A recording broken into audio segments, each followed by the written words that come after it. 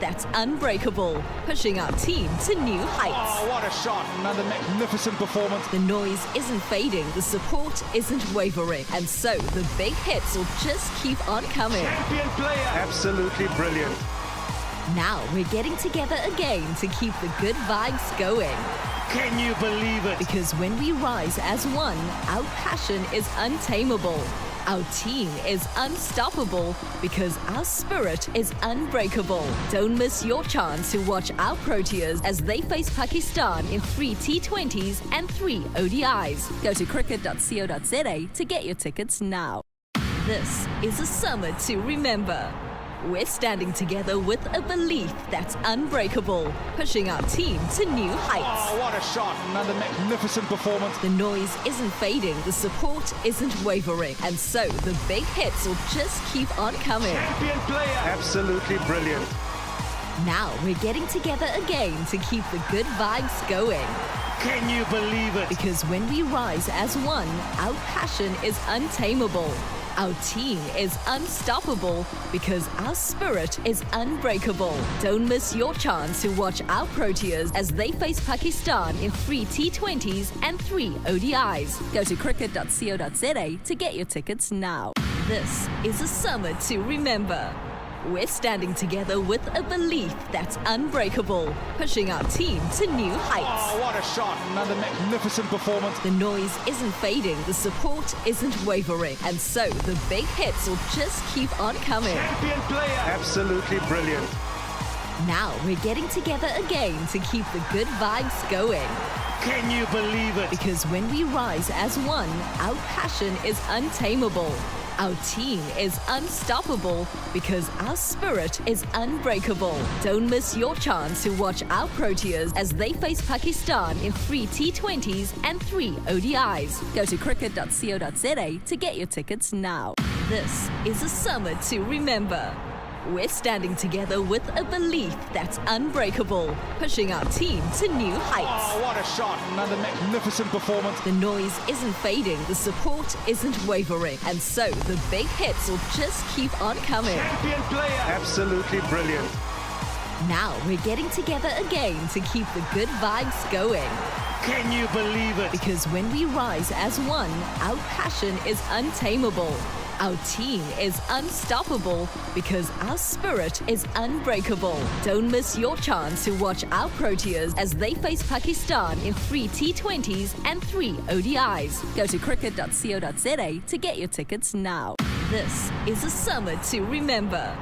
We're standing together with a belief that's unbreakable, pushing our team to new heights. Oh, what a shot. Another magnificent performance. The noise isn't fading, the support isn't wavering, and so the big hits will just keep on coming. Champion player. Absolutely brilliant.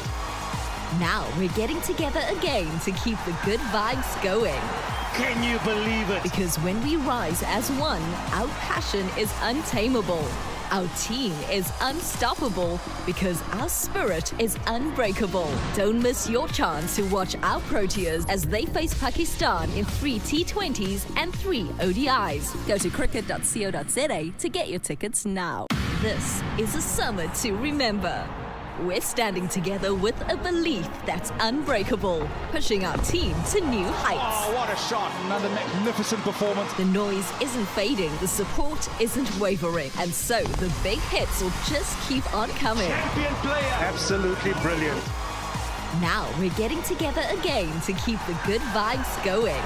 Can you believe it? Because when we rise as one, our passion is untamable. Our team is unstoppable because our spirit is unbreakable. Don't miss your chance to watch our Proteas as they face Pakistan in 3 T20s and 3 ODIs. Go to cricket.co.za to get your tickets now. This is a summer to remember.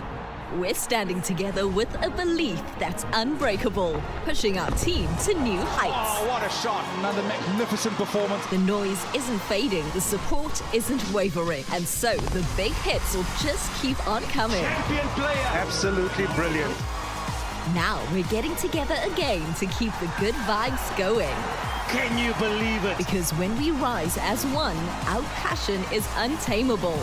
Our team is unstoppable because our spirit is unbreakable. Don't miss your chance to watch our Proteas as they face Pakistan in 3 T20s and 3 ODIs. Go to cricket.co.za to get your tickets now.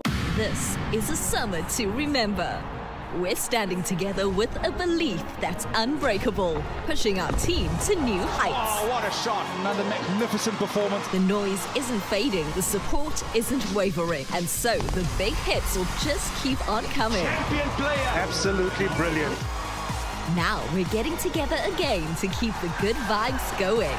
Can you believe it? Because when we rise as one, our passion is untamable.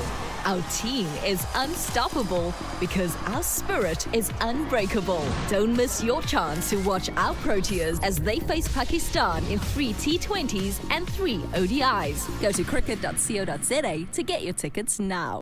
This is a summer to remember. We're standing together with a belief that's unbreakable, pushing our team to new heights. Oh, what a shot. Another magnificent performance. The noise isn't fading, the support isn't wavering, and so the big hits will just keep on coming. Champion player. Absolutely brilliant. Now we're getting together again to keep the good vibes going. Can you believe it? Because when we rise as one, our passion is untamable. Our team is unstoppable because our spirit is unbreakable. Don't miss your chance to watch our Proteas as they face Pakistan in 3 T20s and 3 ODIs. Go to cricket.co.za to get your tickets now.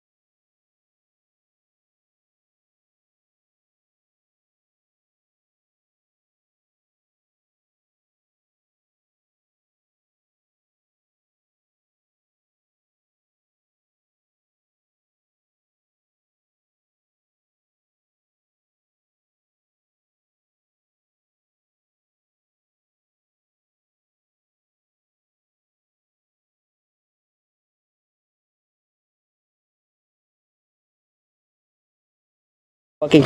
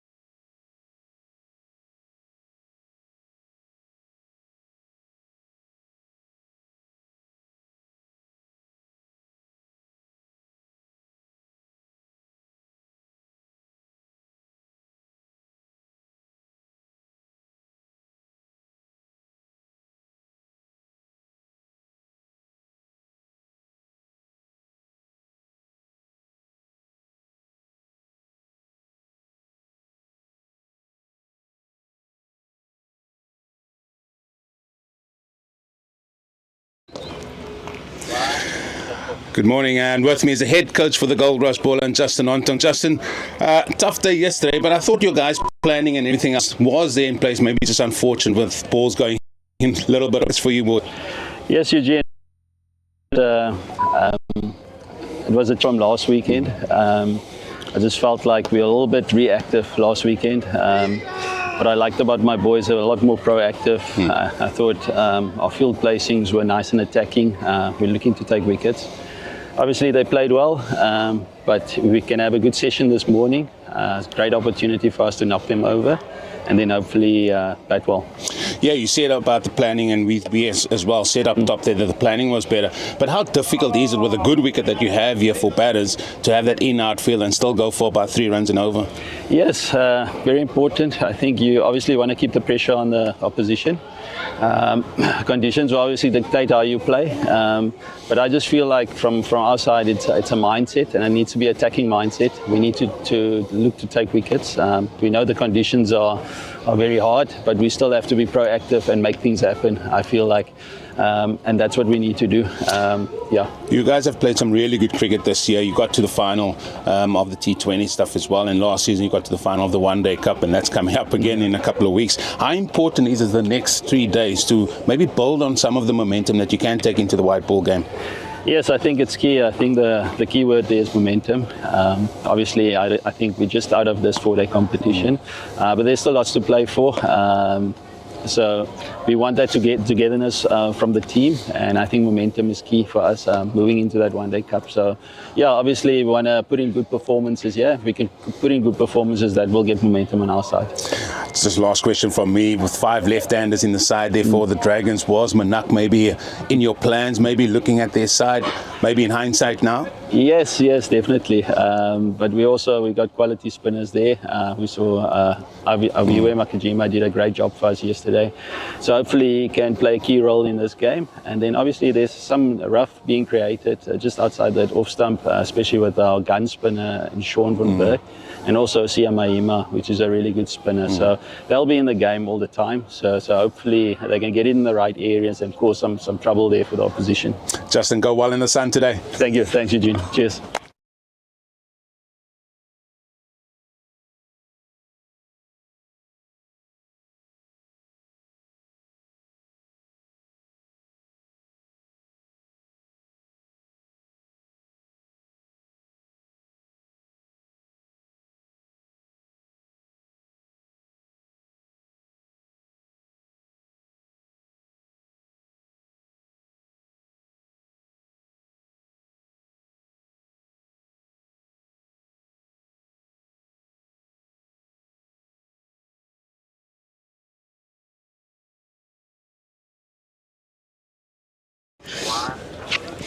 Well, with me is the head coach for the Dragons, Craig Alexander. Craig, firstly, very good day for you guys. In a shortened day it was, you lost the first session, but 285 runs, you must be happy with that.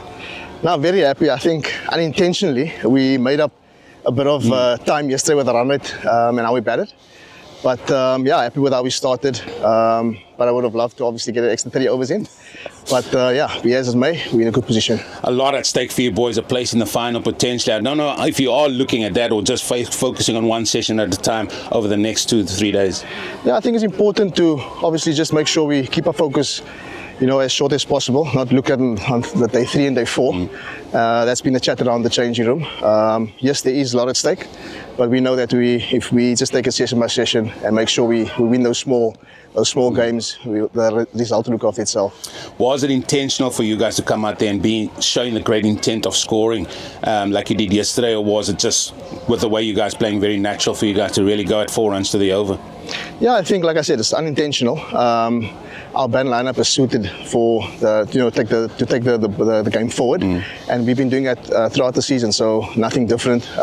We just batted and did their job.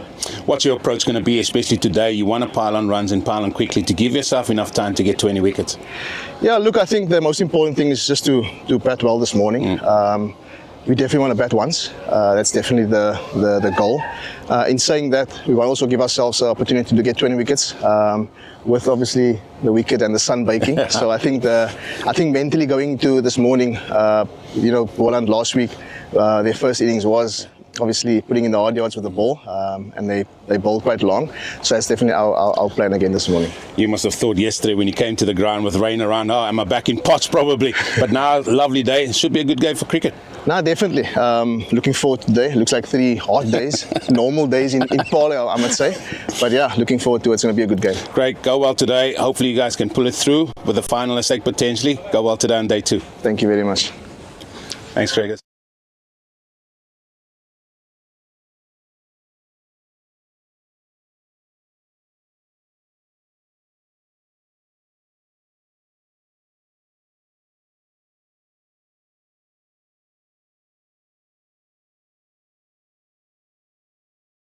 Summer to remember.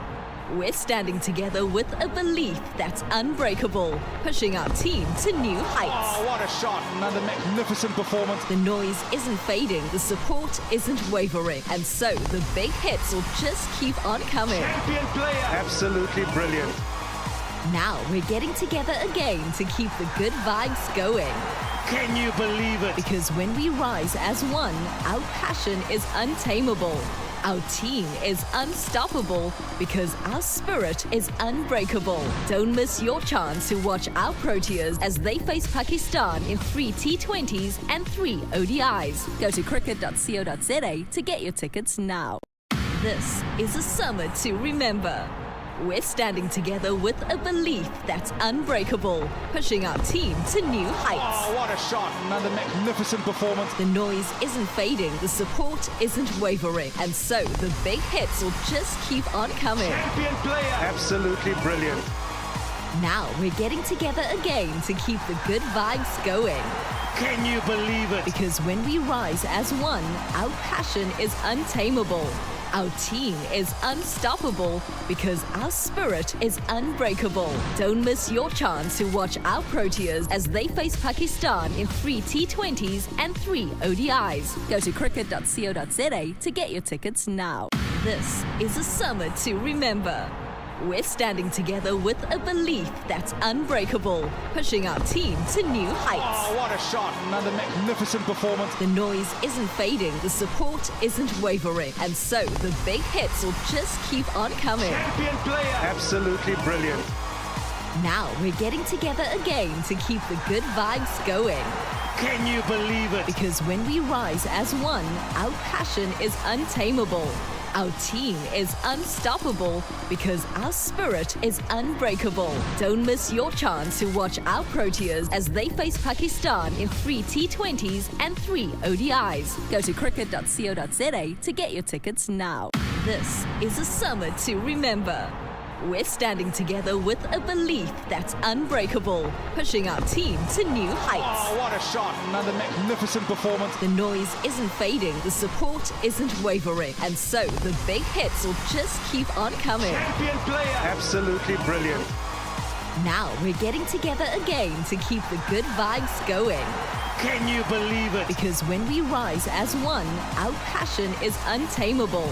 Our team is unstoppable because our spirit is unbreakable. Don't miss your chance to watch our Proteas as they face Pakistan in 3 T20s and 3 ODIs. Go to cricket.co.za to get your tickets now. This is a summer to remember.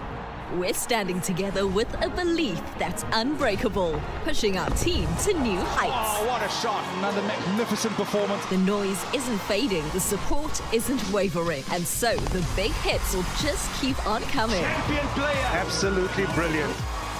Now we're getting together again to keep the good vibes going. Can you believe it? Because when we rise as one, our passion is untamable. Our team is unstoppable because our spirit is unbreakable. Don't miss your chance to watch our Proteas as they face Pakistan in 3 T20s and 3 ODIs. Go to cricket.co.za to get your tickets now.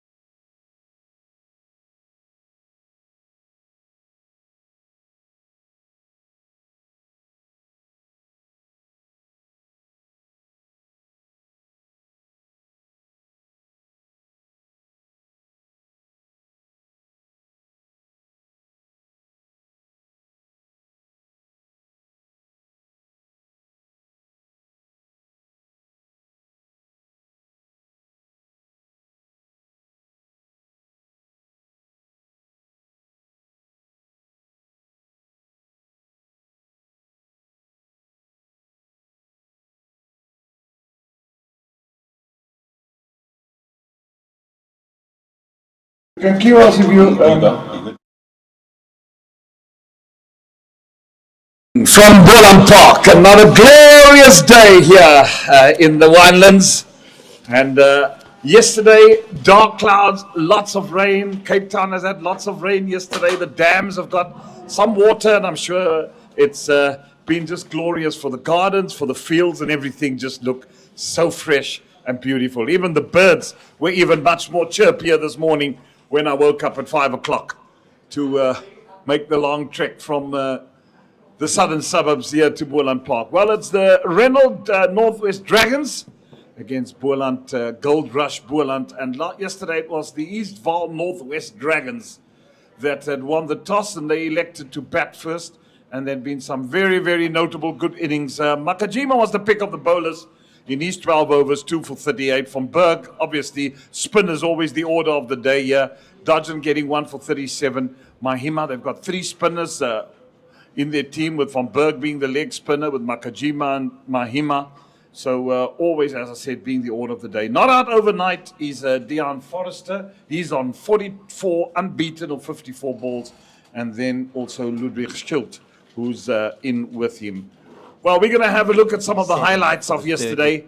And good morning to you, Eugene, as you go through those highlights for us. Good morning, Rhino. Good morning, folks. Wherever you're watching this, yeah, it was a very good opening stanza between Ngwepe and Prince, and both of them really getting the Dragons on a very good footing. It's always nice having a very good opening partnership between those two, left and right combo. But I thought Ngwepe played very positively early on. He hardly left balls. He wanted to always field bat on ball, and I think sometimes Boland maybe just fell a little bit short in that. But I felt for them yesterday, Boland. Most of their planning were good, but these two left and right hand combination for the Dragons batted really nicely, and both of them getting 2 great milestones as well. But that's good to see. And again, they want to start well here with another extended day due to the rain that we lost yesterday. Yeah, indeed, they want to do that.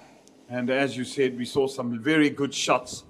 And how good he played that over the top. And then some of the shots that he played got into position. That was short, got the punishment it deserved, went all the way for 6. Yeah, there were at times the spinners dropped the short, but how quick are those feet? He's a very, very experienced player. He's been around for a long, long time, up and down the order. But this fella, Michael Prince, I feel he's a very talented batsman. If he can keep his emotions in check, we can see great things from this fella. He's got all the shots. He can go after it a little bit. He was a little bit circumspect yesterday, just saw himself in. He also got a little bit sick, as we saw, but he continued on, and he played some fine, fine shots as well in that big opening stanza there with Ngwepe. And I think there's still lots to come from this fella, I think, Jeremy. He's a good player. As I said, just that emotions. Yeah, lots has been said about him. What is he, a Sax old boy? Yeah. And lots have been said. Under 19 played SA schools as well, and South African under 19. So, yeah, some of these boys, they take a bit of time to really mature. Sometimes the big time just becomes that too big for them, and they are all wrapped up in those emotions. But as time goes by, with good old red wine, they mature, hopefully, some of them. Well, there are some that never matures, but you'll hope that a batsman of his caliber and the talent that people have seen in him, that he will repay. Right, we're here to start. Makajima, to start the day, he's going to bowl to Schultz, I think it is. No, it's Forrester. Forrester, I beg your pardon. And then immediately he's off the mark. And that score will race. They'll get at least 2 early doors. The one thing that Boland will have to do, I mean, they're scoring at a good rate.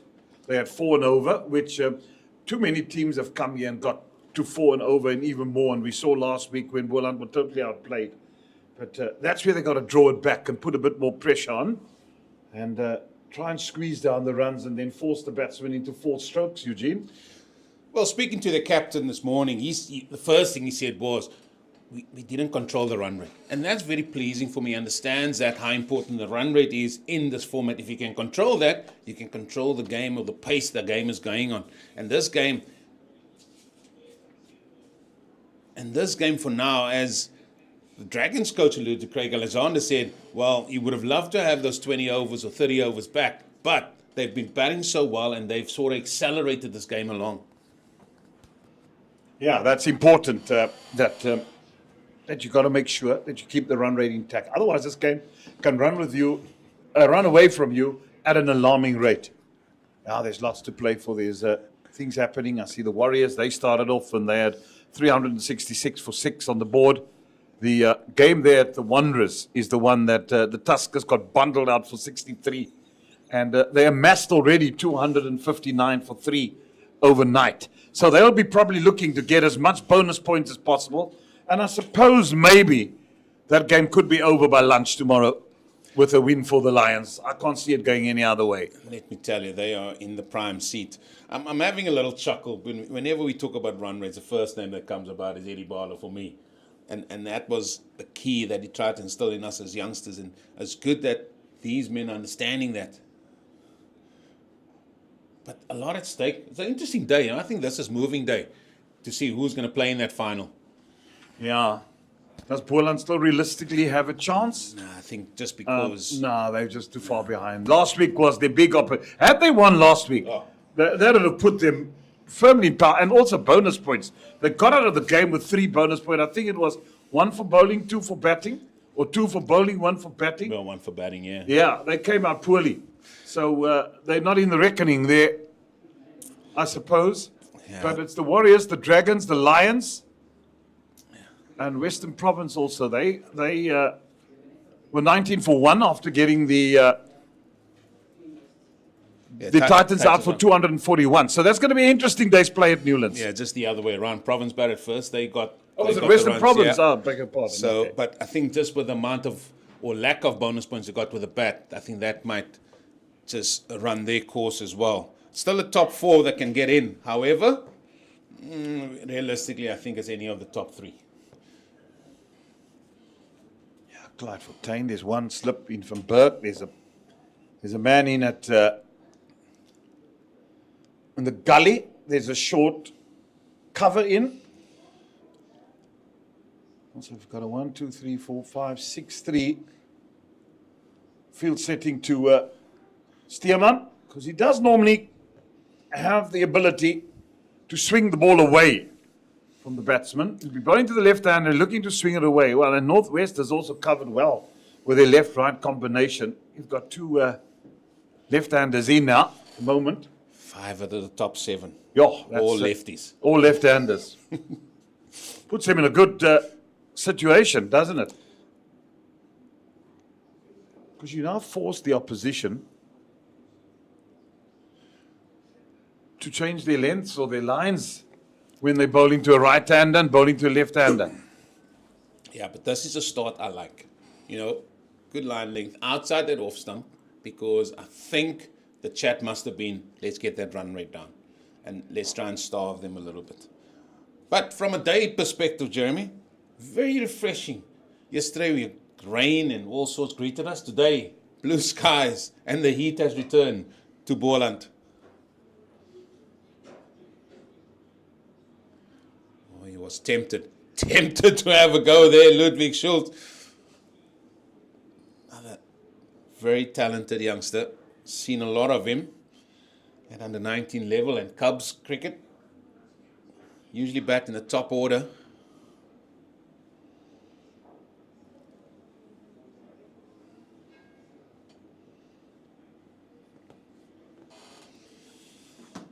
Umpires Arno Jacobs and Meneer Olivier back on duty. Oh, he has a goal this time, just not the outside edge. But isn't that what we were asking for all of last week? And now we're seeing it, they're doing it again. And even the coach is saying that they've really improved in that. Let them come to you at times. Sometimes we keep bowling at the batters and they love that. Why does it take so long for experienced players to realize that, come on, man. You can't take a whole game to realize that you bowled absolute rubbish last week. It should take not even a session, because, hell, you should have your plans in place. When you come off at lunchtime, you got them 112 for 4, and you notice that the first hour, surely you'd be out there by drinks and saying, listen, bowler, it's not working. Come on, let's get back to our plans. What had worked for us all season? Why were we in this position? Why were we in this position where we're second or third on the log? Just by 2 points. We got an opportunity here. So let's get back to basics. It can't take a whole game plus a week to get your lengths right when you're almost into the season to almost play into a final. I'm sorry. I can't accept that. Well, that was a good over. Good start of proceedings here for Glenton, Steerman and Boland. Made an over. 9 overs, 2 maidens. 0 for 24, Steerman. Well, yesterday the point was also taken on air that I disagreed vehemently to say that with South Africa, I still think our bowling still bothers me, irrespective. Convincing win against Canada yesterday, bowling still bothers me. Batting, I haven't got a problem. I think we got the batting to but I'm telling you, our bowling, I don't still think we're there in this World Cup. And when we're going to place that, someone said, made the point that, yeah, when you're playing opposition that are weaker, you tend, that to me, I can't buy that. To me, when you're a good side, play against weak opposition, you've got to go for the jugular. I'm sorry. That's how Eddie Barlow played his cricket. And I'm onto that. I can't believe that. Yeah, our players do have an off day. But it can't be 5 or 6 having an off day. That's absolute bull dust. You gotta be on the money, and especially in a competition like this. Because I tell you what, tomorrow's game for South Africa against Afghanistan is very vital in New Zealand. You lose against Afghanistan tomorrow and New Zealand, pack your bags and get on that plane back to South Africa. Just a lazy dive there from Mahima. Yeah, I was hoping he wasn't going to do that because it was this time last year when he would dive for a ball. I remember down away to the bottom left and he injured his shoulder doing that.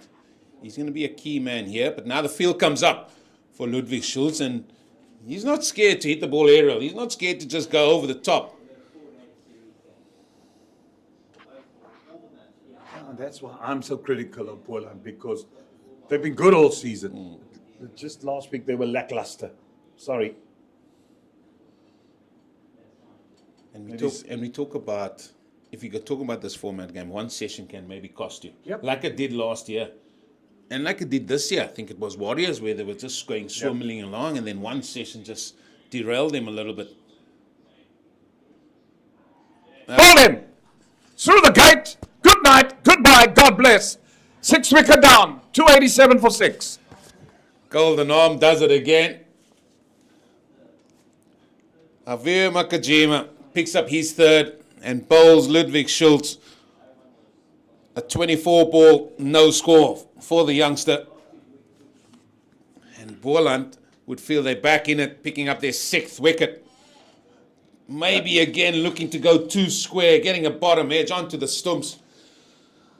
And we said that this youngster loved going aerial. Maybe just the execution there. And you can't look too square. We keep talking about it. Got to hit the ball out in front of you. Especially on a wicket like this at Boland Park. It just kept low also, that delivery. So it's not up in the high felt where you're going to get a little bounce. And you can actually play it from there. It was far too close to his body to play it. And the ball was curtailing into him. So Majima just did him with the arm there. Gone for all money. Right. Is this Jay de Klerk now? Jay de Klerk. Yeah, he hails there from Port Elizabeth and comes there from Schultz-Hordeville. Spinner that was in the setup, made his move. He also played under 19 SA schools and SA Colts. Left arm spin, is he? Oh, he'll be batting right hand. Yeah. And he'll be a handful. Well, now then, surely, Jeremy, you got to stick somebody just behind there, leg gully. You can pick up another bonus point here. Remember, it goes right up until 100 overs. You want to bag the full Monty if you can.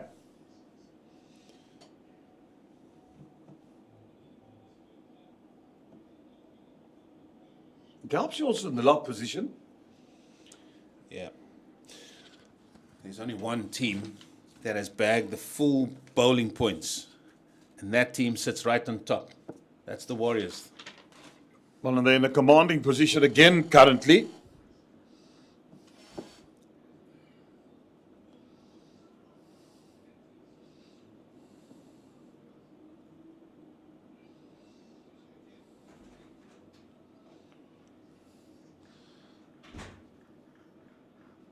Well, Successful over for Boland. Successful over for Makajima. 3 for 41.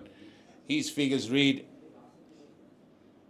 Now it's all about Dean Forrester. How does he play this now? He's on 47. He's still got batters to come.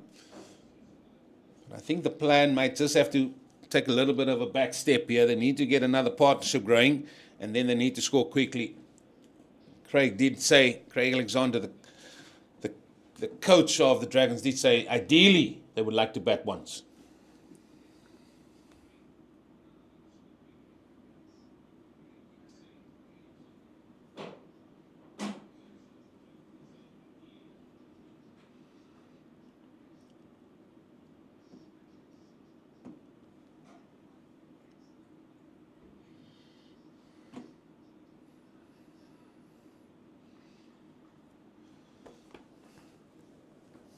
Clinton to continue. He'll probably operate still bowling wide outside that off stump. Oh, that's nicely guided down. Chase is on by Baron. He'll cut it off. Takes Forrester to 49.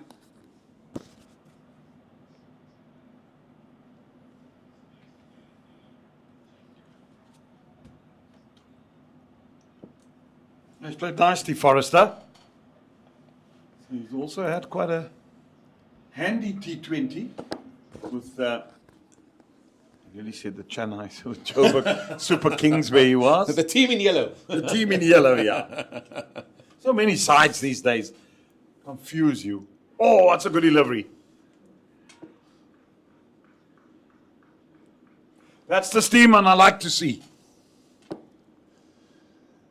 Just hovering outside that off stump. And even a man that's on 49, he's got to start again, as we always say on day 2.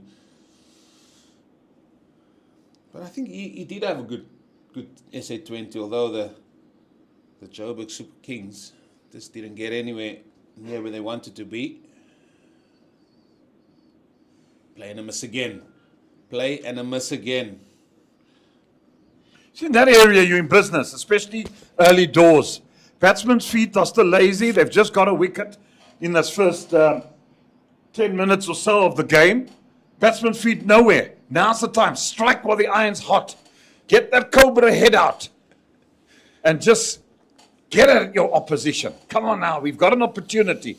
We can be batting in the next half an hour if we stick to our guns and our principles. Oh, I like that. He swishes outside off stump. But that's the third one. That's a third in a row. And how often, I mean, we might sound like a stuck record out here, but how many times haven't we said, get it outside the off stump. These batters love putting bat on ball. Let them come to your bubble. We keep going into their bubble, and then it's easy to score.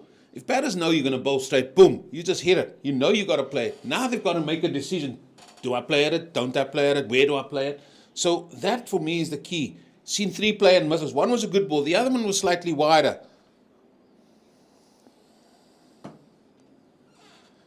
Oh, that's 4 in a row. That is 4 in a row.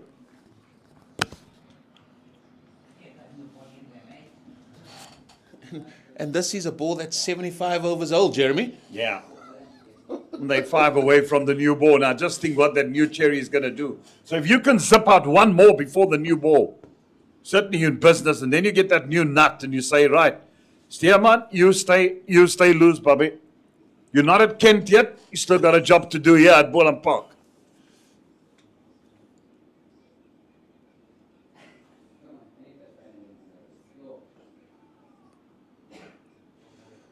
Bang on target. Good over thus far. Excellent stuff from Glenton Steeman. Well, just going by what you are saying and what we are seeing, Jeremy, I think if you're Clyde Rees-Fontaine, you would say to him, just as you said, listen, you're going to have to just keep going. You've got 2 more overs from your end with this ball, and then I want you to put in 4 or 5. I think that is what this chat's all about here. That is what that chat's all about. And if I'm Clyde, I would say, listen, Clinton, can you give me 5 overs from now? It will be 2 overs with this old ball and 3 with the new. Because he's getting that ball to just deviate a touch.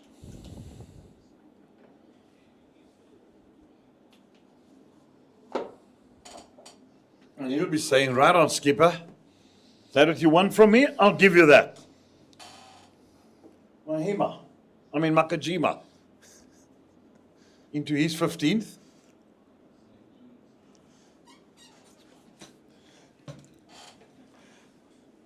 I reckon he wants to bowl to Forrester here. So what we saw from him, if he gets it anywhere in his area, he goes for the big slog sweep. He's hit 2 over there. He's a man there, but it's for these players, a little bit of a chip to clear that boundary. Bats these guys have these days, Jeremy. Yeah. Well, that's just a little bit of a lob wedge in that area. Get it on the green. You don't even need to hit it in the teeth to clear that. No. The lob wedge, loft it nicely, and you bang on target. It's a short boundary.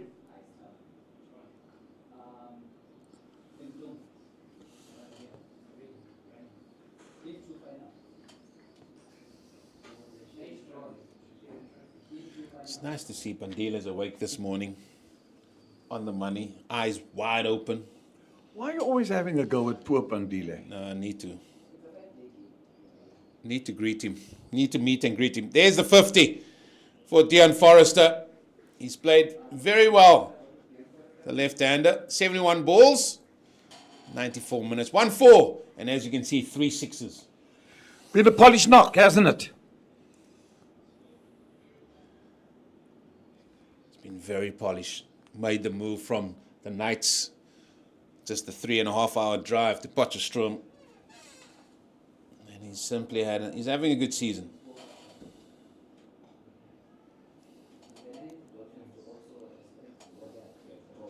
The Guru used to say, bat meets ball, it oozes confidence. Remember that?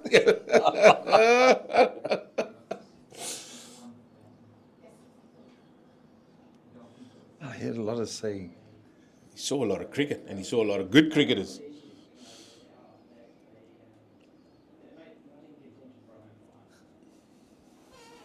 Used to farm a few pennies of them too. The Guru.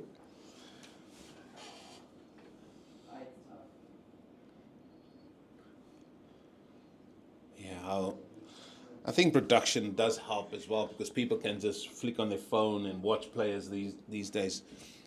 Back then, you had to go to the ground and physically see them. Garth LaRue, Jeffries, those type of boys, Caper.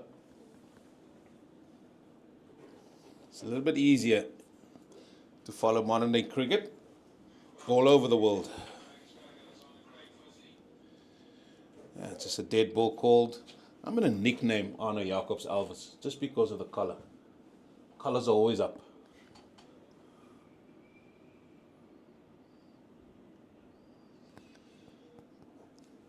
International umpire now is Arno Jacobs. Yeah, and well deserved too. Good provincial player he was in his day as well. Played with him. Very, very stylish left-handed batter. You could bowl little seamers as well, right arm or right arm.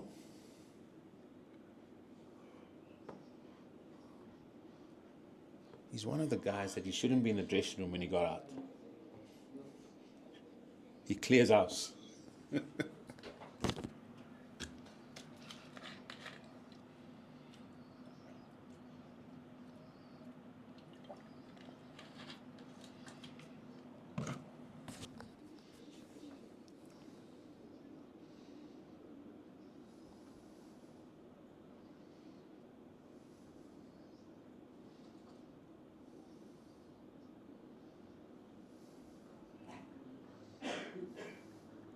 Just a tad wider. He's striving now, Glinton. I like that. I like that for the reason is, listen, come and have a hit, son. If you want to score runs, come and fetch it.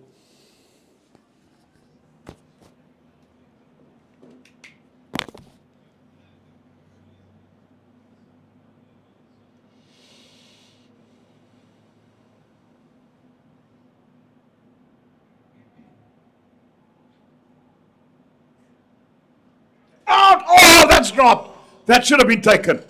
That's why you're there, Gully. That flew, but there was an opportunity. Liam Border diving away to his right-hand side. And yeah, those should be taken.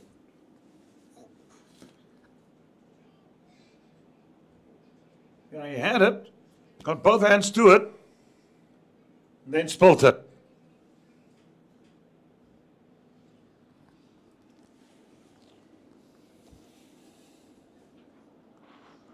And still Glenton can't get one in the wickets column for himself.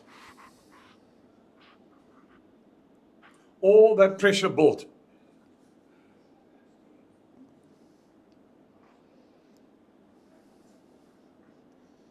And then the opportunity comes, bang down. Well, it looks like there must have been a lot of rain in Bloemfontein, because the Div 2 final has been declared a draw. And only 2 innings there. So what happens? Do they share the trophy? Share the trophy. What side do you go on to?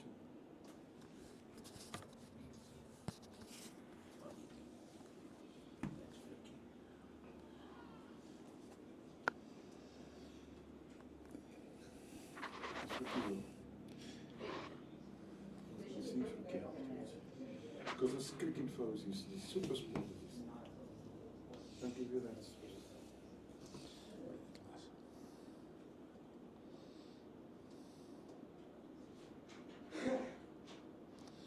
A lot of cricket happening. T20 World Cup still going. Netherlands and Namibia. Netherlands are handily placed on 60 for 2, chasing 157 in their encounter. Still games to follow. Pakistan versus USA. New Zealand versus UAE. And then Pakistan play? UAE. Pakistan playing America, USA. Yeah, that'll be an interesting game. And then now Because Pakistan just about scraped home the other day. yeah, that game happening in Colombo. I was getting a message from Trophy Shared, but the Knights get the point as they finish first on the log.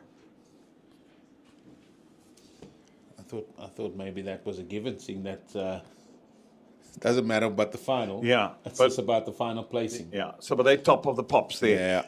So wonder what happens in terms of promotion relegation. I think they well or handily placed, I think, for promotion again. And the next cycle will be a 2-year cycle. Yeah. So that happens this season, doesn't it? So there will be relegation, promotion relegation at the end of this So, season. so if it happens, that means the Knights will come. If the Tuskers lose, if the Tuskers end last, the Knights will come in place of the Tuskers. Correct. And then that will be 2 years later. Or 2 Yeah, years there'll be a on, 2-year cycle. Will Yeah. be a 2-year cycle. I think the Knights would be very, very happy with that. It's if I just think the strength of Free State cricket that there was back in the day when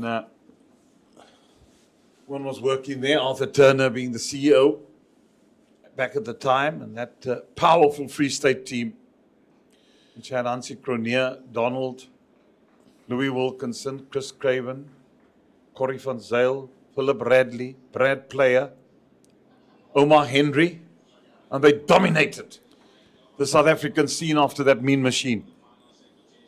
For about 10 years, they won trophies there. And good to see them up and getting back where they belong. Well, we had a talk about finals or winners of this competition yesteryear. And he's just clubbed down the ground, past Moran for 4. And intentions made clear here from Deon Forrester. He's not going to just go into his shell. He's going to try and keep the scoreboard moving positively. Yeah, that's the attitude you got to have. You can't just, stay in here, and you got to bet positively but sensibly. Just to go on about the Knights, and you talking about Free State, the Orange Free State as they were known back in the day, and they've won the 4-day competition, quite often.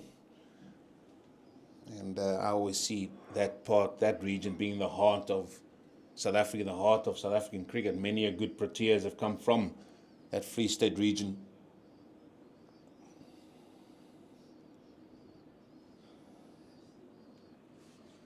Yeah, you just got to And sometimes it's something like that, with all due respect to, some teams have to play in certain divisions that happen, but if you can win it and get to the top, because then you're competing with the big boys. Now you can do planning, I suppose. As the CEO, you can say, right, players would relish to come to your province now. You could build a good side, make sure you get your pipeline going, your development program is running, of development of good players from school level. Make sure that you're competing at all fronts. Because it's important, if you want to stay up in there, you've got to compete at the school level, you've got to compete at the college level, you've got to make sure that women's cricket is going and sound. And that just gives your province, and that's where sponsors come along and say, all right, you see what's happening here, we're in here. There's some money too. We know you need money to run the game. And who knows? Someone had a banner there, Royal Challengers Bloemfontein. Could there be an offer? Yeah, I heard Graham Smith's reply on that. He said maybe not this coming season, but we'll see in seasons to come. Maybe coming, let me tell you.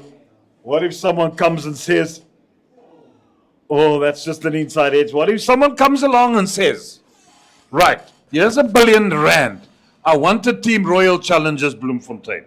Do you think for 1 minute, or half a second, that the SA League is going to say, no, we're going to turn down? That ain't happening.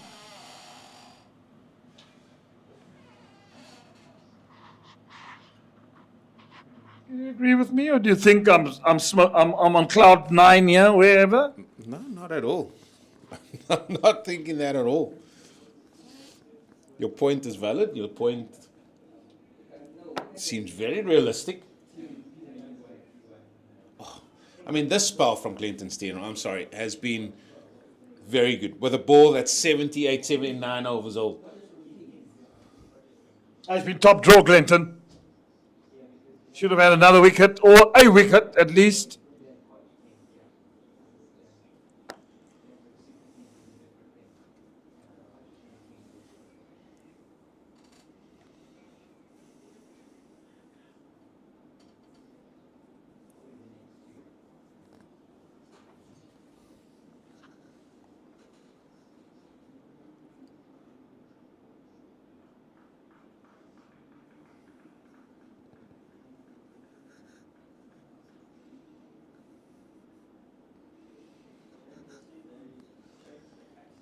Needs to keep going here for his team, Glenton Stearman. New ball should be taken straight away, one would have thought.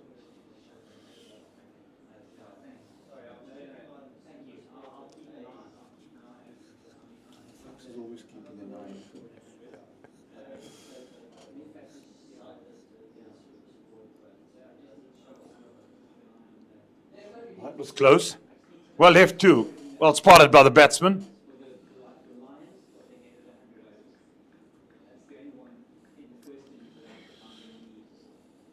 I don't think players started at the Wanderers as yet. Yeah, we were keeping you updated as to, we've already given you what is happening in the other games and 4-day games. Yeah, it probably starts at 10. Remember, rained out here for most of the day, so we had a late start, and hence the 9:30 start here at Boland Park.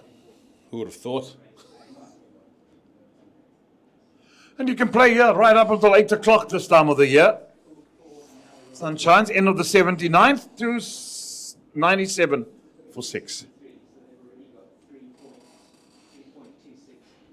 Well, we'll keep the fox says he'll be keeping an eye open, so that means he hasn't been sleeping. So what we'll do is we'll let the fox keep that eye open, and the fox can work out all the permutations for us. He's the wizard in maths, not me. Morning, Jeremy. Thank you Morning, very much. Foxy. That was, how are you, Rhino? Good this morning? Very good, very Excellent. good. Excellent. Fresh from the South African-Canada game yesterday. As we will see how Aviwa Mgajima goes in the 80th over. Do you think they'll take the new ball? I would. I would, because I think the chat that have been, and as I said earlier with Glenton Stearman, he's bowled so magnificently with the old ball and getting it to move around. Listen, just make sure you have another 4 good overs in the tank. Yeah. We're going to take the new ball, and then you got to run in. Get those other 2-3 wickets we need, because that's an opportunity. That one just paddled around the corner. They'll probably come back for 2, which they do. Jade de Klerk, useful batter down the order. Certainly is somebody that can hold up his end. And Dean Forrester, though, he said should have been out off for Stearman. He deserved that wicket, Stearman. Yeah, he did. It's just sort of pity he didn't get the wicket, because that would have just pushed the Dragons back a little, especially the big scalp, Dean Forrester, who's looking good. Yeah. Yeah, good player, Dean Forrester.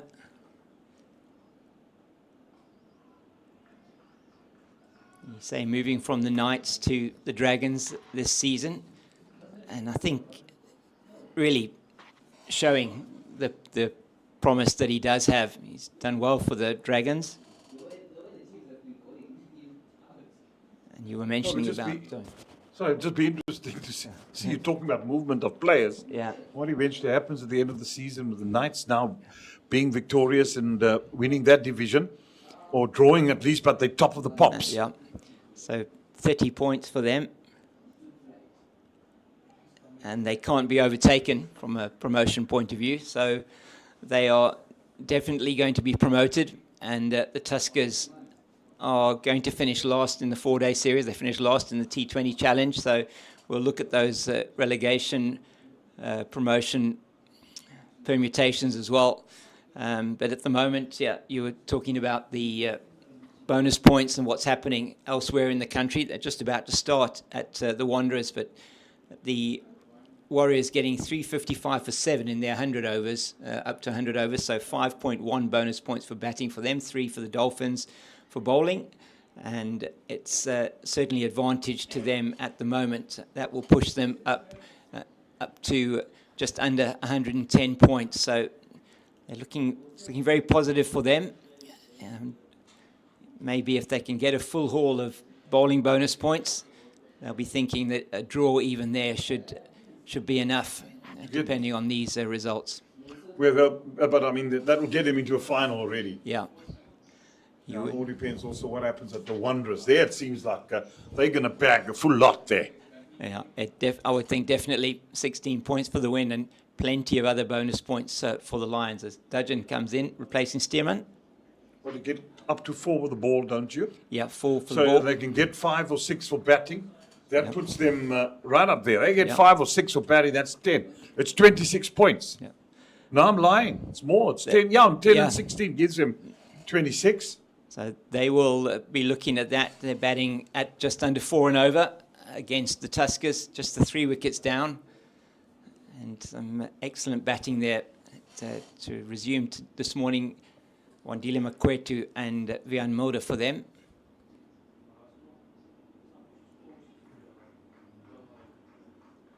Well, Dudgeon has replaced Stearman, so maybe they'll just go on another over 2 and change ends. And give Stearman from the Nederburg end and say to him, right, you take the new ball. Yeah. Because they haven't taken it yet.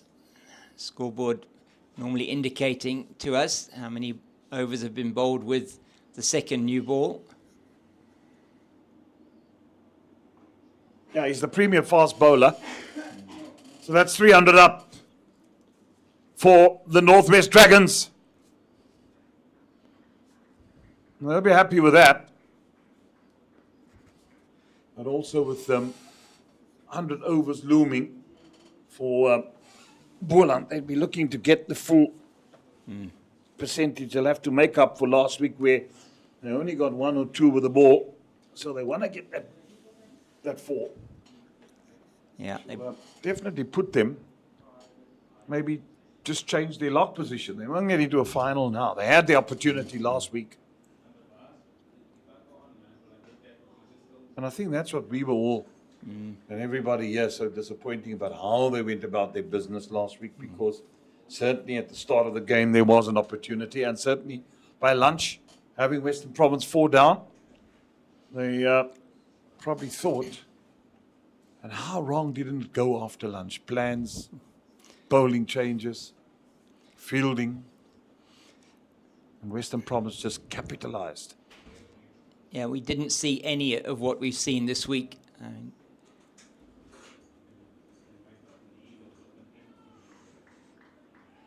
I heard you talking earlier on air, and I think absolutely right. I mean, it just didn't do what we've seen them do this week. They had the opportunity to change things around in that game against Western Province. The planning, the execution of the plans, we just didn't see it. It wasn't there. And that made it very difficult for them. No way of reducing the runs that were scored, a run rate, and then having spent so long in the field, coming out to bat made it very difficult. A poor first innings as well. Driven. First shot out of anger we've seen from Jade de Klerk, just driving that one nicely.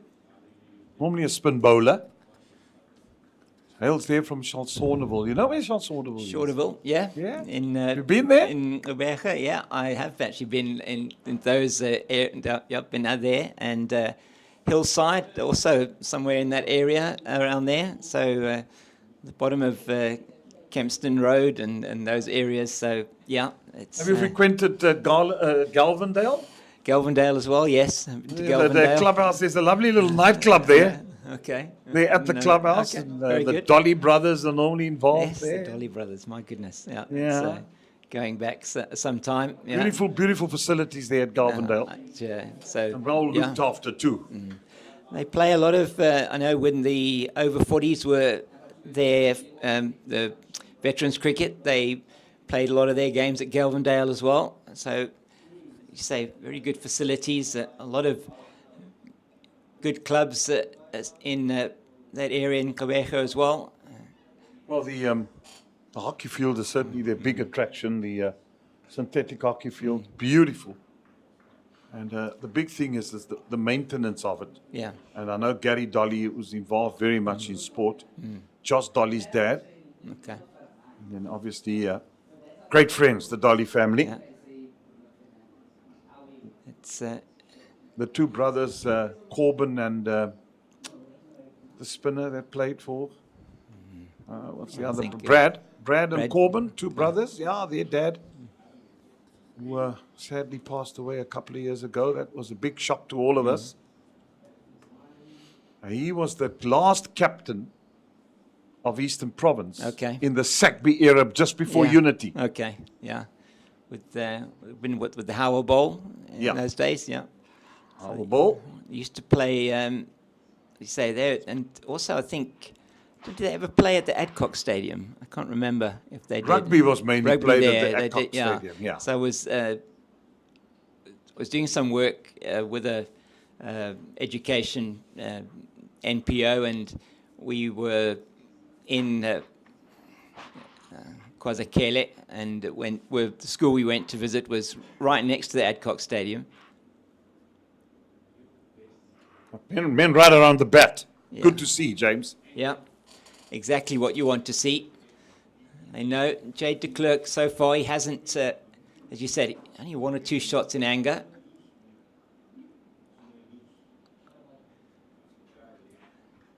This is what was lacking last week. Yeah. Intensity. And they've certainly had it. Yesterday they had it. Keith Dudgeon bowled a very good second spell. Oh, that certainly wasn't where he was intending to play that, Jeremy.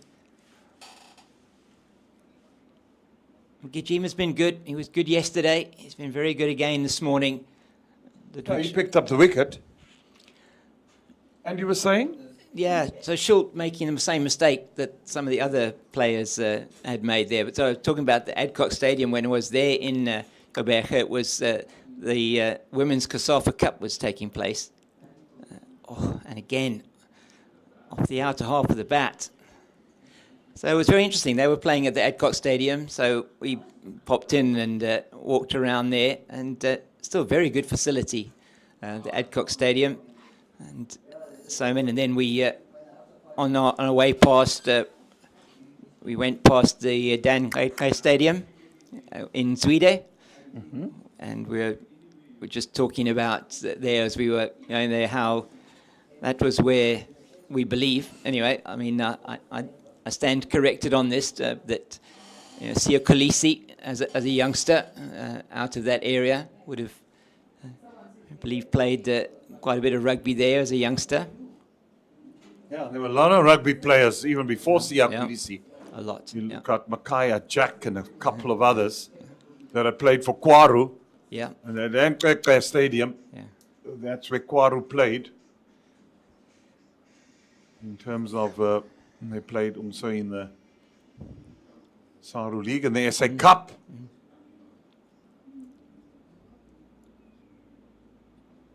Oh, get the run.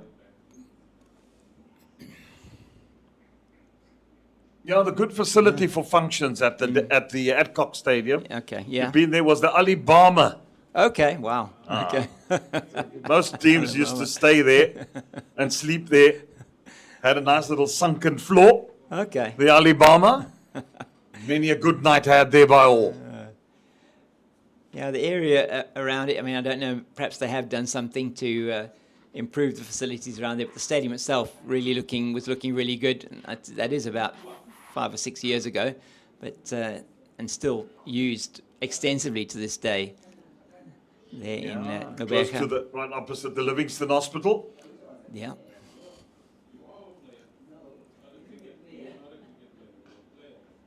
Memories keep flooding back, James. Yeah, King. it's really is. It's very interesting because I mean the old. Way back. I mean now with the development of Greenacres and they've got. I think it's the CJ Langenhoven Road that goes down. But I mean the old First Avenue, Newton Park used to go right down to the bottom, and then you used to be able to go across and join up with Kempston Road, and there say go down to Livingston Hospital.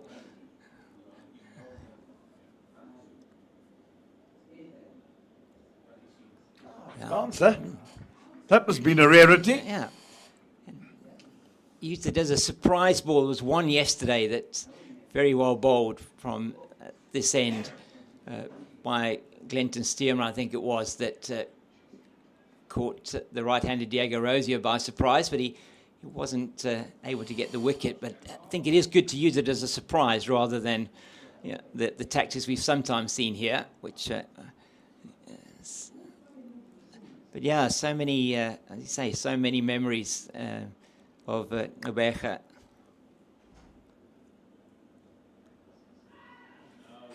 Just whip that through the leg side, that'll go away for 4. Well, just a bit too straight. I gather, and he was quick on that. Yeah, I think he's got to go back to what's worked for Glenton Stearman, and I think he's just searching for the ball, isn't he? That's going to... The LBW, he's searching for a wicket rather than, again, as you and Eugene were talking about. There. Yeah, Dudgeon, yeah. Not focusing on the batter, coming to him. He's actually he's trying to get that ball to maybe angle in. He's seen maybe that there's a weakness on the pads. He's certainly going to be bowling straight. The field says he's going to be bowling very straight on his pads. I'm just tailing back a little bit.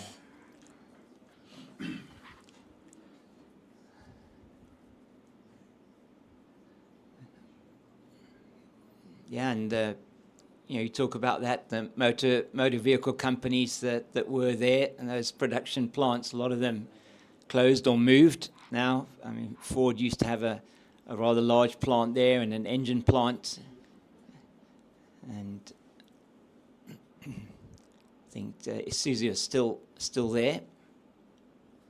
A big industrial area that was. East London and Berga. I see they want to rename East London to Kugompo. Kugompo, my goodness. Okay, interesting. So I know there was some talk a while ago about that as well, but I wasn't sure what the name they were going to call it. So that's interesting. Most of those towns and cities in that part of the Eastern Cape have been renamed already.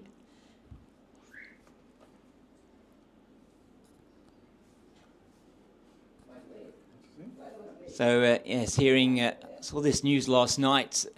Breaking news was that Pakistan are going to play against India in the World Cup. They've reversed their decision to boycott the match.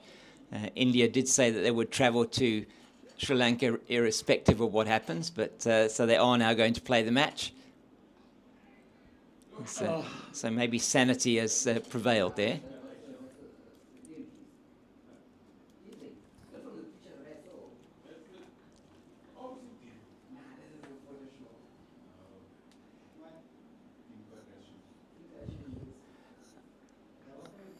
When are they going to take this new ball, Jeremy? It's going to be interesting. Interesting they haven't taken it yet. Maybe they're feeling that it might go to the boundary a bit quicker. They're exerting some control here at the moment.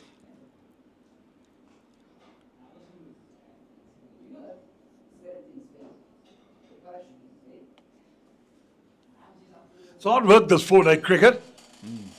Doesn't just happen, but this makes you the cricketer. It's hard work, yeah. Got to show a lot of resilience, a lot of patience. Got to work hard. Don't just walk in and get wickets here. You can do that in D20 cricket. Get batsmen miss and you in. But not in this format. Batsmen get themselves in, they play properly, they get runs. And you, as the fielding side, you really got to have your wits about you to try and outfox, out-James the opposition.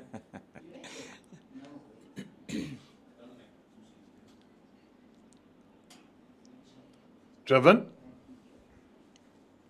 Just shows you what a difference a day makes. Yeah. In terms of all that rain that fell. Look at how beautiful this field. And just at one stage it was, they did throw water and he has kept it well. But I mean, there's nothing, there's no, you can wet and water your garden with a hose pipe. Yeah. But I tell you what, just a night's worth of rain does wonders, doesn't it, to nature? It does. I mean, yeah, our grass this morning just looking so much livelier than it was 2 days ago. And as you say, that rain, very welcome here in the Western Cape. Yeah, it was much needed, James. I think the dams, Louis Wilkinson was telling me last night that about out at, because I saw that Bot River, there on the N2. Look how much water came gushing down that mountain through that river. Yeah. He reckoned that between Claymont and Betty's Bay yesterday, there were more than 120 millimeters of rain. And that's quite good because you got that old catchment area of the Steenbras Dam and then Theewaterskloof, which is one of our main watering sources. So that got a bit of, I'm sure it got a bit of water. Be interesting to see by how many millimeters or what did go up. But I mean, it was certainly welcome yesterday. Yeah, it was. As you say, a bit of some flooding there around in the Horston area between Hermanus and Claymont. But yeah, Theewaterskloof, a key supply dam for Cape Town and surrounding areas. Now my daughter was driving past the Bruntvlei Dam near Worcester just last week and said how empty it was looking. So any rain in the area will be very welcome. And looking like the Overberg might get a bit more rain this week, which will be really good. Yeah, that is the catchment area over that Overberg area. Wemmershoek as well. Yeah. Could have also had quite a fair share.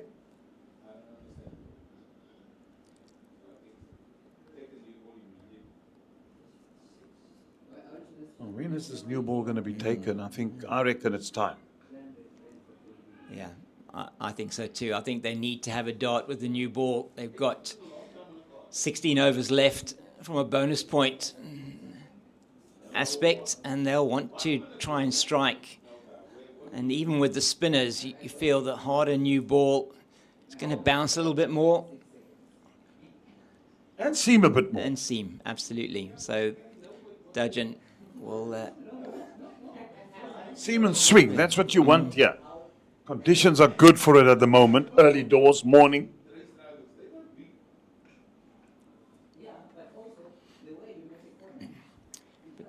So the Warriors, Jeremy, as I was saying, 355 they got in the 100 overs, and they are now 380 for 9. You'll be pleased to know one of your favourite cricketers, Senran Mutasamy, has gone to his 11th first-class 100. Yeah. 113 not out for him at the moment, and also passing 5,500 first-class runs in that innings. So excellent from him. Once again, captaining the Warriors this week.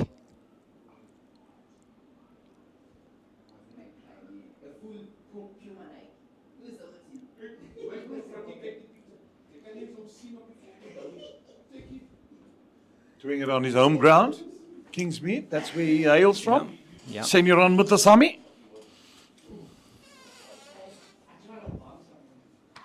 But he is such a good cricketer. Gives everything. Thinking cricketer. Great man to have in your dressing room.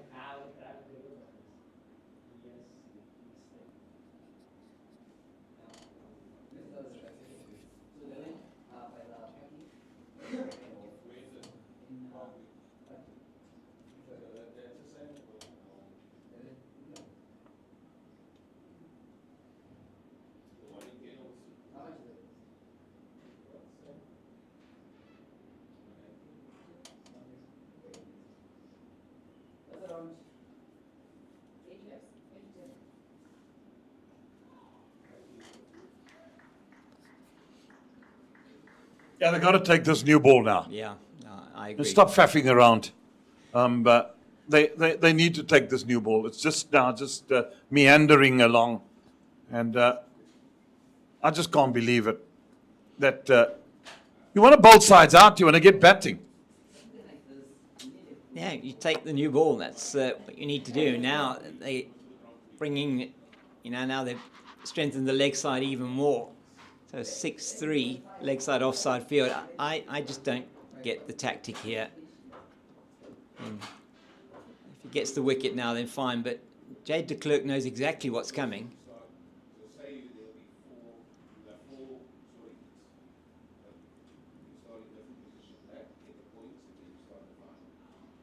Well, it's just eased it around the corner for another single. Far too straight. Well, I hope it's the end of that experiment. As with the extended session, they're going to go off their first drinks break of the morning, Jeremy. Yeah.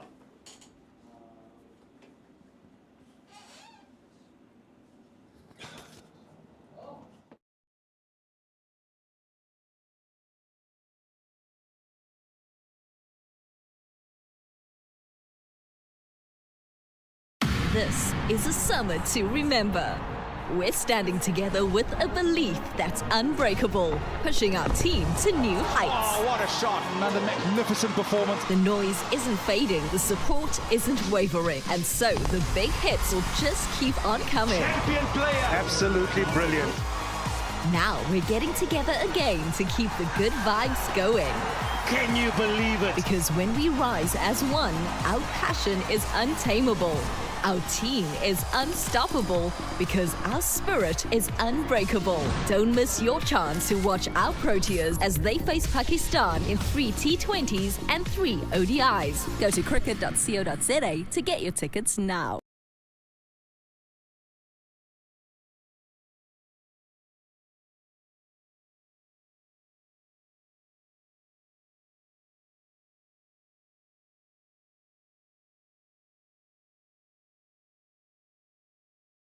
This is a summer to remember. we're standing together with a belief that's unbreakable, pushing our team to new heights. Oh, what a shot. Another magnificent performance. The noise isn't fading, the support isn't wavering, and so the big hits will just keep on coming. Champion player. Absolutely brilliant. Now we're getting together again to keep the good vibes going. Can you believe it? Because when we rise as one, our passion is untamable. Our team is unstoppable because our spirit is unbreakable. Don't miss your chance to watch our Proteas as they face Pakistan in 3 T20s and 3 ODIs. Go to cricket.co.za to get your tickets now. Don't miss all the action of the T20 series against Pakistan. First match this evening at 6 p.m. at the JB Marks Oval in Potchefstroom. All the action live on SuperSport. And if you are in Potchefstroom and would like to go along, please get your tickets at cricket.co.za and go along and watch the Proteas in action. Captain Laura Wolfart, Marizan Cup, Nadine de Klerk, all back from action in the WPL. Chloe Tryon, who was also in the WPL, playing for the UP Warriors, unfortunately injured for this first part of the series, the T20I. She's been replaced in that squad by Laura Goodall. But some exciting cricketers in that women's T20 team. Debut potentially for Kayla Reinecker, the SA Under-19 captain, who was got part of that team that got to the final last year in Malaysia against India, and she now gets her opportunity on the big stage with her fellow SA Under-19 teammate Karabo Meso, who is, I'm sure, going to play a part in this series against Pakistan. So the 3 T20 internationals, the one today, one on Friday at Willamore Park in Benoni, and another one on Monday also at Willamore Park. And then the attention turns to the one-day international series, 3 matches, those that are going to be played. The first one at the Mangong Oval in Bloemfontein, then up to Centurion, and finally the Black Day, very important match to raise awareness against gender-based violence, and that Black Day taking place at Kingsmead in Durban. And we are going to see a change. It is going to be Giovanni Baron. And are they going to take the new ball? Not yet, as I'm joined by Eugene Molian, who's slipped in here to take the place of Rhino, Jeremy Fredericks. And Eugene, no new ball yet. Can't understand it. You had Glenton Steamer in good rhythm, good spell. Could have just taken the new ball and let him continue on his way. They felt differently. And they still haven't taken the new ball. 85 overs old now. Maybe we should say 85 overs -2, because the ball went missing for 2 overs when they were trying to get it from the field next door. However, Baron running away from us here.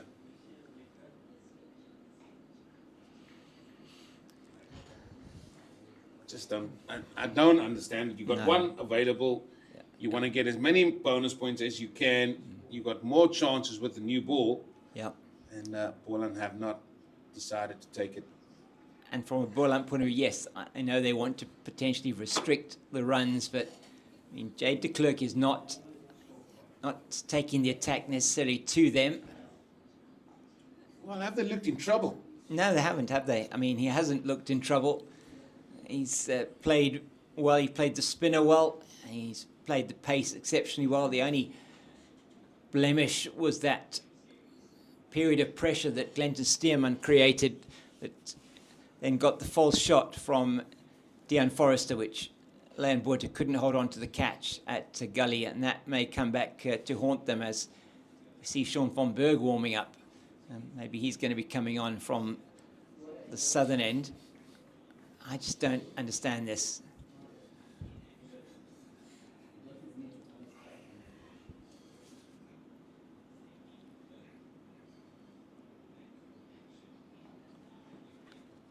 Sometimes it's not for us to understand.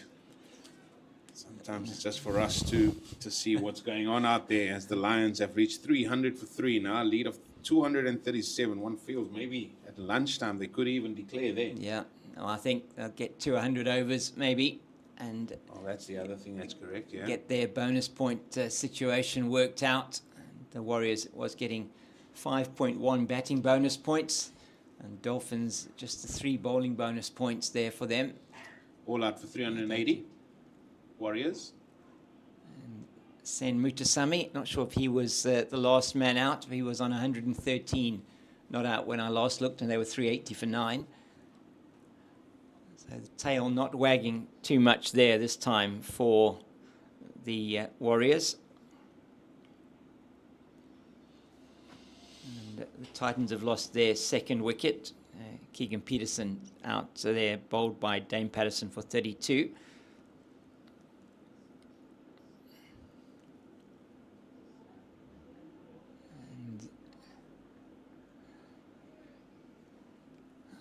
And they continue here with the old ball. 1 ball left in the 86th over. And just on those tactics as well, with Keith Dudgeon bowling, particularly to Jade de Klerk, I'm not sure that I was understanding what they were trying. I mean, I could see what they were planning to do, but it looked really at ease with the ball coming into the pads. Yeah, and even the shorter delivery, he just ducked underneath it and got out the way. You had an opportunity, and I say had. Yeah. And again, I'm going to go back to Glenton Steeman, who was in good rhythm. You had an opportunity to just say, listen, give us at least 3 overs. Yeah. With the new ball.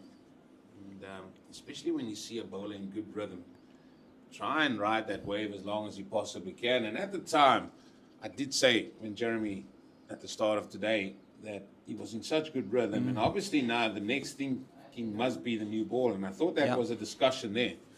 But the discussion was more of taking him off. Yeah.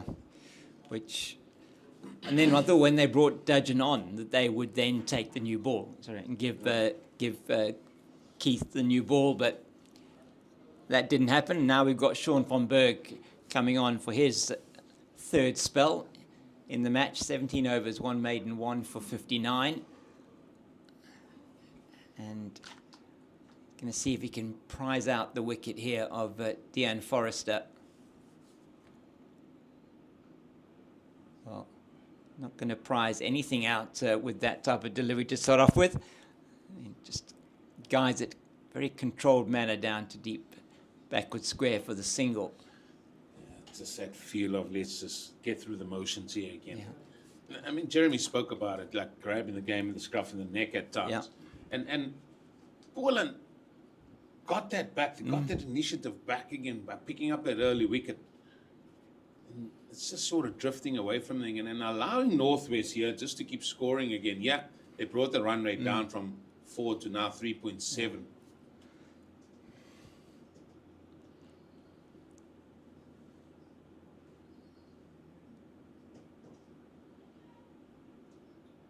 This is far too easy. Yeah, it is. This is far too easy, James. Yeah, I couldn't agree more. The initiative that they had after they got the wicket of Ludwig Schultz, and that wicket falling after 4 balls of the 74th over. And then they kept it really tight up until the 80th over. And we expected them to take the new ball immediately. You just feel even with Sean van Berg bowling, the new ball would be a lot more useful in his hands than the older, softer one that they've got.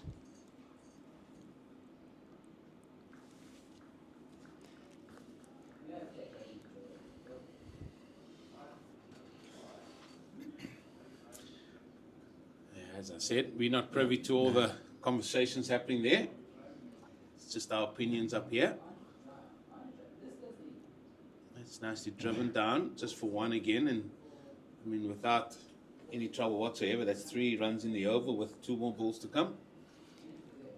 Yeah, no danger at all, as you said, for Dean Forrester. He's looking good for his 63.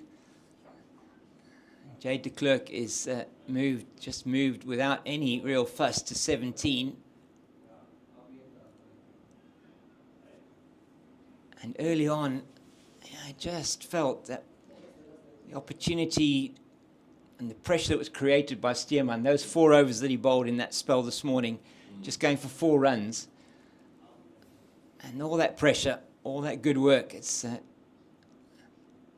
seemingly now just evaporated in the heat of Boland Park. And it is hot out there this morning.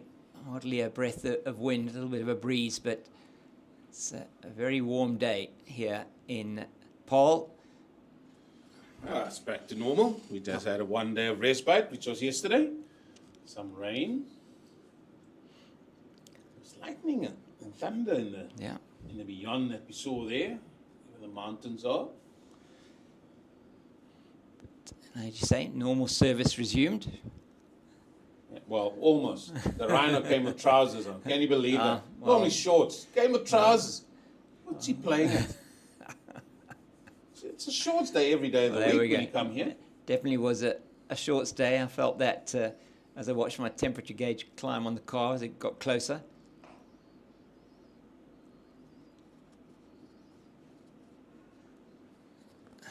So, Baron here, it's 5-4, offside, leg side field. So, what's the plan here? I mean, he's going to be trying to bowl it top of off stump. I mean, it's neither here nor there almost, the field that he's given him. Well, he's going to try and hit off stump. That's as straight as he's going to go. And you can't go further wider than that, because then we'll just free the arms up of the batter, especially Forrester. He's really impressed me this season. Saw him last season for the Knights. And this season, I always say that second year is where we'll see you as a cricketer. And I think he's developing nicely. Made the move up from Bloemfontein to Potchefstroom. Yes. And now, apologies, James, now we do see that change. Now it's going to be a 6-3 offside field. So now it will be bowl the ball outside that off stump. Yeah. 5th stump, 6th stump if you have to. Yeah, just as you say, brought that man in as a catching point. There's a catching extra cover, and there's a cover a little bit deeper. Yeah, but I don't agree with that line. No, his line was far too I straight. don't agree with that line.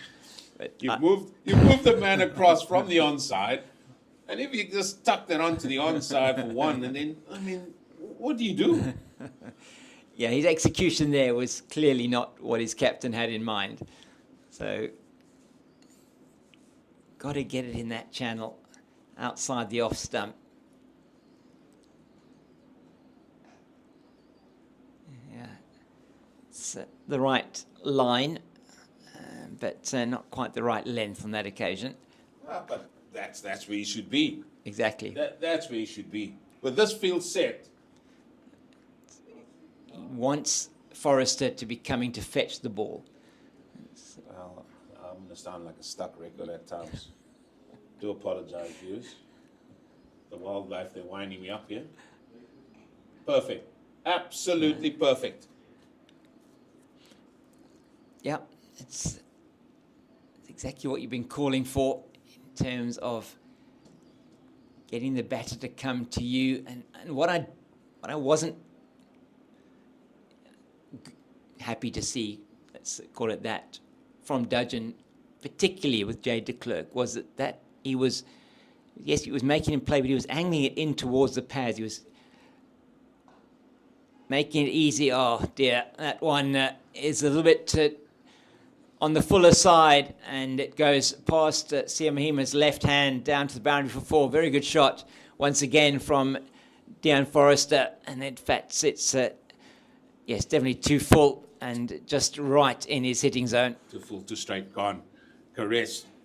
Beautifully played. You can see Baron hasn't got the pace. No.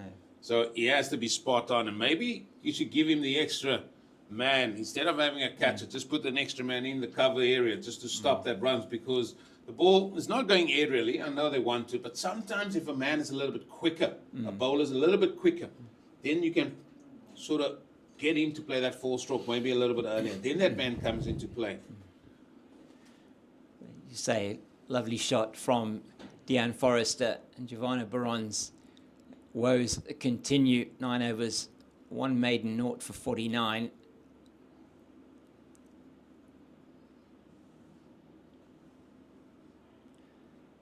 And Sean von Berg, this is the matchup for him, the right-hander. Jade de Klerk's been given the opportunity to get in. He's faced 42 balls already for his 17. He's looked untroubled.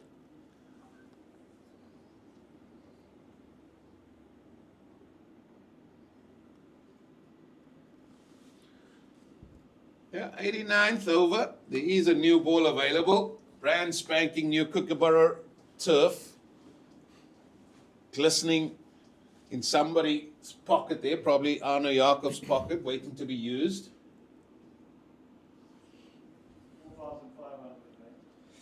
Only a mere 4,000 Rand plus VAT. Wow.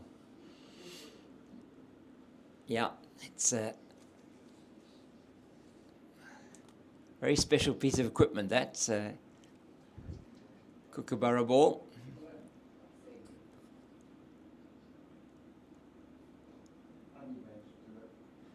And you don't get a refund for it after the first delivery. It goes back in the box, and if you lose a ball after one delivery somewhere else, they'll use that one.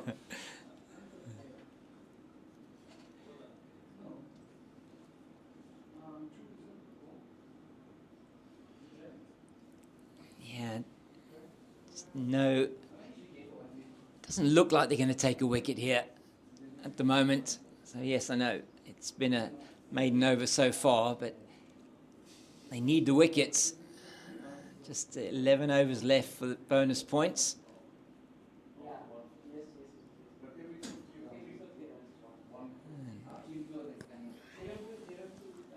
It's a maiden from Sean von Berg, and 90 overs have, 89 overs have been bowled. It's 11 to go for the bonus points, and the Dragons. It's going to be interesting to see how they approach this now. I mean, you spoke to Craig Alexander earlier. He said they want to bat once. Now, that tells me that they're not going to give their wickets away over the next 11 overs in search of bonus points. They're going to be trying to bat it through, grind it out. The run rate has dropped, but it's not to the extent that they will be concerned about it. We'll have a good haul of batting bonus points.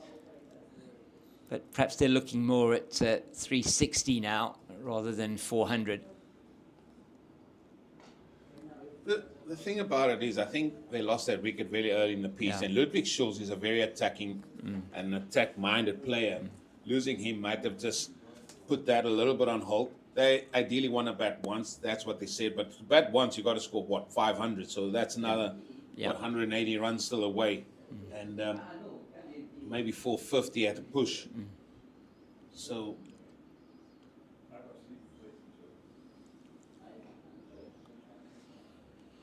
I think the point that we have been made, and especially James and yourself and Jeremy, is the fact that Boland had an opportunity when they got the 6th wicket, when they got to 80 overs, to derail that whole situation.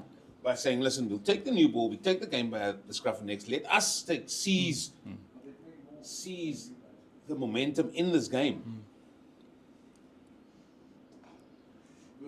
But they've just allowed Northwest again just to get into it. Time has gone on again. And look, it's going to be a long day again trying to make up time for yesterday's loss. Yeah, I don't know. There has to be more. There has to be more leadership. Yeah. Even if it is the likes of John Salonto and say, listen, got to take the new ball. Let's change it up. Let's really intensify our intent in this game by trying to take it forward. Well, they had the opportunity, didn't they, at the drinks break to reassess that and make those changes, as Baron was very wide to Jade de Klerk. He's going to have absolutely nothing to do with anything that wide of the stumps. And they haven't done that, so 10 overs and 2 balls left for bonus points, and the new ball is due, and we don't want to get that 7th, 8th, 9th wicket. need to take the new ball, you feel? I remember, and again, I don't like talking about my playing days. We played the Titans in a 4-day game, Northwest, at Potchefstroom, and we brought in the big N1 road roller onto the pitch because we knew all we needed to do was not lose the game. Yeah. Titans needed to win the game to progress to the Super Sixes then. Right. And that was a scenario of the game, irrespective of what the points were, because they couldn't get the amount of points to go forward.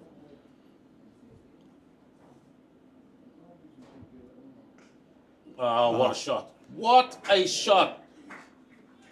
All along the carpet for papers. Beautiful. Yeah, lovely from Jade de Klerk. Stepped out to the wide half volley, and as you say, caressed it through the covers, and Blade Cable is going to go and retrieve it from the fence. And surely, Well, something must happen. Discussion with Mahima and Von Berg. Mahima's going to take over from Von Berg at the southern end, but still no indication that we're going to get the new ball. just to come back to his story, so that was a situation before a ball was bowled, and it was such a flat wicket that we scored 270 runs by tea. Wow. But we were all out. Okay. We were all out. Coach wasn't happy. We then proceeded to bowl 140 overs with one ball. Wow. Because they couldn't hit this ball. No. It was really soft. Yeah. But in that case, it was we starving them from runs. We put the field out, getting them to go at 3 or less to the over, and just taking time out of the game. Yeah. When it was our turn to bat again, it was still a very, very good wicket, very flat. We managed to draw the game. Here, this for me is slightly different in the sense that it's a first innings. You have a chance to wrestle that initiative away from the opposition, and they're not doing that. No. And I think we'll probably have more discussions about that. But anyway, 90 overs have been bowled, and it looks like they're going to take the new ball now. Oh, there we go. After 90.1 overs, the hard new ball is going to be given to Sia Mahima to bowl to the right-handed Jade de Klerk. And maybe this is the matchup they were looking for. Has certainly been getting more turn in the overs that he has bowled than did Sean von Berg. So let's see what he can do with the first ball with the new ball. And just comes off the bat a little bit faster. Good work by Van Brieses at short leg. But it just seems like it's too late. These two have put on 42 already for the 7th wicket. And, I mean, just when that wicket fell, you know, control was there. Spare a thought for Stearman and Keith Dudgeon here. That's all I'm saying. Yeah, Spare a absolutely. thought for them. Yeah.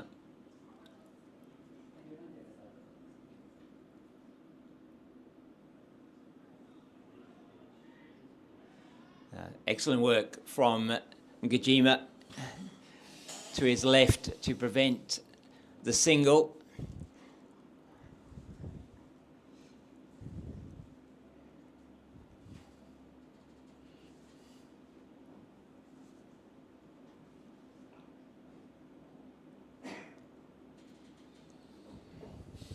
So now, is there going to be a change from this end, the north end? 100%. Has to be. There will most definitely be a change.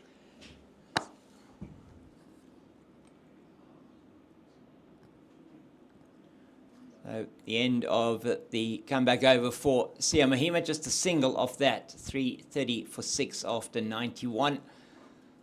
And again, some discussion, and it will be Glenton Stearman, looks like, who is going to take the new ball. So perhaps that's what Clyde Reeves-Fontaine was waiting for. But then if that was, if they were planning to give Glenton Stearman the new ball? Surely this morning he shouldn't have opened the bowling. Well, I'm sort of going the other way with that, Yeah. because I was saying to Jeremy, he was in such good rhythm. He was, yeah. He's just fresh off a good warm-up and everything else. And he hit his strap straight on. Yeah. And, yeah, I thought he's going to bowl 4 overs there. And the big asking point would have been, listen, I'm going to bowl you one big spell here. And when that new ball come along, you'll have to continue from here for as long as you possibly can.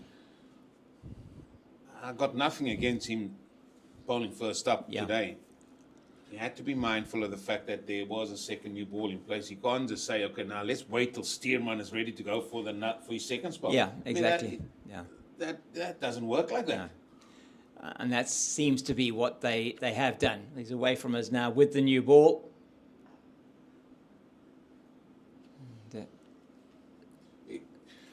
Jeremy always talks about captains, and we had good captains. Yeah.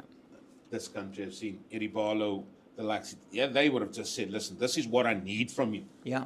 And can you do it? And more often than not, the player will stand up and be honest and say, listen, I can do that. And just that sort of, I don't want to say authority, but that sort of respect and giving it for your captain and for your team at times. Don't get me wrong, I'm not saying Glenton is doing that. No. I'm talking about the approach to that. Yeah. Graham Smith, right, Mackie, Yeah. okay, Antina, I want you to run in here. Dale Steyn, I want you to run in and run hard here. I know you've bowled 4 overs. Can you give me 4 more? You're going to take the new ball. That would have been that type of question. You got to think ahead. You can't just think on the moment that, yeah, okay, this is going all right. Well, what happens? The scoreboard is a story in its own. Yeah, absolutely. And players forget to look at the scoreboard at times. And it is a massive brand new scoreboard here. It tells us everything we need to know. There lies the story. Yeah. Yeah, well said. I think you were talking, as I said, in that first commentary session as well, to say, okay, well, maybe Glendon's going to have a couple of overs. You know, just going to come in 2 or 3. Then he would have been available with the new ball, just to also have a burst of maybe 3 or 4 overs.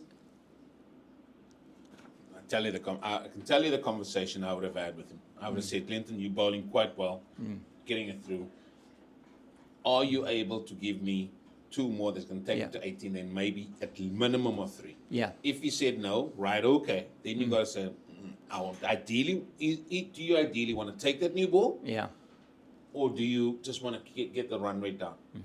Okay. If it's I want to take the new ball, right, Glenton, I'm going to pull you. Yeah. Then we're going to come back. Okay. Or can you continue on with the new ball?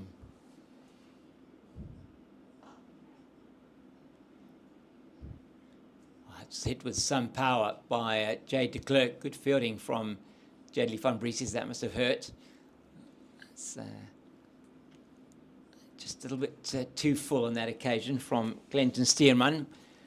But he has been the pick of the bowlers today. A very good opening spell from him. Unlucky not to get the wicket of Forrester. Yeah, there's that too. There's that too. I got no doubt they get Forrester, they take the new ball. Yeah. And now you feel she now would want Jade de Klerk to be playing at the new ball. And he's getting just a little bit of movement away from the right-hander. Yeah, he has. And we heard Clyde Rees-Fontaine talk about a little bit of a slope on this pitch. And as you look at it, the slope goes from right to left.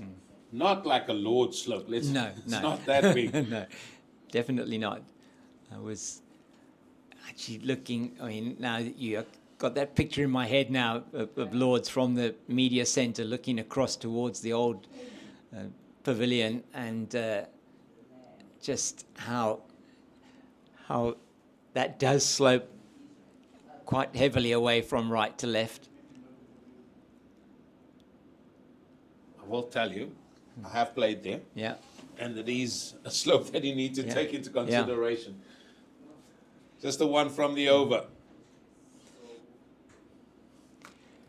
3-3-1 for 6. Yeah, you wildlife. You guys are just winding me up. I think the Rhino wound me up about something this morning, and now you doing the same thing. Well, it says, since that fall of the Schultz wicket, you just feel hasn't been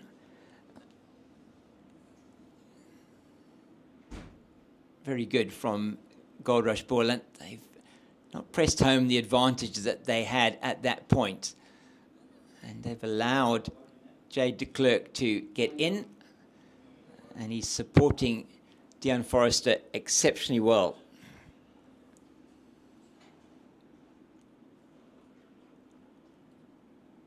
Well, the Lions have progressed to 345. They're way ahead in that game. But Yeah.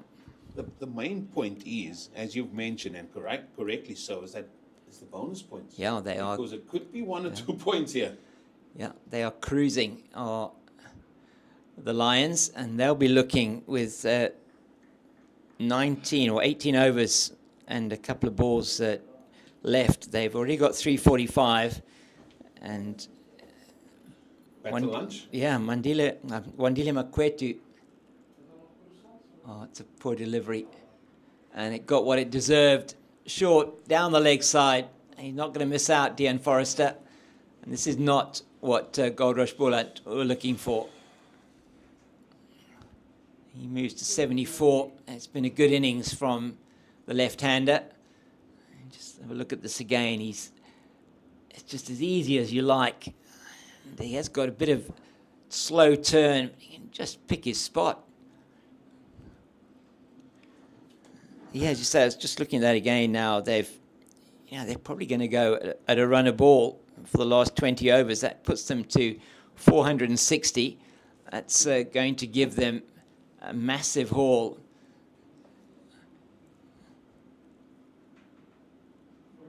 Of 7 batting bonus points. So then this innings of the Dragons becomes very important. Even if they win this game, they are going to need to make sure that they get as many batting bonus points as they can. Well, and they've got 8 overs left. They could end up with 2 batting bonus points less. Half an appeal there. Well, the difference is 3, maybe 2 That's and a right. half. Let's call it that. 2.5 exactly. So, yeah. that could be them all square, potentially. Yeah, they need to then get, well, that means their bowling effort is going to be critical. They're going to have to get 4 bowling bonus points. That's well played by de Klerk. Just, Baron does the fielding, and it's a no ball once again. Second no ball from Sia Mahima. Yeah, you got the bold Wepe. Unfortunately for Boland, it was a no ball. And, So according to your calculation, then you've got your beady little eye on it. Yeah. Yep. If they get to that number that you're saying, Yeah. 460, Yeah. and with them just being 2.7, 2.6 points behind, Yeah. that could be meaning that yeah. Northwest are going to get the full bonus points. Yes. It might be all square there. Yeah. Going into the last couple of days where it's all about the result, and the likelihood is, Yeah. with still 2 days left after today, up there in the Wanderers and here, Yeah. that the Lions look the more fancy to get that result. Well, there we go. I think that is the point here that we're trying to make, is that this, let's look at it. They've got 7 overs left here, 340 for 6. If they bat at the rate that they've sort of been going in their partnership, so let's just look at that. Their partnership is now worth 50, 51, 52. 53, sorry, the partnership. It's come off 20 overs, so 19 overs and 2 balls for that 53. So they're batting at not even 3 and over. If they continue at that rate, then they're going to get another 20 runs. That takes them to 360. Let's say 360.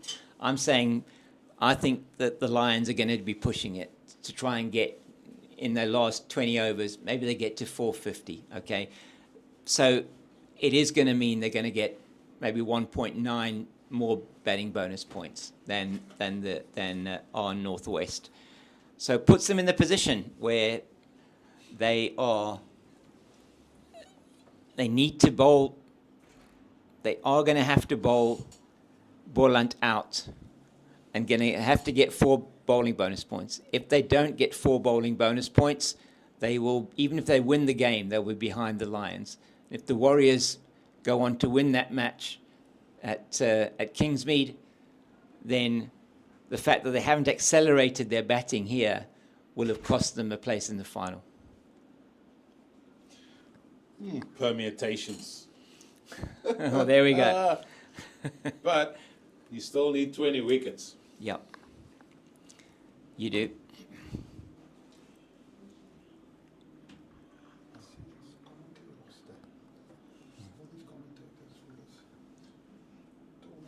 What's going to happen now?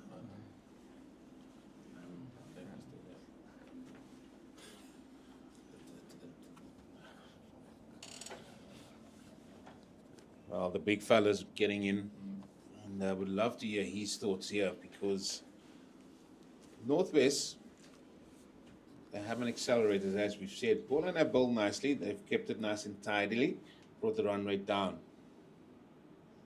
But somewhere along the line, if you want to bat once, you need to show that initiative.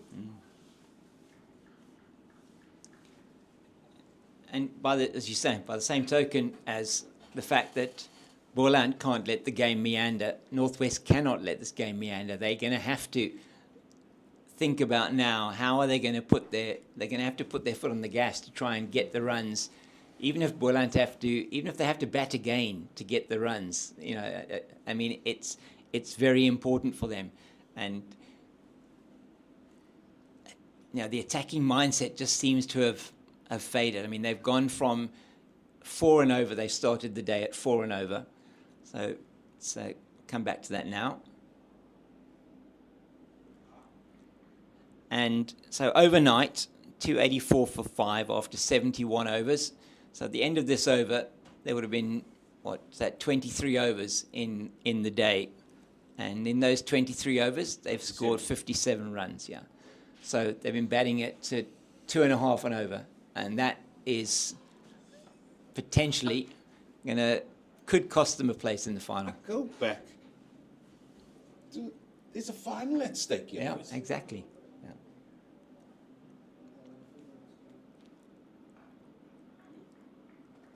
A domestic final at stake. Take the bull by the horns and try and get there. If you don't get there, right, okay. You're not going to get there, but give yourself an opportunity to get there. Well, as we bid farewell to the Fox, he's going to make some more permutations for us for later on. Back is the Rhino. Very happy that he's seeing a brand spanking new ball out there. I'm not sure he would give it to the spinner, though. Well, you just know how to press my buttons.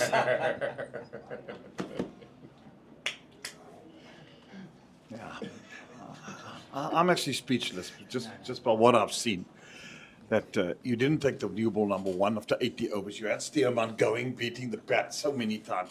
You just release everything that you go, and then you find that this slow batting from Northwest, where's the game going? Anyway, suppose they know what they're doing.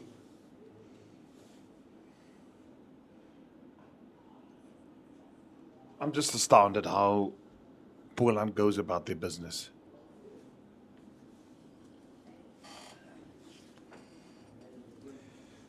Well, I'm with you on this one. The reason why I'm saying that, and we won comms and we felt that Clinton Steamer was in good rhythm. And how important is rhythm to a fast bowler? And he was beating the bat with an old ball. And there had to be, Jeremy, there just simply had to be a conversation to say, listen, the 80th over's coming up. Can you go for 3 or 4 more balls? Just to keep that impetus and then momentum that they had built.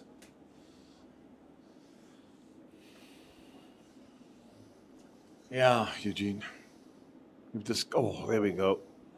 Feather, that's the scarcity that we've seen. He's played a miss a lot as Forrester. And when I look at this field again, second new ball, one slip, one gully, man on the point boundary. If you just bowl it that foolish length, outside that off stump, he's going to feather it. I'm backing to get it to the slips.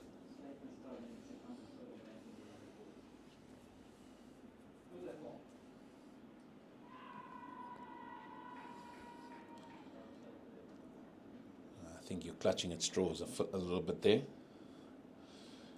Umpire Elvis, as I'm nicknaming him now, Arno Jacobs. Yeah, just pitched outside leg.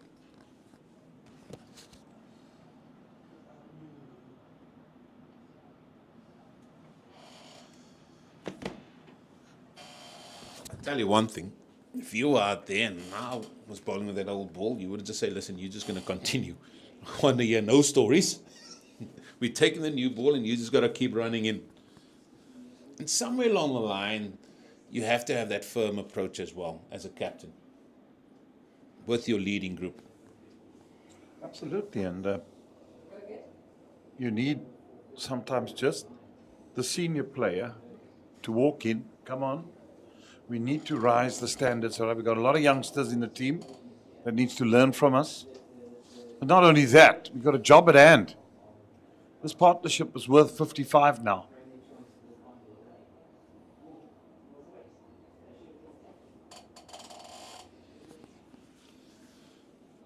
Yeah, one just wonders where's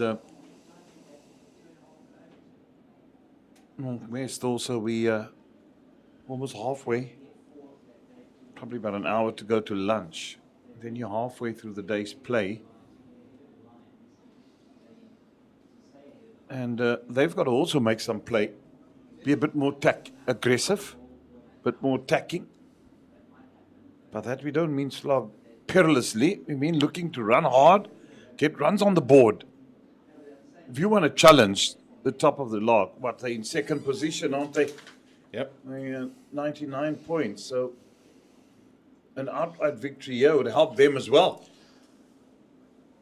Well, I'm looking at Forrester alone. I think he scored his 50 off about 77 balls, if I'm not mistaken. He scored it off 71 deliveries. He's now got 27 runs off the next 53 deliveries.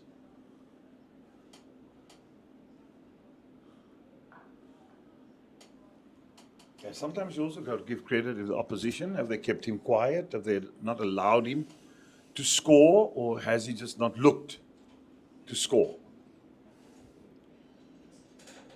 Well, he's going to just have a word here. I think he's changing either glove or something. And maybe there's a message in the bottle there as well from Craig Alexander and his troops, just to say, listen, this is where we're at. This is what we're looking for.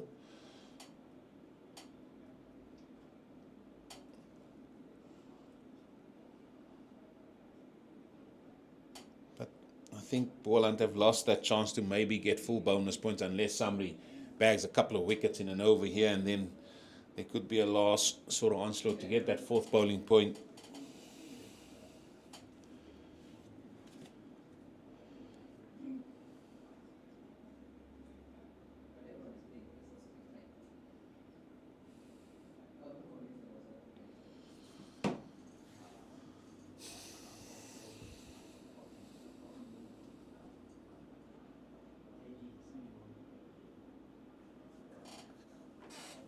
Nice pleasant day.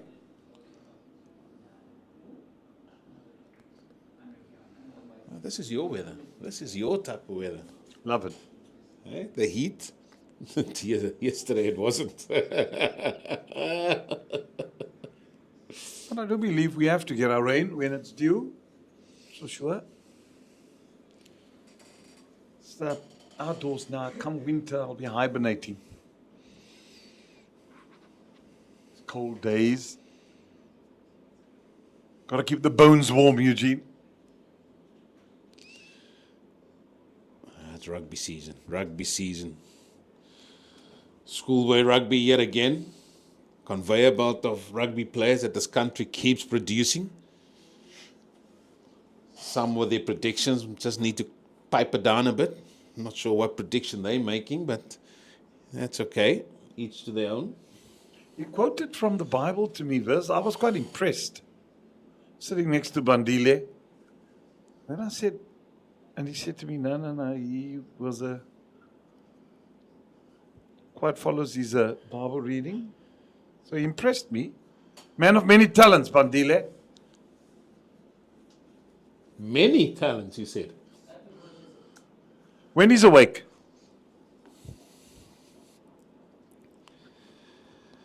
I must stop having a go at poor Bandile. No, he's good for it. He's good for it.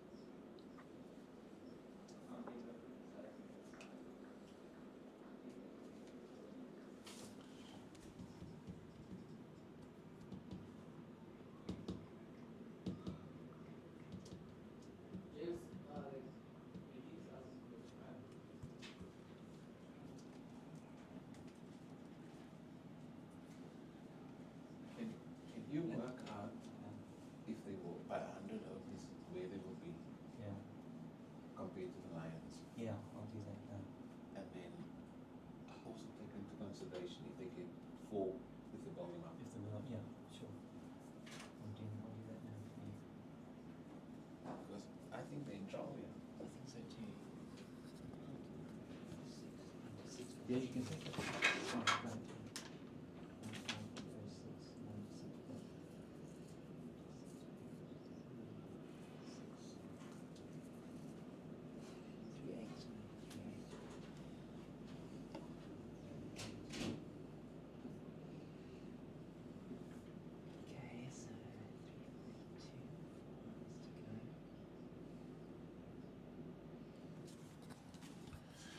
Ends over number 96, 342 for the loss of 6.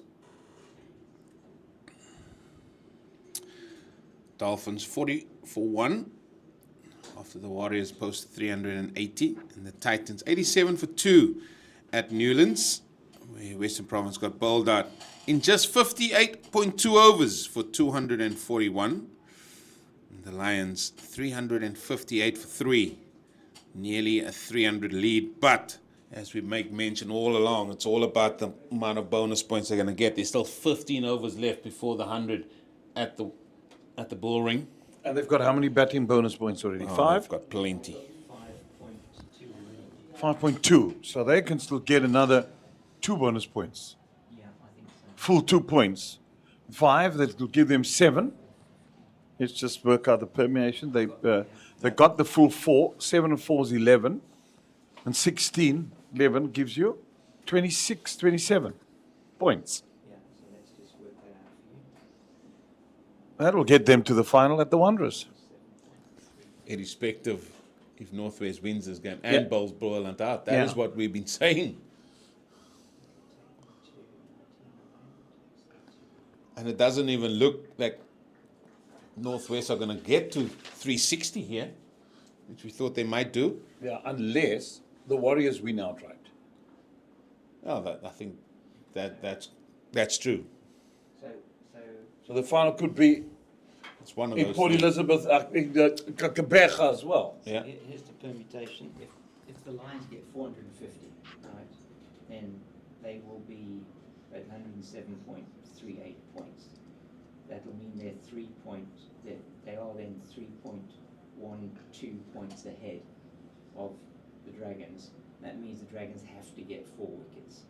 That's if the Dragons get to, I said they're going to get 360, but they might not get 360 the way they're batting. So if they get 350, they're in even more trouble, because then they're going to be a 104.16, which means they have to bowl. They're basically going to have to bowl Boland out and win the game to be ahead of the Lions. Well, there we have it from the Fox's mouth.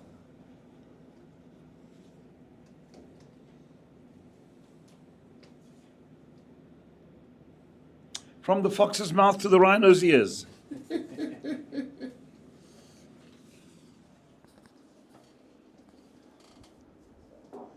Yeah, so the Warriors will also have to keep their beetle eye on those two games. Yeah. Got to keep an eye on this one and the game that's happening at the Bull Ring. I think eyes are everywhere at the moment, scattered across South Africa. Because it means huge to get into a final. It's a trophy enough, an offering, and a bit of cash incentive. I think every player, domestic player, want to win a domestic trophy. That's what should be the drive.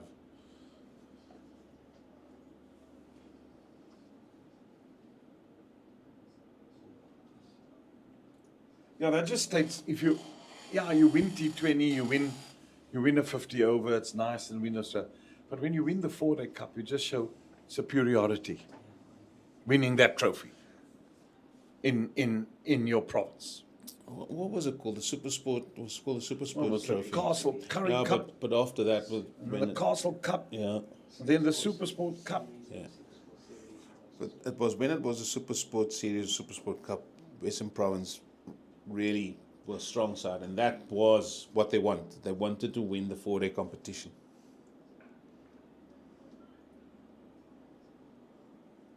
There's no one backing up. Yeah, you just get the feeling that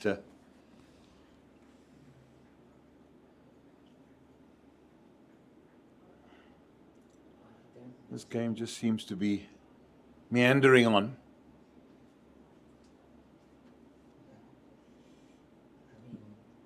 No intent. It's actually sad when you see and you sit and you think what possibilities are. You watch around the country. Then you wonder what goes through the mind sometimes of players. Is it the matter of we're okay to just survive?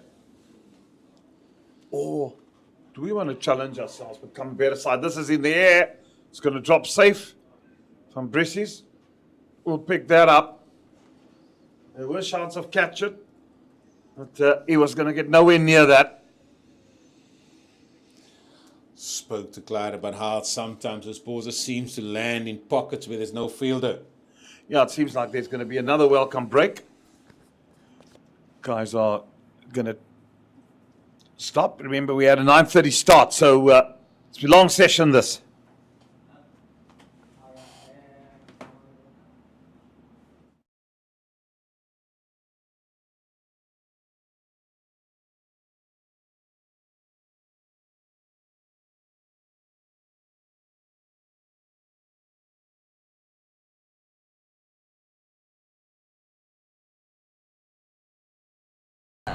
We're standing together with a belief that's unbreakable, pushing our team to new heights. Oh, what a shot. Another magnificent performance. The noise isn't fading, the support isn't wavering, and so the big hits will just keep on coming. Champion player. Absolutely brilliant. Now we're getting together again to keep the good vibes going. Can you believe it? Because when we rise as one, our passion is untamable. Our team is unstoppable because our spirit is unbreakable. Don't miss your chance to watch our Proteas as they face Pakistan in 3 T20s and 3 ODIs. Go to cricket.co.za to get your tickets now.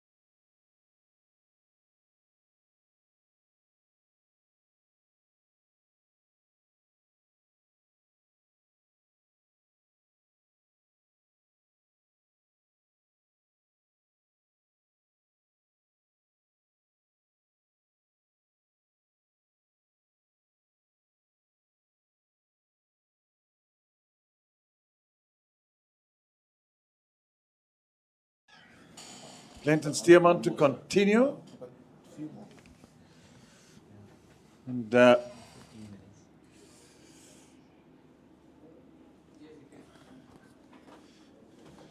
can Boland find something now?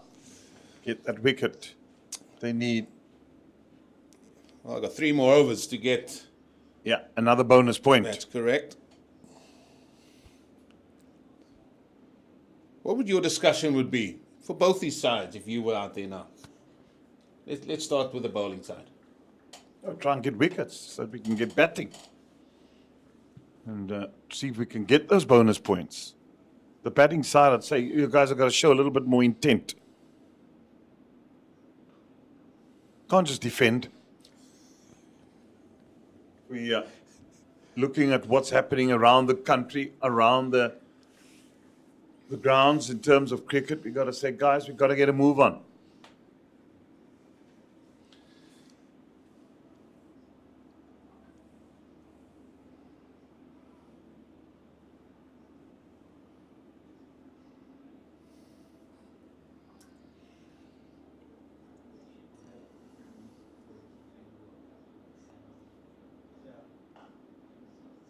It's a nicely driven shot. That will go for 4.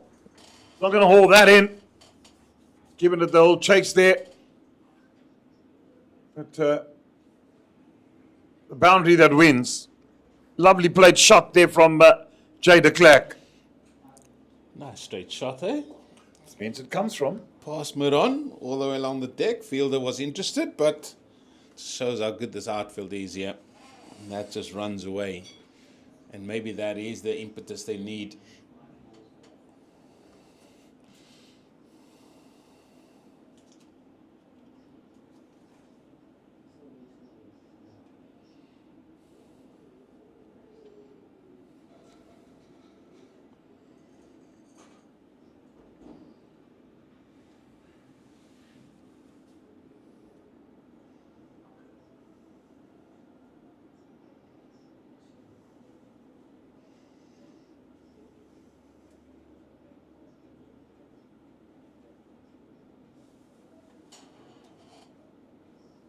Now all to play for.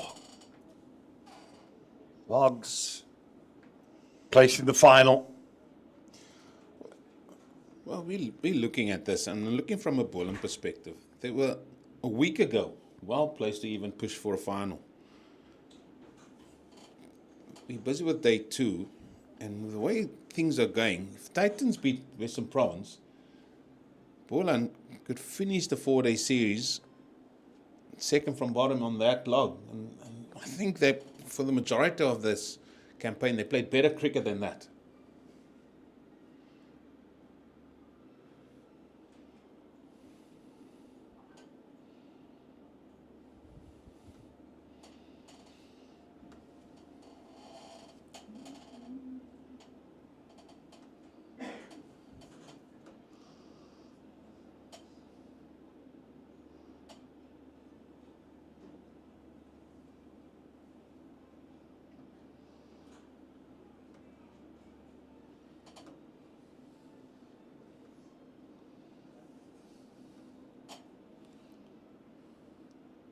There's the outside edge.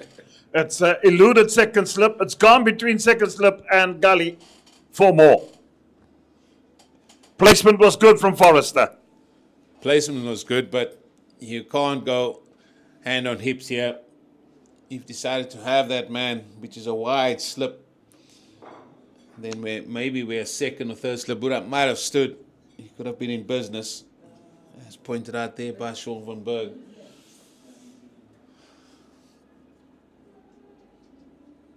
He's bowled better today, a lot better. Clinton Stearman with just no reward whatsoever. He had a chance put down as well in gully by Leon Botha. Yeah, you have that sort of days.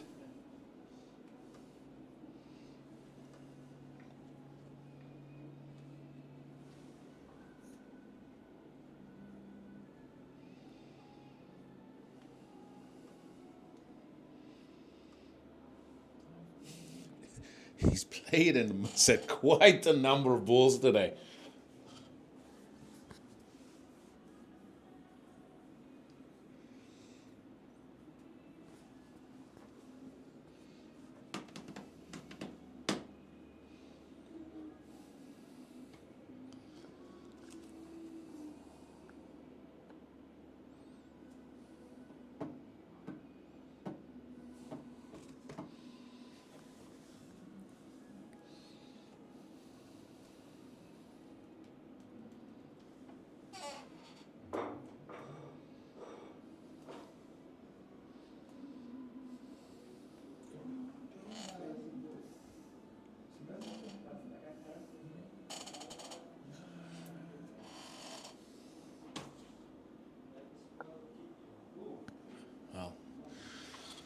Start of the 99th over, and it resembles more. Well, here we go, Jeremy. I think we're back to the short ball tactics. Third man in place. 3-6 leg side field. I'll try and get this leg side field for you after this delivery, but I'll start with a fine leg. Man behind square on the leg side. They've got a deep square. And that was nicely played by de Klerk. Just riding it. And finding the gap, and they come through for one.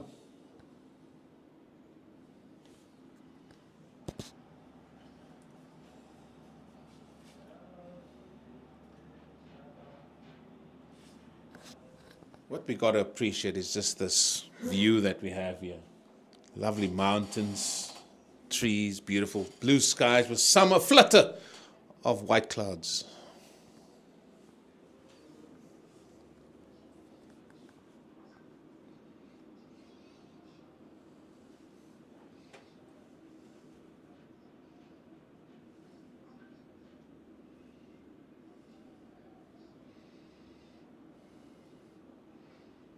They are talking about development work here for stands and so forth, but I hope it doesn't take away that picture that we do see here. Yeah, I think sanity has prevailed as to where and what. I think the area that we are does need a big up facelift. Right around here, maybe go upstairs a little bit. You need a bit of more media space. You need probably, yeah. So this is the area, I would say. You'd still want to keep the aestheticness of those beautiful trees and the grass embankments.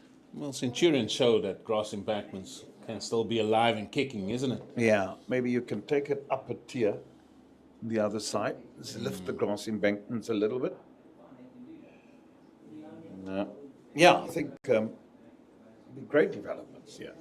There's so much potential around this area. That's for sure. No doubt about that. Ground that used to be an equestrian place for horses. Yeah, game was abandoned here once, I think, New Zealand, and I had to laugh when Hilton Ackerman said he got there to the ground, there was supposed to be cricket played, and Gonda Beatrix was doing her jumps. As only Hilton Ackerman would say it.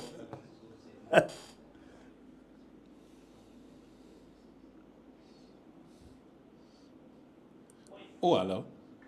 That's a nasty bouncer. Well, have you ever seen a 2-7 lakeside field to the seamer?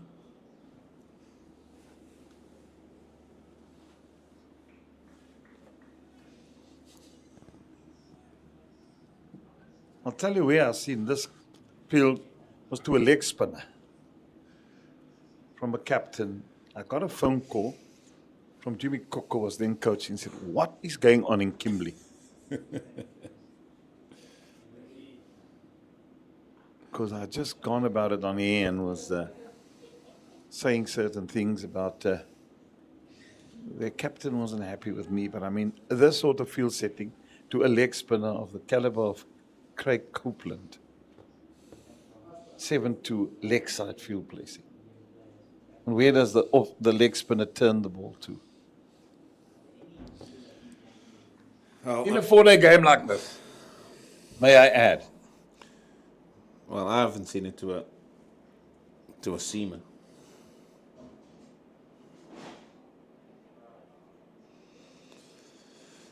That's 99 overs gone. Final over of the bonus point situation for both these sides. I did make mention last week to you at the club game that we did bowl to a 9-0 field, offside. Yeah, that I can understand.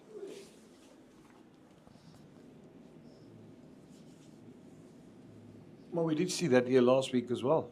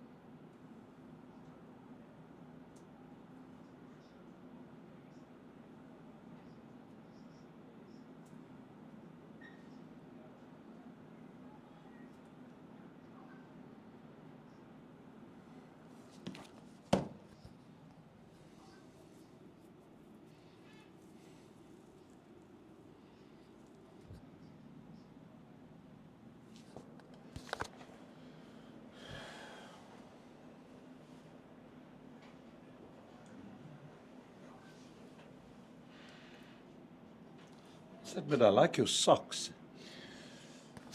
I need to get me more of these. It's a new thing. They call versus socks. I thought it was Elton John's. Nah, so it's the ones I'm wearing is Paarl Boys. So I'm gonna try and do all the schools. I've got Paarl Boys. I've got Somerset College. But it has to be this type. It has to be this type. It can't be like the old school. You know, the old school. Yes. What do you call them? Flurry socks, whatever. Yeah, they're thick.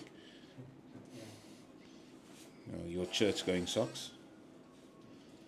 But it goes with. You love a striped number. I have to admit. Oh, Pringles. You love a striped number. If it's not the socks, it's the shirt.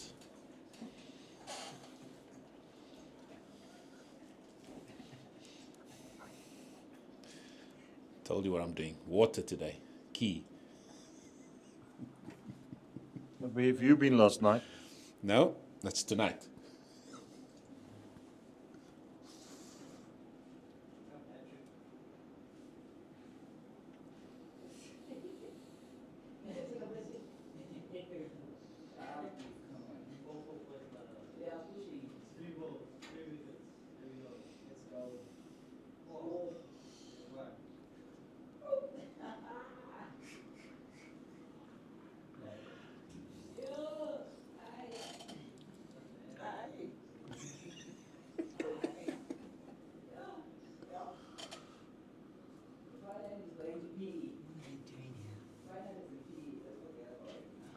Let's not get too negative, because we've got to also stay positive.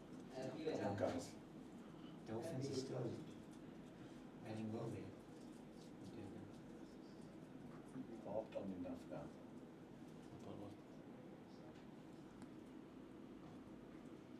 Oh, gotta get running and chasing that one, Avi. Looks like they might turn for 3. Well, then, no, they won't.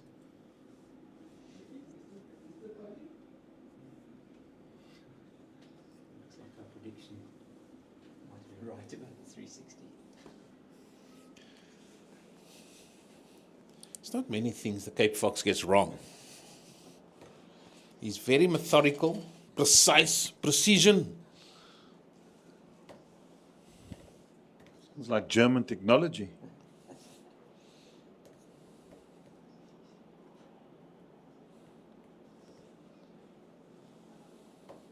Per techniek.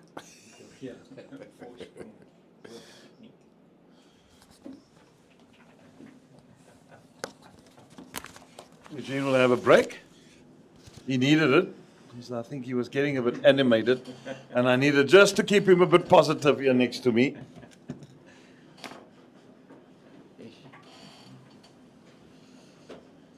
360 for 6. End of the 100th over, end of bonus points. There we go. And they get a haul of 5.2 batting bonus points. And in terms of the calculation that we now have available to us, sorry, 5.1. Sorry, here's 5.2. Yeah, 5.2 batting bonus points. So that will put them on 104.26 bonus points. And we'll see what the Lions are going to get up there at the Wanderers.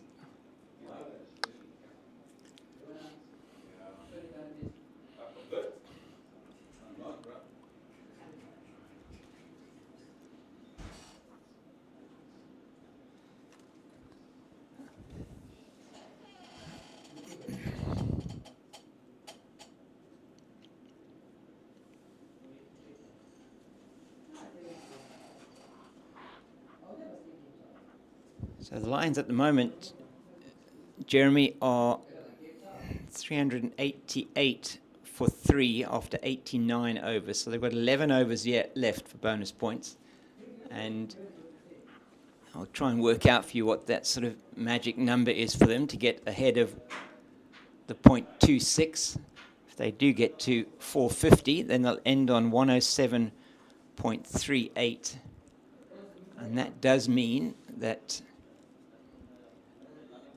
in the Boland batting innings that Northwest will need to get all 4 bowling bonus points and win the game to stay ahead of the Lions.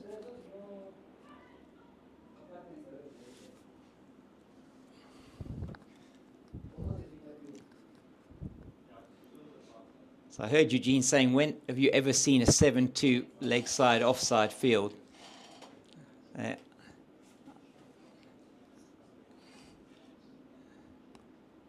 Not that I can remember in recent history.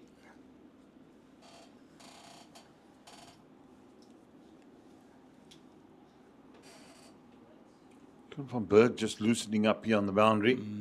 One fancies that he will probably replace Clinton Stearman.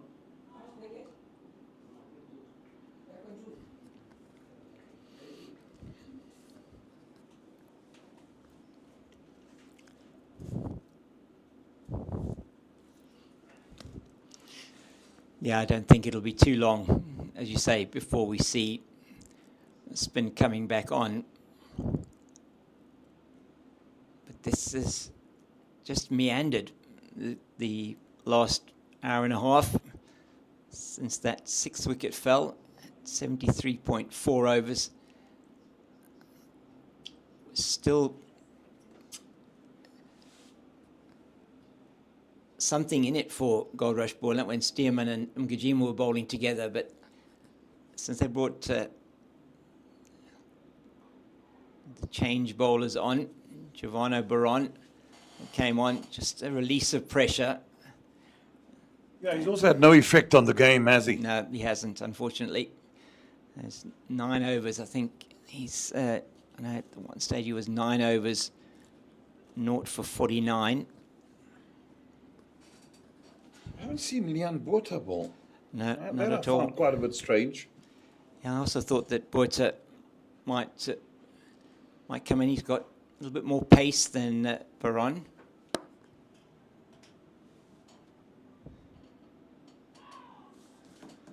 It's going to roll away down to the boundary for 4, and it is off the bat. And that would have gone where the first slip should have been. Yeah. So, did force the false stroke, but it's not going to bring any reward. Is there only 2 fielders on the offside?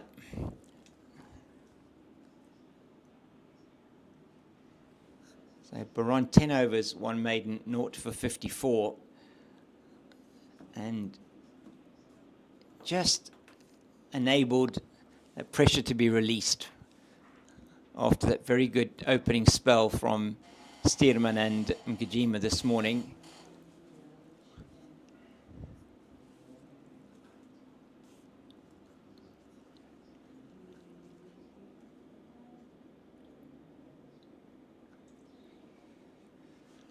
End of the over, end of the 101st.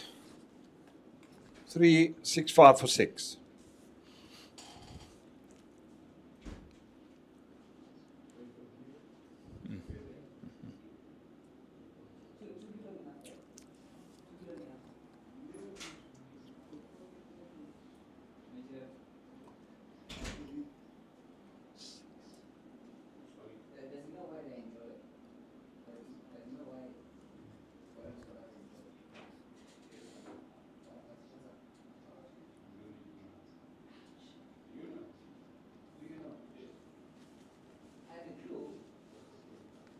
Viva Makajima, it seems now. He has been, you would say, the best bowler. He's always looked threatening against the left-handers. Got 3 wickets, 3 left-handers, all 3 of them bowled. First one, a beauty that he bowled to Ruben Herman. It seems like a long time ago now. It just turned away from his defensive prod and took the top of off stump, and then both Ruan de Swat and Ludwig Schult playing back and trying to cut him through the offside to balls that were honed in and off stump, and both losing their off stump as a result of that.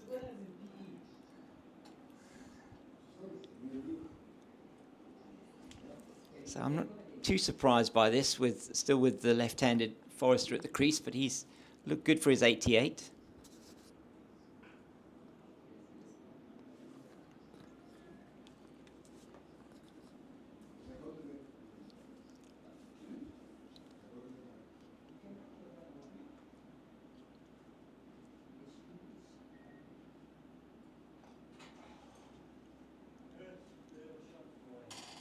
Down the ground for one.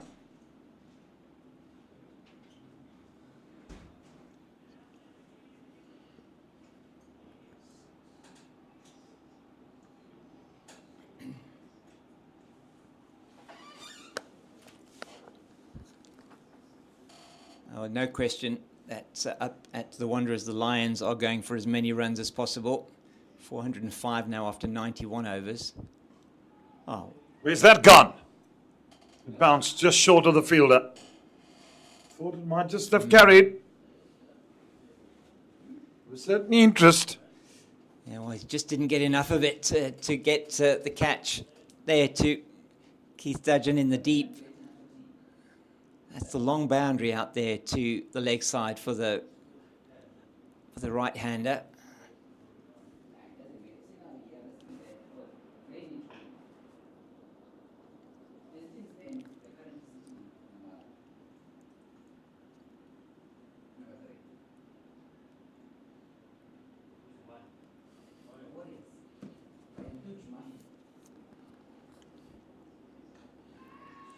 Shots of catch it. But that will run away for 4. Certainly now they've shown a bit of positivity, getting after the bowling a little bit.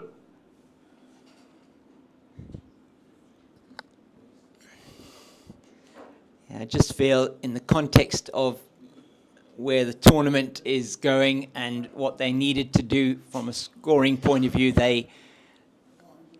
had they been batting at 4 and over, they started the day at 4 and over. Had they continued at 4 and over, they would have been in a stronger position, were they to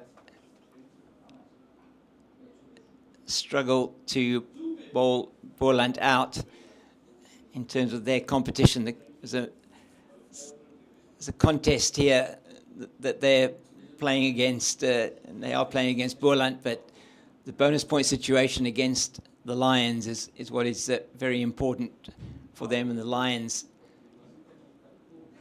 in a very strong position against the Tuskers. I mean, they're going to win that game, barring 2.5 days of torrential rain in Johannesburg. Yeah, so.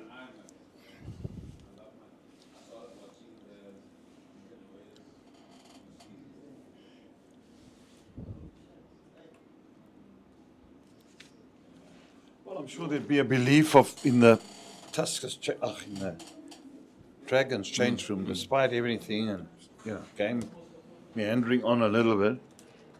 We get to 400, we got an opportunity to try and bowl them out twice and win the game outright. And then because Boland have a tendency in their batting, once they start to collapse, it does fall apart. Yeah.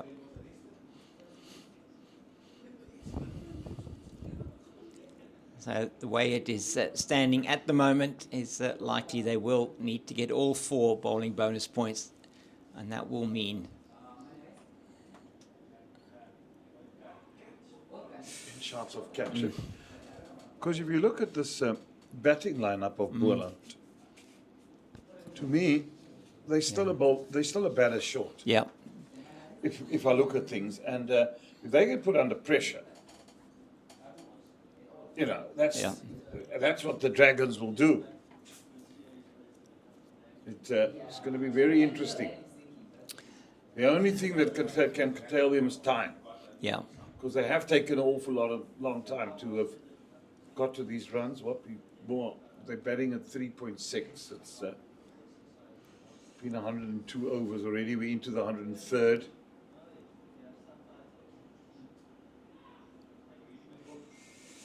Yeah, and I think the key thing is that this morning they've been batting at 3 and over. This partnership now is worth 83, and partnership has come in 29, just about 29 overs. So not just under, it is under 3 to the over. And as you say, Jeremy, it just means that they're giving themselves less time. Yeah, because time is also of the essence. You want to bowl out teams, you're going to need time on your side. You just look what's going on at the Wanderers. They've got themselves in, well, despite the fact Dusters got bowled out for poultry 63 in their first innings. But there's plenty of time in that match for the Lions, and I'm sure once they've got that bonus points after that, they will probably declare. Yeah, I'm sure they will. They want to try and get in amongst the Tuskers as soon as possible in that second innings. So where are we there now? So if they're into the 90 what over, they might just carry on until lunch, a little bit after lunch, and then say, right, let's have a dart at them. Because they'll be tired because they've been chasing leather there. Yeah. 92.1 overs. And the magic number that I calculate it to be is 445 for them to... Oh, as Dudgeon falls over and he's followed through. So the magic number is, I calculate is 445. It's just out of the top of my head. It means that the Dragons will then need to get a full 4 bowling bonus points and win the game to stay ahead of the Lions. So that does put them, the Dragons, in a position where they do have to get 4 bowling bonus points and they have to win, because that game in Johannesburg almost is a foregone conclusion. So apart from weather intervention, that it will be a win for the Lions. Anything more from Kingsmead? Because that game we also got to keep an eye on. Yeah, when I last looked, Dolphins were still 1 down. Have a look at that now. And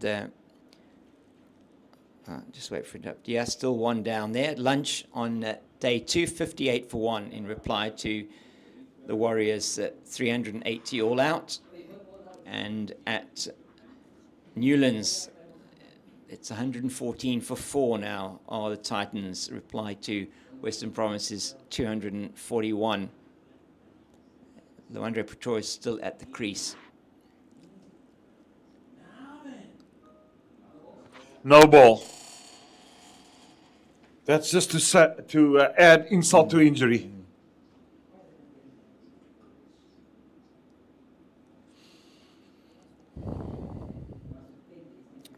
So Rivaldo Moonsami has just joined Luandre Pretorius at the crease, and the men out this morning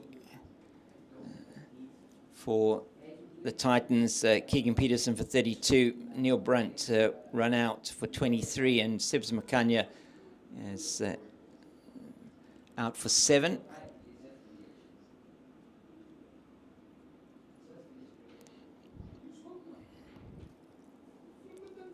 And it looked like after Moonsami, it's Simon Harmer, Dwan Jansen, Junior Dala, Lazard Williams, and Janko Smit. So probably one of the longer lower order lineups for the Titans there.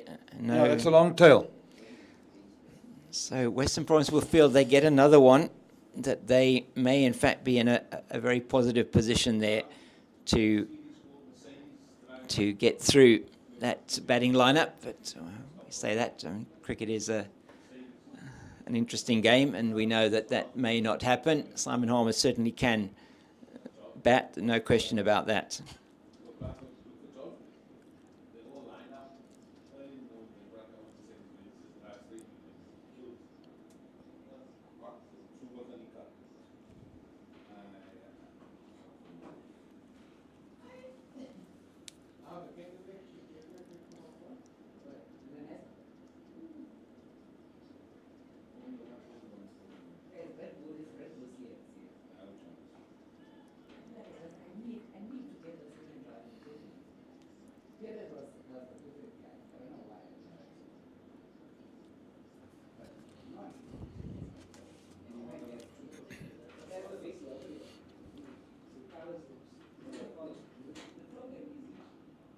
Using his feet. They're going to come for a single, but the pickup is good. But, just couldn't release it soon enough.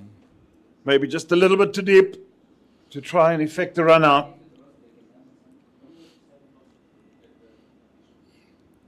Forrester has moved to 93 for 149 balls. So he's looking to a milestone as well, as he paddles that to the leg side for his 94th. In fact, they've turned for 2. And he's gone to 95. It will be his third first-class 100 if he does get there. He's got a good average as well. Just his 20th first-class match, 41.3 his average. Not bad for the start of his career, the left-hander. But how important was that drop catch? The score was 291 for 6 when he was on 50. Leon Botha dropping him in the gully. It went fast to his right, but he should have held on. Yeah, that was an important drop in the context of the game. They'd have been batting now. One fancies. These things happen in cricket. Driven, 1.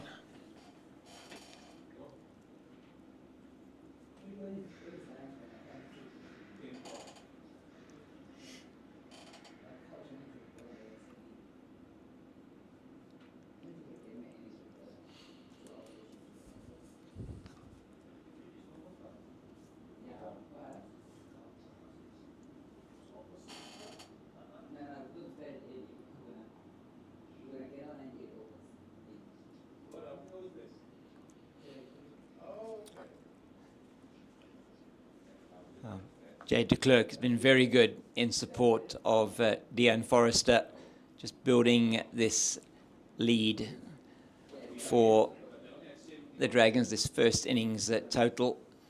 And I was saying to Eugene earlier as well, he was chatting with Craig Alexander, and Craig was saying they want to try and bat once if they can. They're looking to build a big total. He referenced that match last week where they kept Boland in the field, did Western Province for a long time in getting to that 533 that they did, 131 overs, I think it was. And they know that if they can keep them out there, and when they do come into bat, they may well, as you said, Jeremy, be able to get wickets quickly. So you're going to see Leon Botha for the first time?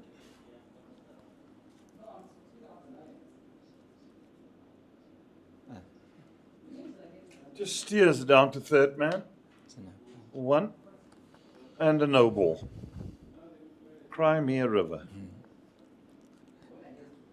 Yeah, James, especially in the context of the game, that last week, when was it? On day 3 only did we get play in Potchefstroom. That's because it rained, and that affected their lock position as well. So more the fact here that this game becomes even of paramount importance to them, to try and say, let's get as much as possible and then try and bowl Boland out cheaply in the first innings.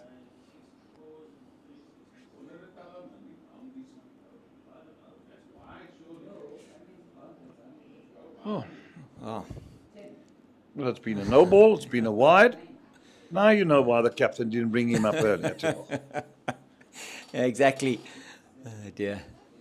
Yeah, what is the plan? Well, you can see what the plan is. He's been asked to bowl short once again into the rib cage of Jade de Klerk. And that'll bring him 4. Top edge 4. Yeah, so he did get the edge. And he's going for his shot. He knows that if he does get all of it, it's a short boundary on the leg side as well. And that, I think, fortune favouring the brave on that occasion for Jade de Klerk. When are they going to stop with this tactic, Boland?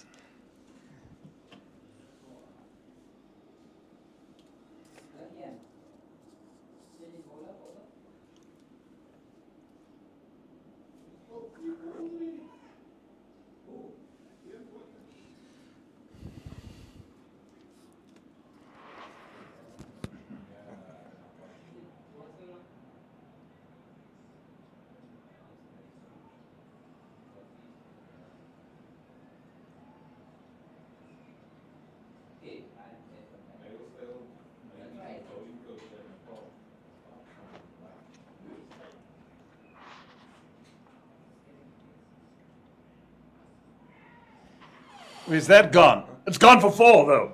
Runs aplenty in this over.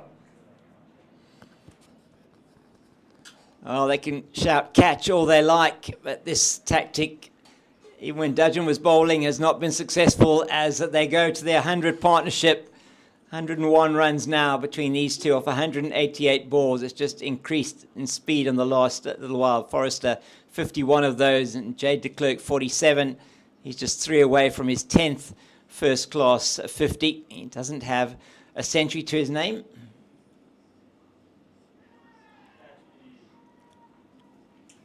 Given. Well, there we go. So the tactic has worked from Leon Botha in his first over. Jade de Klerk getting a feather through to the keeper. And they go to the 100 partnership. He gets to 47. He's got to go back to the pavilion. Yeah, he's 47 of 98 balls. And he's been an able and willing partner with Jan Forrester, who's probably wanting to look to get to his 100. But it's been a polished little knock. Yeah, brilliant supporting role from Jade de Klerk as they put on 101 for that 7th wicket. And we'll check that for you, but it's very likely that that is a record for the Dragons against Boland. It is indeed. It beats the 71 from Nono Pongolo and Duan Jansen in the 2021-22 season. So 2 partnership records have been broken here for Northwest against Boland. And it was a very good partnership between Forrester and de Klerk as Caleb Seleka now comes out to join Dean Forrester to try and see him through to his century, and it will be a very good century for the young man. He has an excellent prospect, is Dean Forrester, all-rounder. He can give you exactly what he's done here with the bat. He's got a good batting average, and he gives you something with the ball as well. Yeah, that's what you want. You want a good all-round cricketer that can provide the team with the substance it needs, especially lower down the order. They did get off to a good start. I mean, they put on 148 for the first wicket. Ngwepe and Mikhail Prince. So the start was good. So they're now 388 for 7.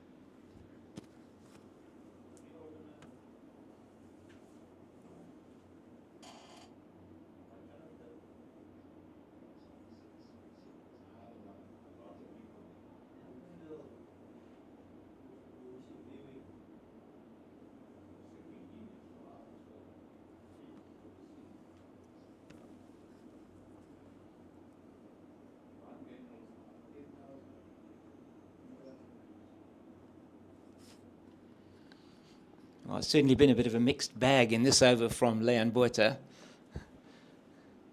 No balls, wides, boundaries, wicket. So his 98th run The end of the Boerta over. It's gone for 13. Picked up the wicket of Jay de Klerk. And Forrester probably want to get to that magical figure before lunch. Don't you're going to have a chew on your chicken and you're still worrying about getting a run to get to 200. Yeah, certainly. You don't want to go in 98 or 99, do you, into lunch? It's the worst must be overnight. Yeah, on 99. I'm sure. Don't close an eye. No, worrying about that one run that I need to get tomorrow morning. It's probably even worse if it's like on your maiden for your maiden 100. Yeah. Well, the Lions have got past my magic number of 445. They're on 449 now for 4. Bit of a cameo from Connor Estes and 38 of 23 balls there as Vian Mulder's just 2 away from 100. What's the overs? 95.4 there. Well, so they can still get another 1 or 2 bonus points, can't they? They could get a few extra points there, definitely. They could get up to maybe 470, 480. So Dragons now know that they have to bowl Boland out. Well, they have to get 9 wickets within the 100 overs that Boland will bat, and they have to win the game to guarantee themselves a place in the final.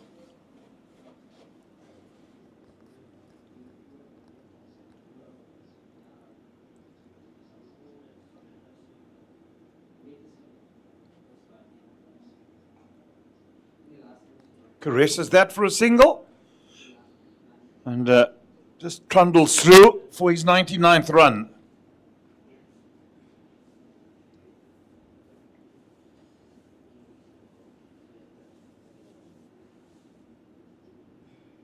Caleb Seleka, the leg spinner now in.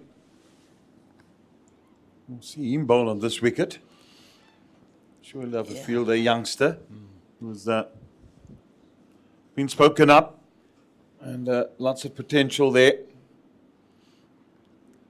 Yeah, I'm actually looking forward to seeing him bowl quite a nice long spell here.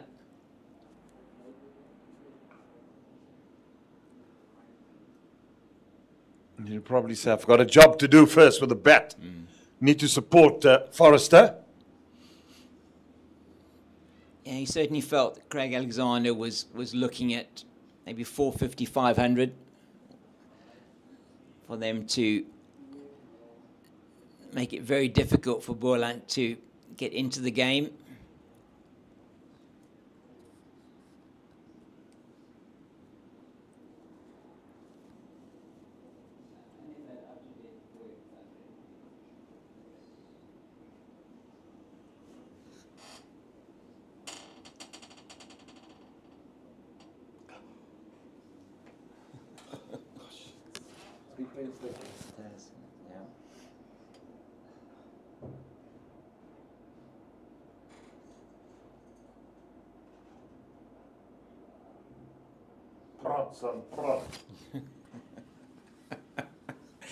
It's like a war of attrition out there at the moment.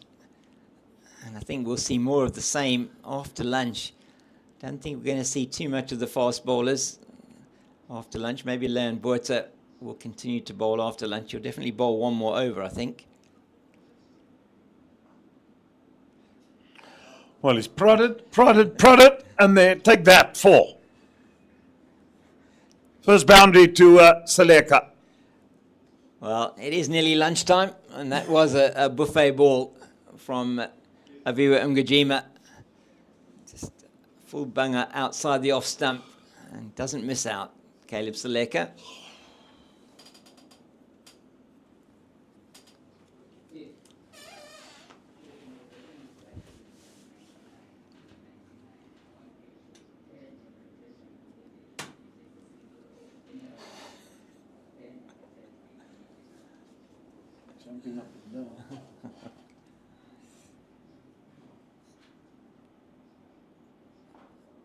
One more needed now from Forrester.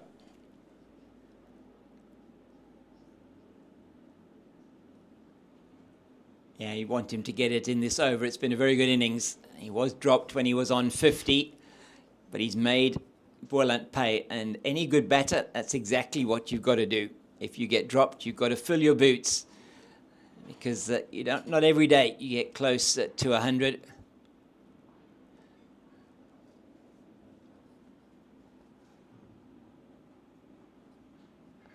Yeah, it's such a milestone in any form of cricket to get to that triple figure.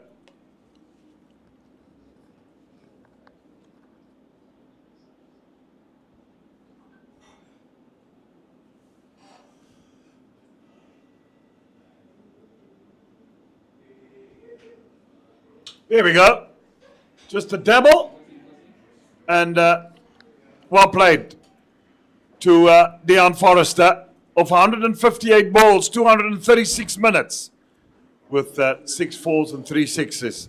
He reaches that 100. And elated he is indeed. Gets applause from his teammates and from the change room. And a little hug from his teammate. Yeah, he looks up to the skies.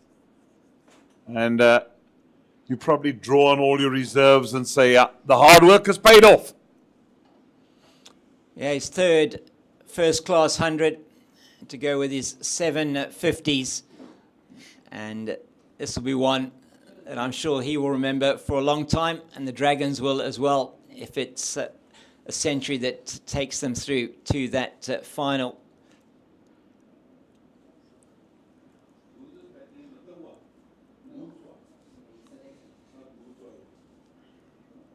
We see it again. He takes his hat off, signals to the away dressing room, acknowledges the applause, and generous they were as well from his teammates, and why not? It's been an excellent innings.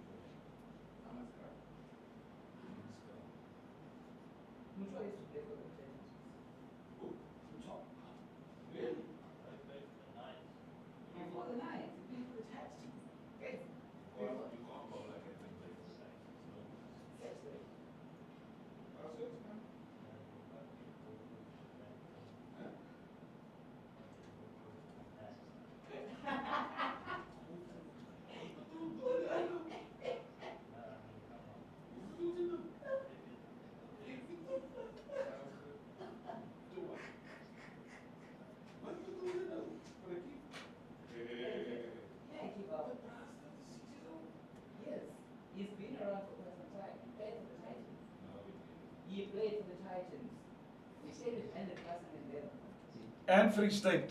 And Free State. And the Warriors.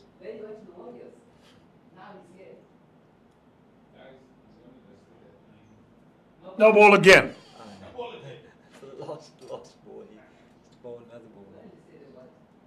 Well, if there were free hits in 4-day cricket, there'd certainly been a plenty.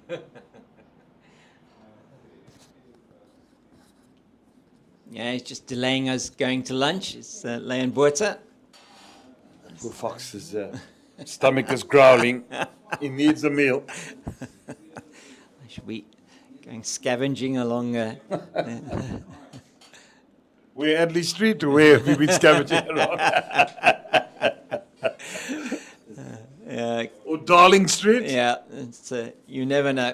It's, that's good from the Dragons, just one short of 400. And they've gone from 284 for 5 overnight to 399 for 7. Job done, maybe a little bit slower than that perhaps they would have hoped, but they are still well in the driving seat in this game. We'll be taking lunch now with as will the players and the umpires, and we'll be back with you after the break. In about 40 minutes, the play resumes at 10-1. This is a summer to remember. We're standing together with a belief that's unbreakable, pushing our team to new heights. Oh, what a shot. Another magnificent performance. The noise isn't fading, the support isn't wavering, and so the big hits will just keep on coming. Champion player. Absolutely brilliant. Now we're getting together again to keep the good vibes going. Can you believe it? Because when we rise as one, our passion is untamable. Our team is unstoppable because our spirit is unbreakable. Don't miss your chance to watch our Proteas as they face Pakistan in 3 T20s and 3 ODIs. Go to cricket.co.za to get your tickets now.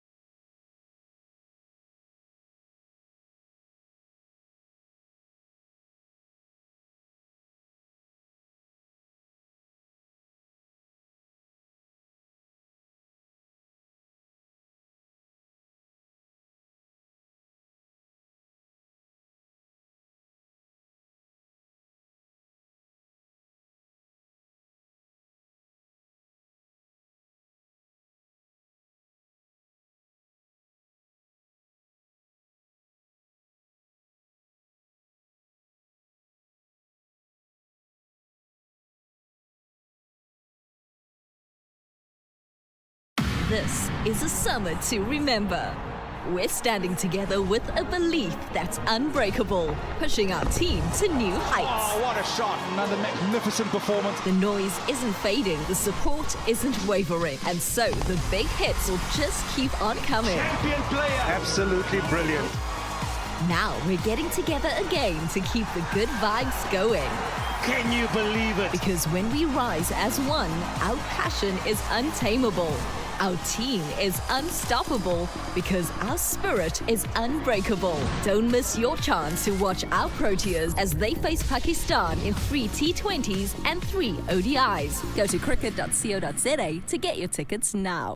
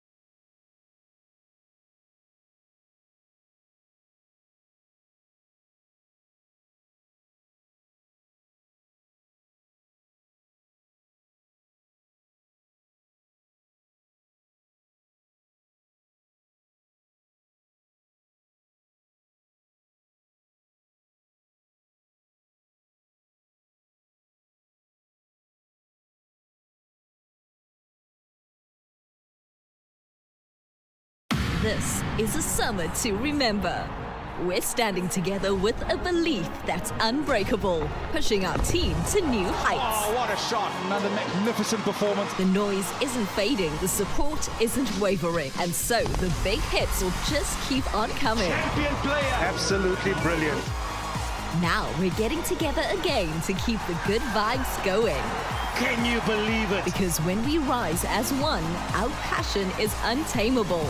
Our team is unstoppable because our spirit is unbreakable. Don't miss your chance to watch our Proteas as they face Pakistan in 3 T20s and 3 ODIs. Go to cricket.co.za to get your tickets now.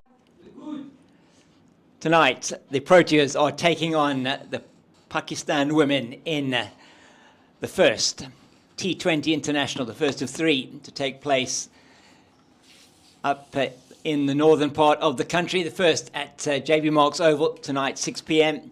Don't miss that. And if you are in the area, please make sure you get your tickets at cricket.co.za. It's a 3-match T20 series. The first one, as I say, tonight. The next 2, both at Willamore Park in Benoni on Friday and Monday next week. And then heads into the one-day international series against Pakistan, the start of the next cycle for the qualification for the next World Cup, which will be taking place in 2029. And so from the Proteas women here to the Eastvaal Renault Dragons batting at 399 for 7 in their first innings. Been an excellent innings from Deanne Forrester. Went into lunch on a round 100, and I'm James King. With me is Eugene Molion. And Eugene, Deanne Forrester given a life on 50, and he's made sure that he's cashed in. No, he has. He's batted nicely. He's having a really good season, and one that he wants to continue on.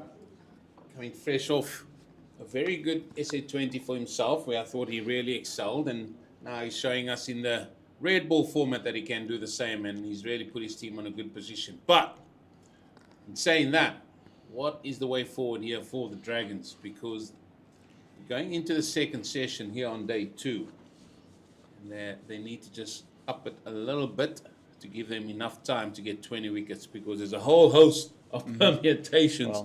Well, we never had lunch. We were trying to work out who's where and what needs what. But we'll certainly give you that as the day develops. Yeah, and that first session, as you said, Eugene, went into the day's play on 284 for 5, so 115 as it's Aviwa Ngujima in to Deanne Forrester. He's been the main strike bowler, you have to say, for Goldrush Boland. 3 wickets for him. Been bowling well, just 3.2 runs to the over, and all 3 of those wickets bowled, all 3 left-handers. First an absolute peach, got the top of off stump of Ruben Herman, and then 2 deliveries where Ruanda Swart and Ludwig Schult went back to try and cut him through the offside and took the off stump as well. Nice again from Forrester there as he moves to 101. The 400 is up for the Dragons. That's 400 coming off 107.3 overs. So it has been an acceleration in the last 10 overs. In fact, 10 overs and 1 ball for that final 50 of this innings. And quite a few of those runs coming off Leon Borch's first over, which also brought a wicket. What a delivery. Well, just beat him on the inside. Yeah, played all around that one. Caleb Seleka, they're half an appeal, but I think they were thinking maybe it was going to go through and hit the stumps.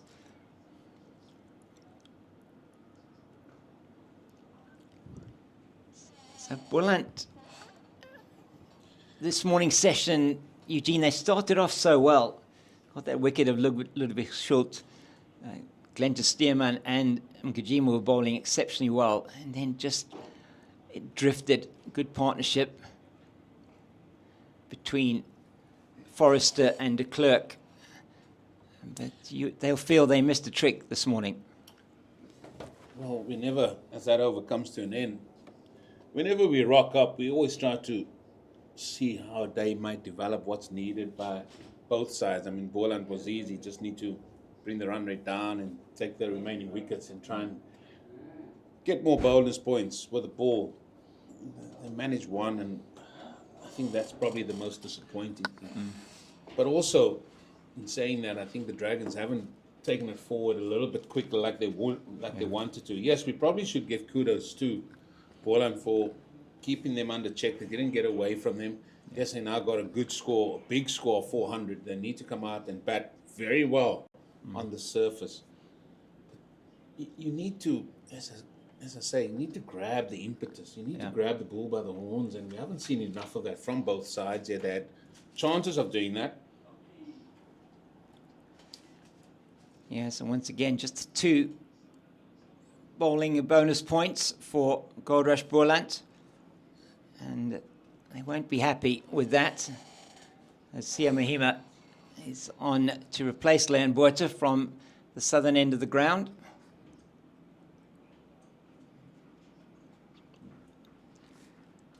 Well, field spread, because Boland are thinking, listen, they might just come hard at us here.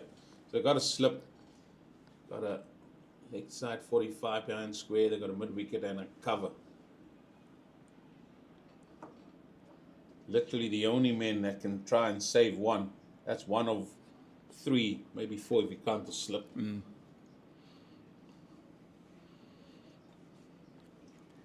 So it's a game within a game, and happening up at the Wanderers.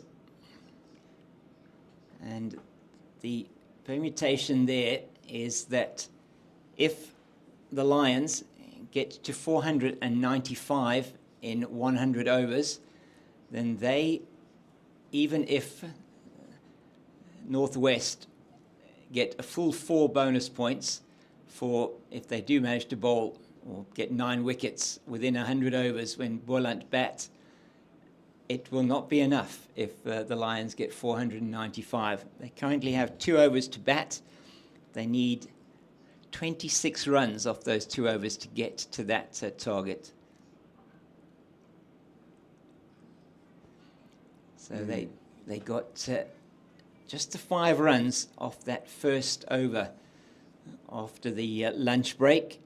2 overs to go. We're going to be keeping a very close eye on that, as I'm sure that Northwest will as well. And that's a very quick over from Mahima.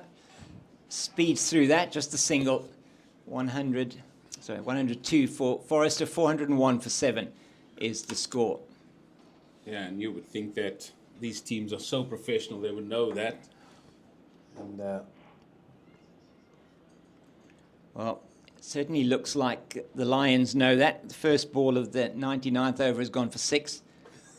So just the 20 now needed off. 20 needed off 11 balls. So it's like a one-day game there. That is, it's, as I say, a game within a game in the next 11 balls. And that is a place in the final, should they win that game against the Tuskers. If they get those 20 runs off the 11 balls, they get those 20 runs off the 11 balls that they've got left, then they will, if they win the game against the Tuskers, they will be in the final. It's just swung through the line. Caleb Seleka, it's a good shot. Comes down to the drop-in pitch below us for 4. He's done that already once with an over-pitch delivery from Gajima. He does it this time straight back over the bowler's head. And that's maybe a bit of intent shown here from Caleb Seleka. You just feel it's important for Northwest. In fact, maybe the horse has bolted for them with what they scored in that morning session. The intent was not there. Well, and there he goes again, this time through just wide of mid-wicket. Capel again, man in pursuit.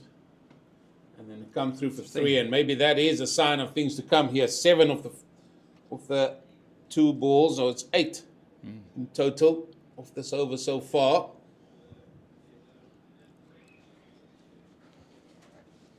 So Ngajima, he's been really one of the pick of the bowlers, you'd have to say. Him and Glenton Stearman have been excellent. Oh, that has gone a fair mile over wideish, long off for 6, and looks like it is clear that the intent is there, as the man who hit that 6 at the Wanderers is out of the second ball of the 99th over. Vian Mulder going for a very well played 115. So that is now 20 off 10 deliveries. Well, back here, what a shot that was. Fantastic, wasn't it? Forrester. Just beautiful. Through the line, over wide, long off for 6. It really was. Beautifully struck, takes him to 109.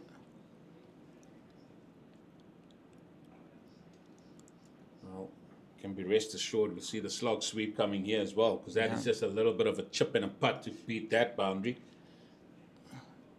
He plays it anywhere on the leg side, he's going to easily get a single anyway, but he's cleared that boundary a few times. Once again, very well played down to Capel at long off for the single.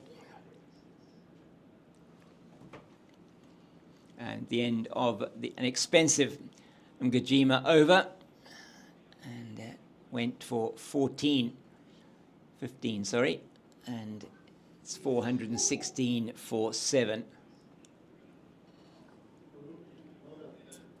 Yeah, I just wonder why this couldn't have happened a little bit earlier. Piling on the runs, especially when the bonus point situation was done and dusted. 416, it's a lot of runs. Yeah.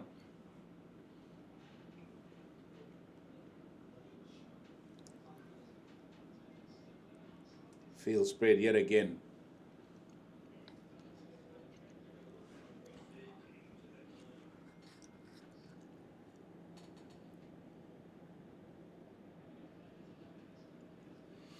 And just played defensively through Lamboy to the only man in short on the offside.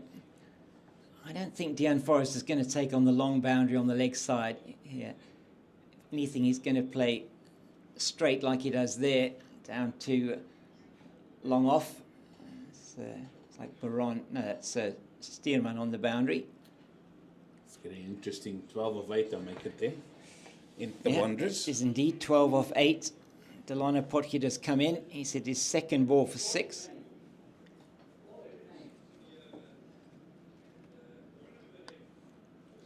I think there's another boundary though.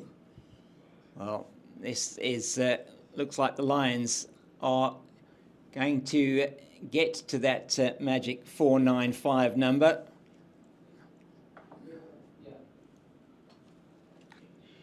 They are 489 for 5 after 99 overs, so they need just 6 now to pretty much guarantee their place in the final. So 20 off that previous over. 3 sixes and a 2. Well, run a ball against them. Well, we take it that they will. I reckon they'll declare straight away, surely. I think they will declare straight away. Yeah, I don't see them going beyond that. And they would have known when they went into lunch or when they came out from lunch exactly what they needed. Seleka is forward well to Mahima here. And you'll excuse us for just keeping an eye on this, but in the context of the game here, it is very, very important, because essentially then it is the Dragons will need to make sure. Good throw there from that Capel. Yeah, it's Capel again. And he gets hits the stumps directly. That is through easily for the single. Essentially what it does mean is that the Dragons will have their eyes firmly fixed on that game in Durban between the Warriors and the Dolphins, because their only way through. They've got to their 495. Well, there we go. 495 was the magic number, and the Lions now, with that, should they win that game against the Tuskers, they are guaranteed that they cannot be overtaken by the Dragons, and it's only the Warriors then that can now, only the Warriors you feel with, they'll have to win that game though. If the Dragons win here, then the Warriors are going to have to win the game against the Dolphins. So still a lot to play for the Dragons, but just one place in the final, you would think, is remaining.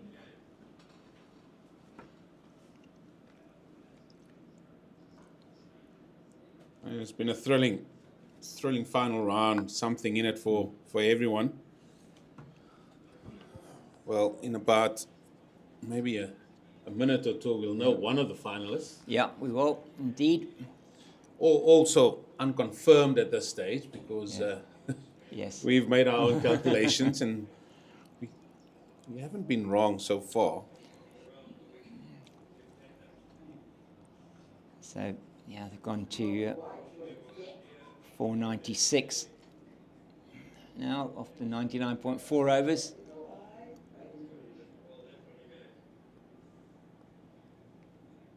And if you are on the CSA YouTube channel, you are also able to watch that game, and the drama that is unfolding at the Wanderers.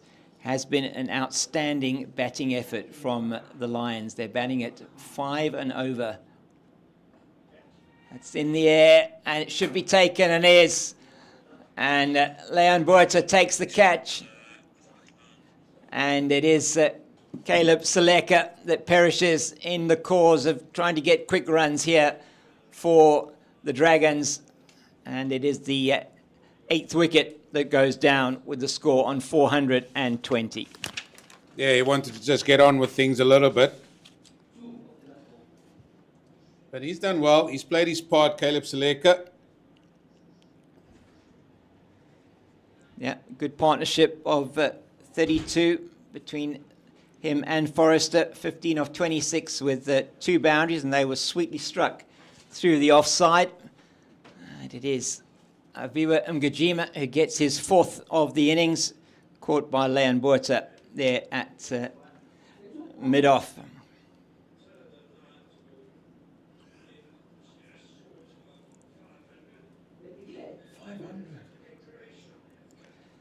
Well, so the 8th wicket down off the 5th delivery of the 112th over here, and Caleb Seleka makes his way back to the pavilion.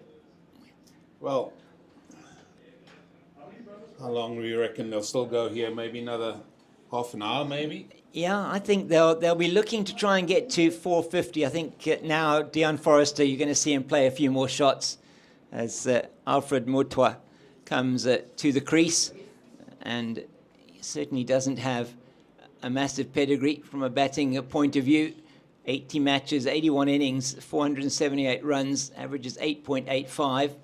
So it's, he's going to want to be just maybe holding up an end here and trying to get Dion Forrester on strike as much as possible. Come on, entertain us. Yeah. Give us some entertainment here. Field is up. Can hit the ball over them as well. Who knows? Well, 499, and I think maybe the declaration would have come. Oh, no, he's missed it. Well, can you believe it? First ball, and he's sent on his way, Alfred Mutwa. He didn't last very long. And Avi Mgajima gets his 5th wicket. Let's have a look at this one again. Just a straight one that he completely misses and hits him on the back pad right in front of middle and leg. Too slow with his forward defensive prod, and the 9th wicket goes down with a score on 420. The forward prod was there. He just played down Piccadilly while the ball was going down Waterloo. Oh, he should have just hit that. I said entertain. And is that the declaration? Because I'm seeing Forrester walking towards... No, it's not. The other man is still coming out. Yeah, it's Kali Fryer, the young 17-year-old from Hoërskool Rustenburg. Surely he will entertain. Surely. Yeah, you would think so.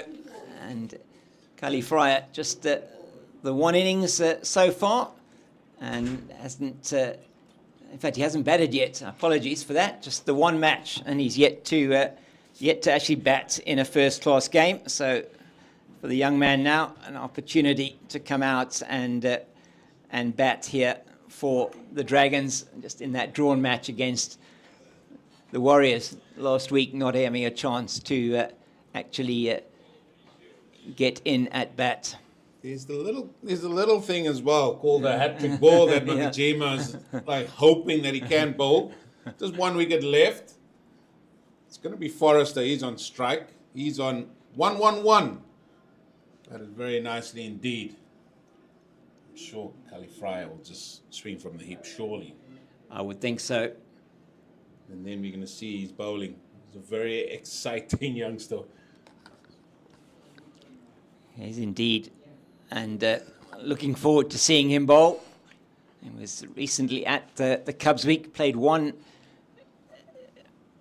youth international for the SA Under-19 team against England last year. Well, no one on the offside saving one, except the slip.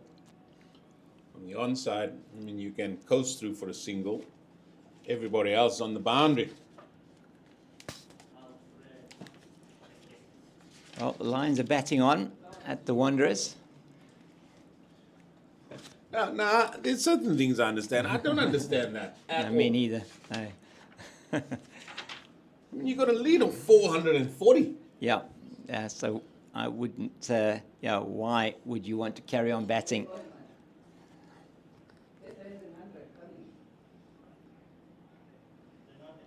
How many overs did they bowl in that first innings? They bowled 22.5 overs. So it's not like they were in the field for a very long time, No, obviously, not at because all. they bowled the side out for 60. Well, I mean, Vian Mulder there, his best figures in first-class cricket, 7 for 6 in 6.5 overs. Back that up with 100. Must be one of the greatest all-round batting and bowling performances in a first innings in South African first-class history, you would think. It'd be interesting to have a look at the stats on that. I don't think that would have happened too many times in the first innings. If there was a man of the match award, can you believe it? After 4 innings, you would give it away already. You know who it is. Yeah, That man of the match. Most definitely. So, Mr. 367, he will get that award most definitely. He perished in the cause there. It's Connor Esterhazen, who's second on the highest run scorers list. Well, he was before this match, behind Gavin Kaplan. He's on 56, not out.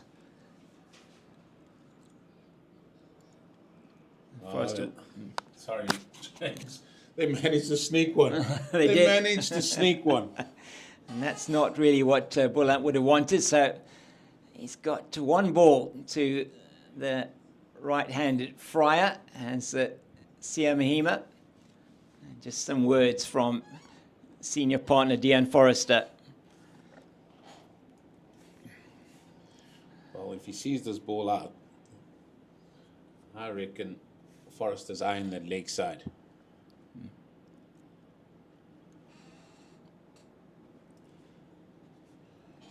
Yeah, would not surprise me. I think that's what he'd be looking for, just to make sure he just defends this one. He does successfully, and so it's the end of the over from Sia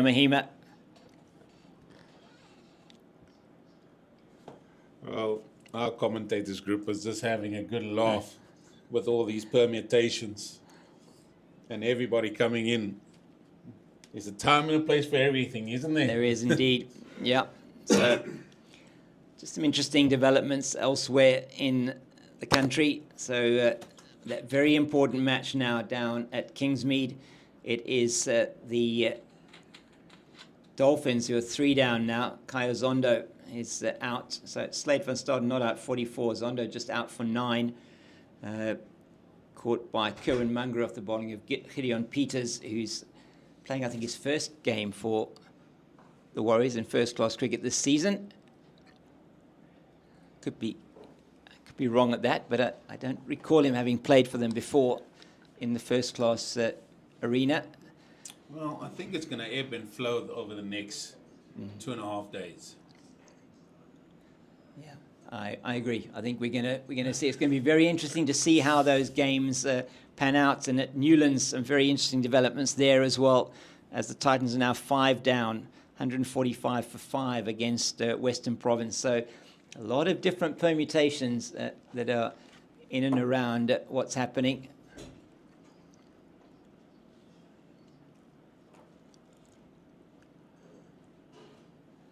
We'll have to just do some calculations there once that innings is finished. But I do think the Warriors, with the amount of points they had ahead of World Sports Betting Western Province, even a draw with the number of points they had, will see them through.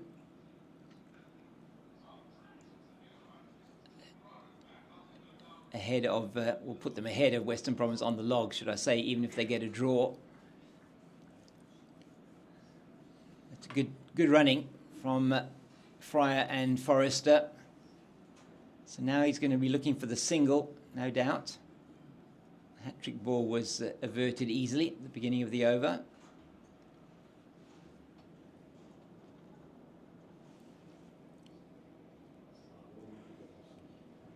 Another 50 for Luandre Pretorius, 56 he got.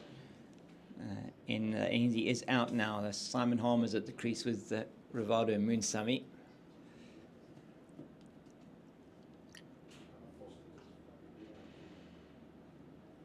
And they will get through for the single.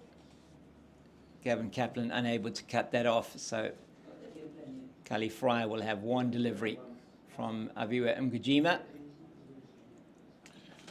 Yeah, can he finish us off? But this is all about time now. This is all about time. Time left in the game. Sessions left to try and get a team out twice.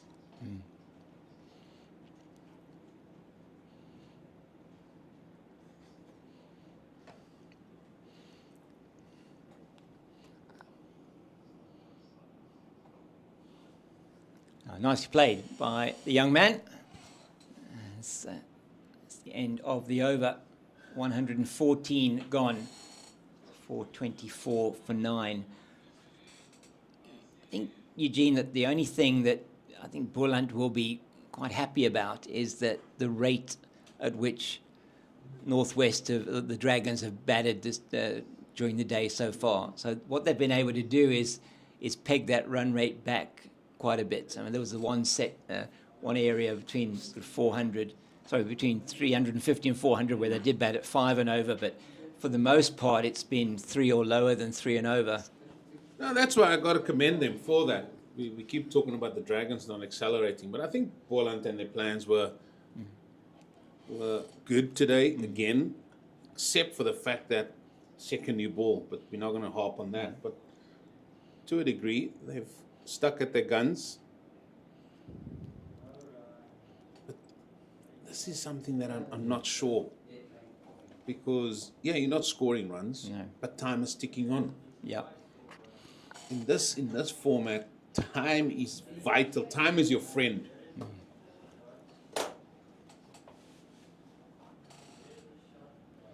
He pulls out the reverse. That's going straight down to Baron. There's down here at backward point on the boundary. Almost, it's a backward point on the boundary. So nicely played. So he's seen enough of Kelly Fryer now to say, it's okay, youngster. Yeah. But I mean, just let Carl Fryer. Just let Carly Fryer just play shots. Just go out there and. Anyway, it is 4:24 for 9. He'll have 3 balls to survive.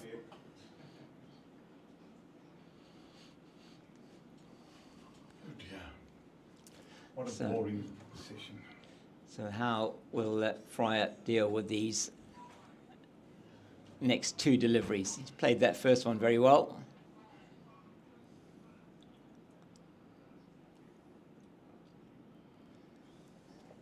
It's a bit too straight.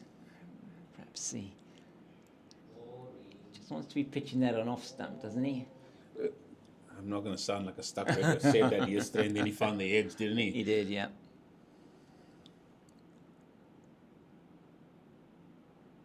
Oh, Nearly did. He did. Nearly did. He did. He found the edge, but it went through where a second slip would have been, and it's he's gonna pick it up, and they come through for 2, and maybe he was hoping they'd go through for 3, but it's the end of the over. Fryer is off the mark in first-class cricket, and I am off commentary. It'll be joined by Jeremy Fredericks, Eugene, and it's been very good to be with you for this session.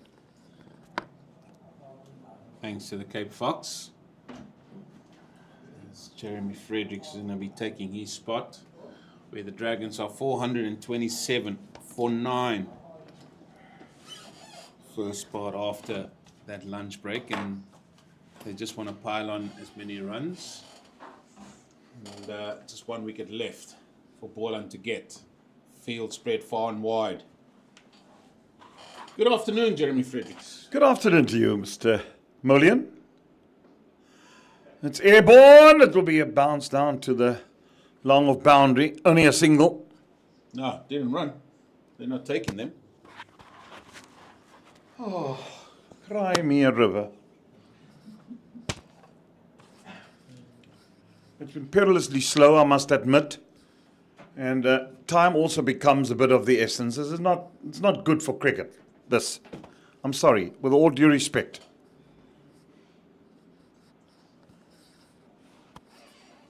I'm not saying it's going to be entertainment all day long. But this now is just prolonged agony. Not only to the Boland team, but where's that gone? Yeah. If you're going to be attacking and not take runs, hit the ball out the ground. I think that should be the order of the day here. As I alluded to, the Cape Fox. It was wide and he dragged that from wide outside off stump and hit that over long on. Time is a big thing here. Time is a massive factor in this format of the game. The longer you're staying out there, it's making it shorter for you to get the wickets.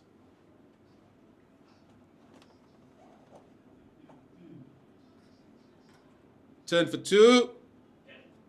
Oh, it's given out. Yeah. There we are. End of the Northwest Dragons innings. Run out in the end. As is that Fryer that was run out? Fryer. Yeah, he is gone. So the innings comes to a close at 433. Yep, it was needed. They need to accelerate a little bit quicker just to give them a little bit more impetus, momentum going into the innings with the ball. But Deon Forrester, he will remain not out on 122 of 187 deliveries. 123, I should say. They ran the 1. And good work by Gavin Kaplan. Throwing it in. He's got a good arm. Yeah, it's been a good knock, hasn't it?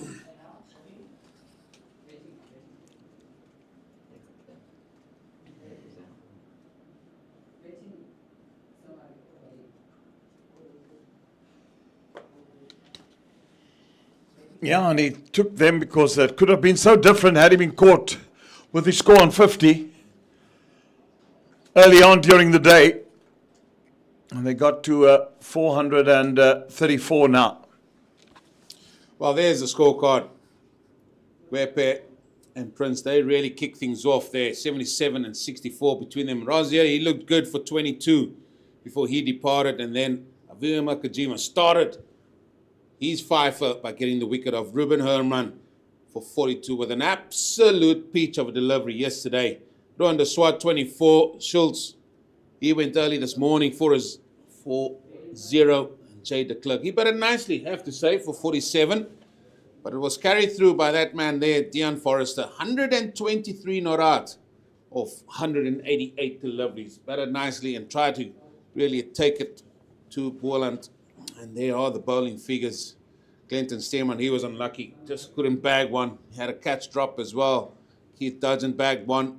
But the man for Boland was Avia Makajima. 5 for 97 of 26.4. Gave them some control. And kept Boland in it for sure. But now it's going to be the turn of the batsman. And as Jeremy always say, you got to get your 10, park it there, and make sure you stay there for a very, very long time. We are going to take a break and join us in about 10 minutes or so for the first innings of Goldrush Boland. This is a summer to remember. We're standing together with a belief that's unbreakable, pushing our team to new heights. Oh, what a shot. Another magnificent performance. The noise isn't fading, the support isn't wavering, and so the big hits will just keep on coming. Champion player. Absolutely brilliant. Now we're getting together again to keep the good vibes going. Can you believe it? Because when we rise as one, our passion is untamable. Our team is unstoppable because our spirit is unbreakable. Don't miss your chance to watch our Proteas as they face Pakistan in 3 T20s and 3 ODIs. Go to cricket.co.za to get your tickets now.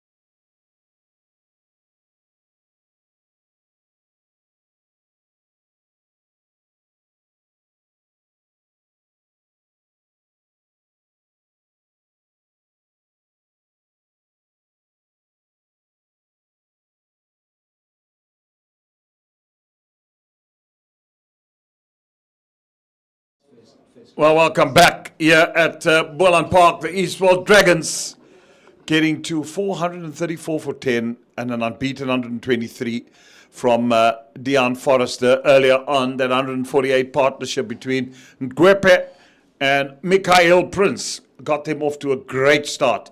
And they were totally in command. These are 77 of 105 balls. And Mikhail Prince is 64 of 129. And 47 later on, Jay de Klerk playing a pivotal role in helping Deon Forrester to get to his 100. That was good stuff. So 434. That's what the Eastvaal Dragons got. And what are they going to do with ball? They said, well, we want to bat once in this game. The opening batsmen are out in the middle already for Boland. And they've got work to do because they haven't been good. Last week, they were bundled out cheaply and then lost that game, which they played, the Paarl, the men from Paarl.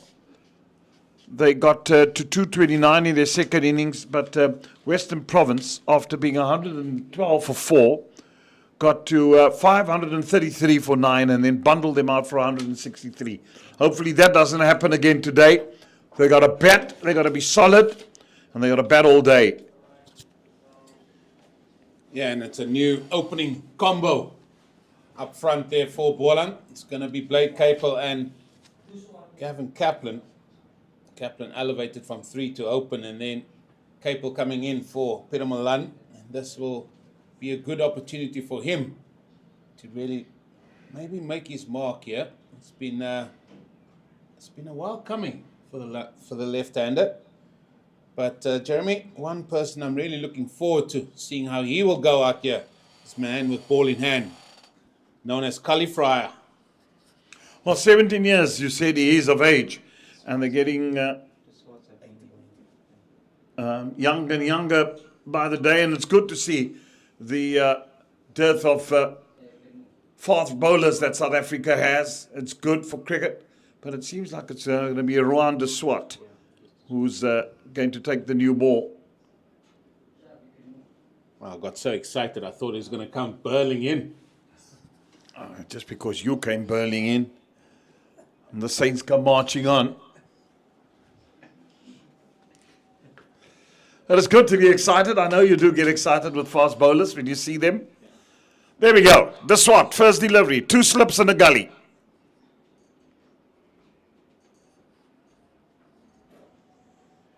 He's down here at fine leg, the young man, and he's busy warming up. I think that's Forrester. They might have. Deon Forrester is that fine leg. They might give him a chance to go. Seeing that, maybe make it your day. That's what you captains all think. You scored 100. Give him the ball. Might be his day. Yeah. Remember the movie of Clint Eastwood in it? Go ahead, make my day. Very close to that return crease is Rohan de Swart. It's one of the most difficult ones to see for an umpire, isn't it? Standing umpire, where your foot is. Your back foot cannot touch that line, that return crease line. The one that runs down with the pitch.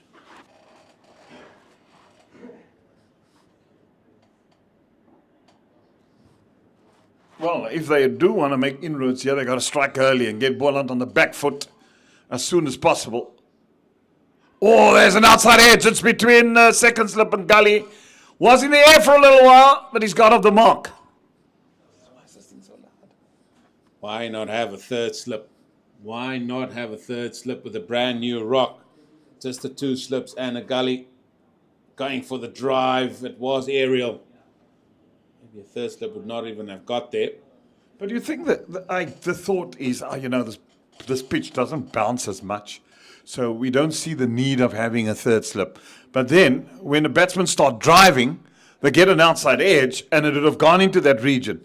Now, when you're saying, right, that's good, nicely driven, a bit of a wobble in the field, give them a single. So you say to yourself, okay, you've said in your statement this morning as a coach, we are to bat once. We are going to bat again, because that's what we want to do. So if that is your theory, and that is your thought process, Why would you not then come blazing all attack when it's your turn to bowl? And then, and I'm not saying you tried for about 4 or 5 overs, man. You got nothing to lose. 3 slips in, poof, we might just take a wicket. Suddenly, that's the plan. Now we strangle more. We get the nerves up. We get those guys rushing to put their pads on in the change room. And suddenly you've got game on. But just the mere fact that you're going, all right, conventional, yeah, and let's just hope and see what happens. And then before you realize it, teams have put on a partnership. The important point that you've mentioned there is you can try it for 3 or 4 overs, maybe 5 overs. You can revert back because you've got a lot of runs on the board. But give yourself that opportunity to take wickets. It's a brand new ball. And you might not have 3 slips and a gully. You can have 2 slips, 2 gullies. Because if you think it's going to go square, right, take a catch, put him in gully. But you're not even doing that. Well, 5 off that first over.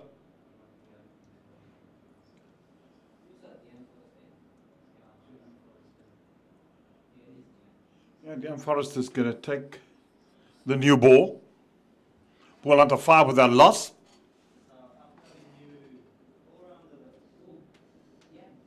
Also coming around the wicket here. And this is where I would have loved to have seen, right, if Ruben de Swat's around the wicket to play Capel. Maybe Forrester should come over. Just change that little angle of attack a little bit. Get it across him. Yeah, and if you're going to go too straight here, he's going to clip you through leg stump for 4. If you're going to go wide and full, he's going to drive you through the covers for 4. So I'd rather, I'm with you across the left-hander early on, across 4th stump. That's where you want to be. Here we go. I just nearly pummeled it away. It was just still full and straight. Any batsman worth his salt that's early on in his innings will work that through mid-wicket for 4. Yeah, it's just the same old here. But we'll see how they go here, the Dragons. They know they've got a lot of runs to play with. Yet again, with Boland, they're going to have to bat with a big deficit. Oh, that's a good call by the umpire. That is an excellent, excellent call by umpire Willowfield. He's given the no ball for the return crease.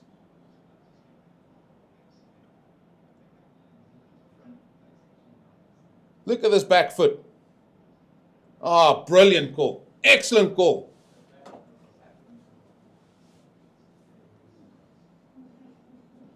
Well spotted, Andre. He doesn't come from ostrich land for nothing.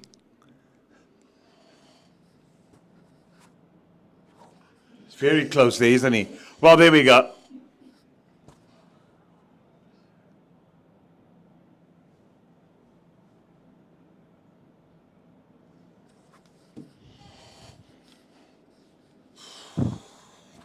That was the no ball that was given. As Jeremy indicated, the next ball, it was very close as well. Oh, he's going to come over the stumps. I think he might try and just get this ball going away from the right-handed Kaplan. Look how good that is.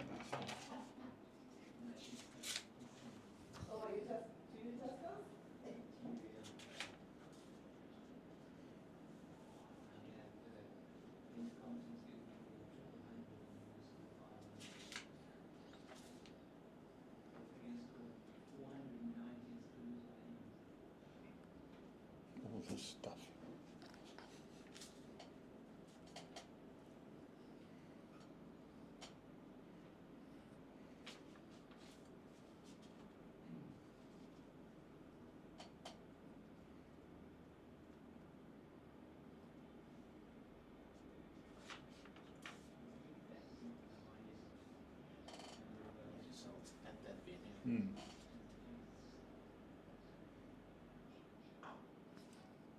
Driven.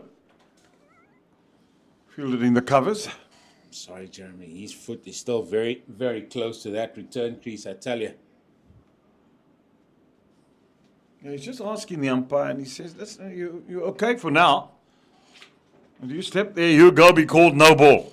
Be assured of that." You shouldn't get it that close.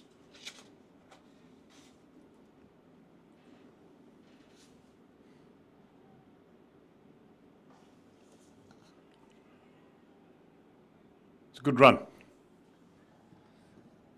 As I mentioned in that first innings of the Dragons, it is one of the most difficult things to see for an umpire, especially when a man is coming around the wicket, because you're actually focusing more on that front foot. You're not focusing on this return crease. So even then, if you really zoom in and you had a third umpire that could call the no balls for you, I think the alarms would have gone off again, because that was round about that return crease.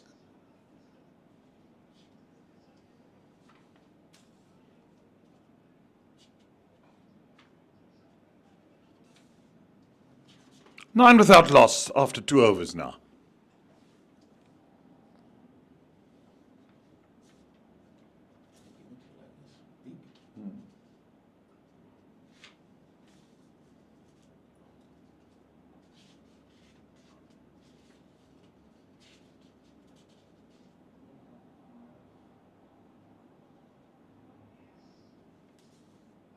It's relevant.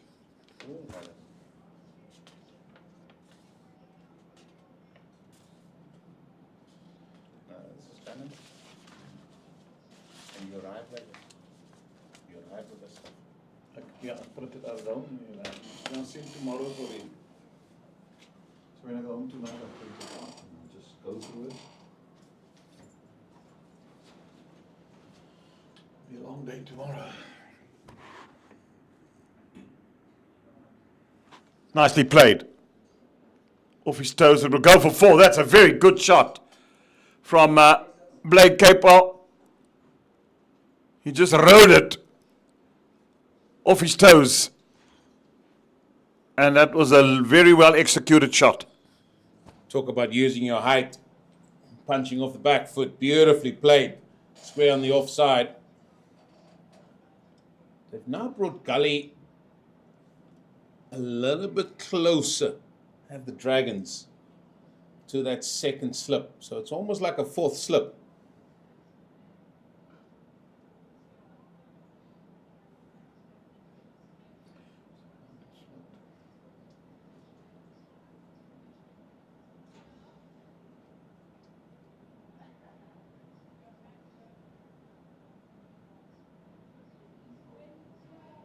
More changes. Forrester has now gone to a wide his first slip. Prince next to him.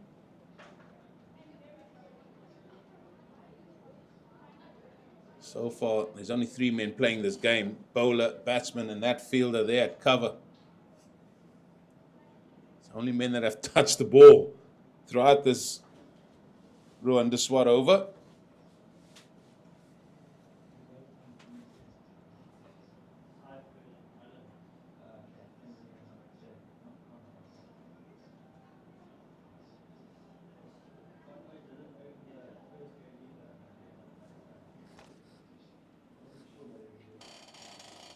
What's your take on this tactic from these 2 opening bowlers from the Dragons? Both of them right arm around to the left-hander. Not effective. You know it as well as I do as a bowler, which you are, and know that's not going to be effective coming around the wicket to a left-handed batsman. You're either too wide outside off stump or you're going to come straighter and they're going to clip you through mid-wicket. And if it's wide and short, they can cut you or play with the back foot like Capel did just now. It's just the same for me. I don't mind one doing it, but both of them doing exactly the same thing.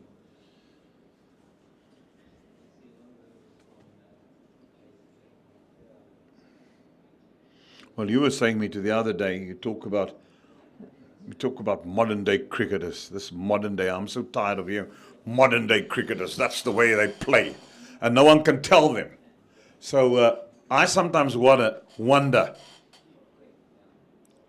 if you look how good they are, modern day cricketers, that they don't get better, is that they don't learn from the older people and people that have done it before on conditions that it's conducive and what you got to do, where you play. Because when you play this game, you're going to play in all conditions and everywhere around the country. And you should do your homework and understand, well, okay, what works here on this pitch? What do I do? What has the teams done before? How do they go about their business? How do I go about trying to take wickets? And if I can't take wickets, how do I keep the batsman quiet? How do I apply pressure from one end so that my mate from the other end can take wickets? Has you ever thought given to those things? It's one of the most important things I ever wonder about. That's why I say we're not privy to all the conversation that is happening between all the sides coming. These are just our thoughts and opinions, and I think for a great deal of that, I think it's very privy to what we are seeing.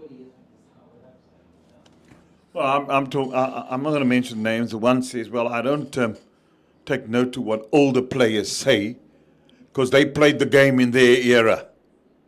But this fellow keeps on getting out in the same fashion, week after week, not learning a thing. So what's so good about his modern day cricket? I'm just asking. I don't have an answer. Coaches all around the world, they know,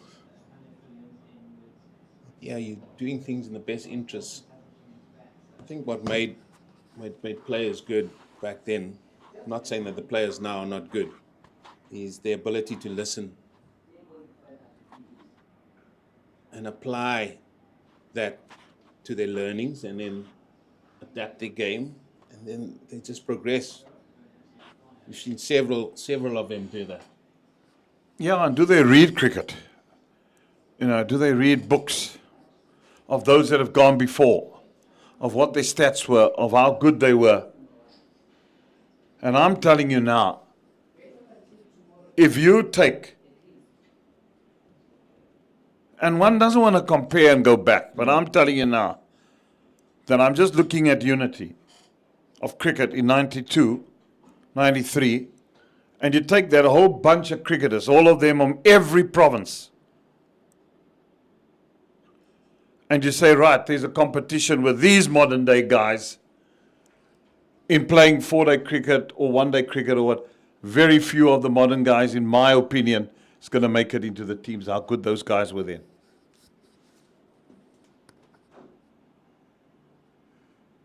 And one doesn't want to every time go back and compare because, yeah, you know, the game has changed a little bit. But the basics of the game hasn't changed. You still got to play a forward defense, a back defense. You still got to bowl good line and lengths. Yeah, you can have variation, but you still got to do the basics properly. So how has the game changed?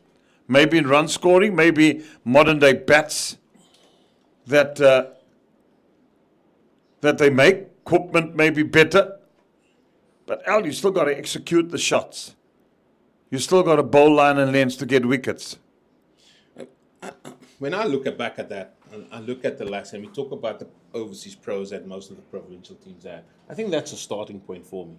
Western Province, that I mention it every time, Desmond Haynes, and how good Herschel Gibbs, Gary Kirsten, Jacques Callis, H.D. Ackerman. Guys learned by listening, sitting in, and how he communicated that, as that's a maiden over bowled by Dion Forrester. Free State had Franklin Stevenson, and look at the bowlers that Free State had as well, and he was a good all-rounder because they had batters as well in that team. And I look at, because I can only talk about Western Province because that's where I was at the start, the likes of Gary Kirsten and Herschel Gibbs, when they batted in the net, they got out onto the concrete nets at Newlands and threw new hard cricket balls at each other because they knew they were going to face a new ball and practice at it, and if it was on a concrete surface they would apply themselves, whether it was bowling machines or throwdowns. I look at Ashwell Prince, who I know this for a fact was listening to Brian McMillan, and he was giving him some advice. Brian McMillan was giving as well some advice about batting, and he helped them because he was looking more at his feet and his foot movement, etc., etc. And those were guys that were very open to improving their game. And that's what I'm saying might be the difference. I'm not saying these guys are not doing it.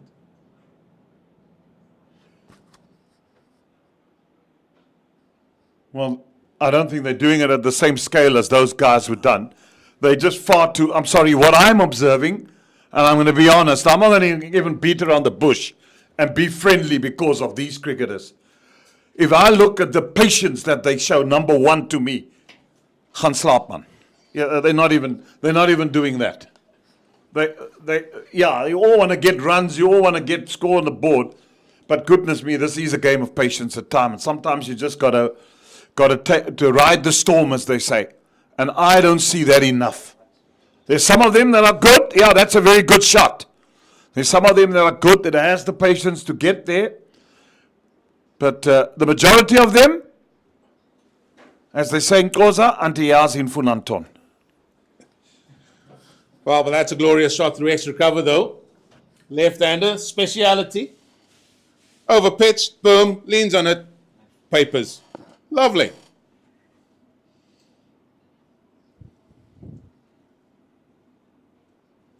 This is where you want Blade Capel to grasp that opportunity. It's a bit of an inside edge there. Commentators curse almost. Eugene.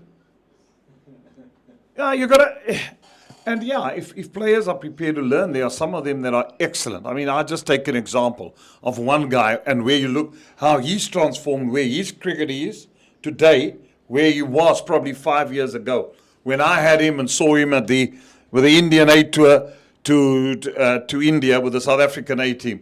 Senyoran Muthusamy, as an example, one. Look where he is. Now there's a man that I saw that wanted to learn, wants to know more. And even when you're 30, you still don't know enough about this game. Even at my age, there are things that I also learn still about this game because I love this game so dearly. And when I hear stories about young people saying, why should we listen to them? It really gets my back up. And then I just think, all right, shut up, move on, and then just watch them get notes.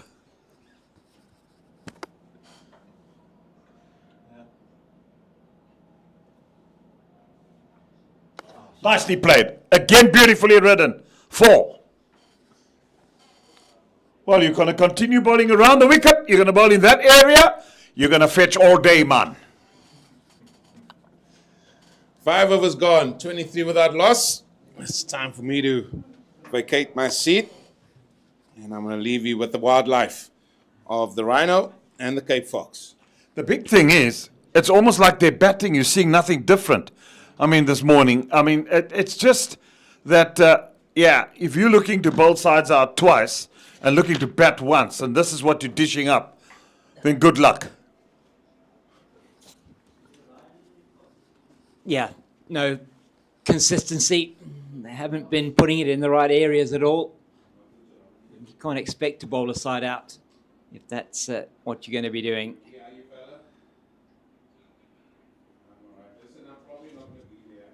And the prize potentially for the Dragons of winning this game, getting 20 wickets, is a place in the final potentially, but that has also been taken away from them by that excellent performance by, not fully taken away, but half taken away, that excellent performance from the Lions up in Johannesburg.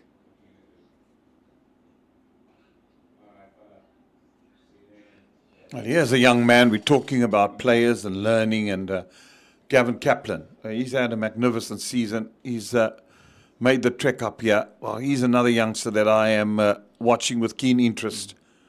And in terms of his development, he's certainly shown such good character, such good signs of wanting to be good. And there are 1 or 2 others around the country who have because one has watched 4-day cricket all year round around the country that have been impressive.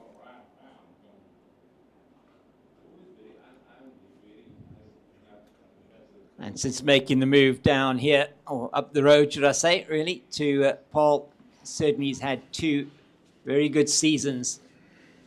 And I think he's just been surpassed as the leading run scorer with that innings by Connor Esterhuizen up at the Wanderers. But over 700 runs, the most already in a season by a Boland batter since they became a province on their own in terms of the Division 1 era.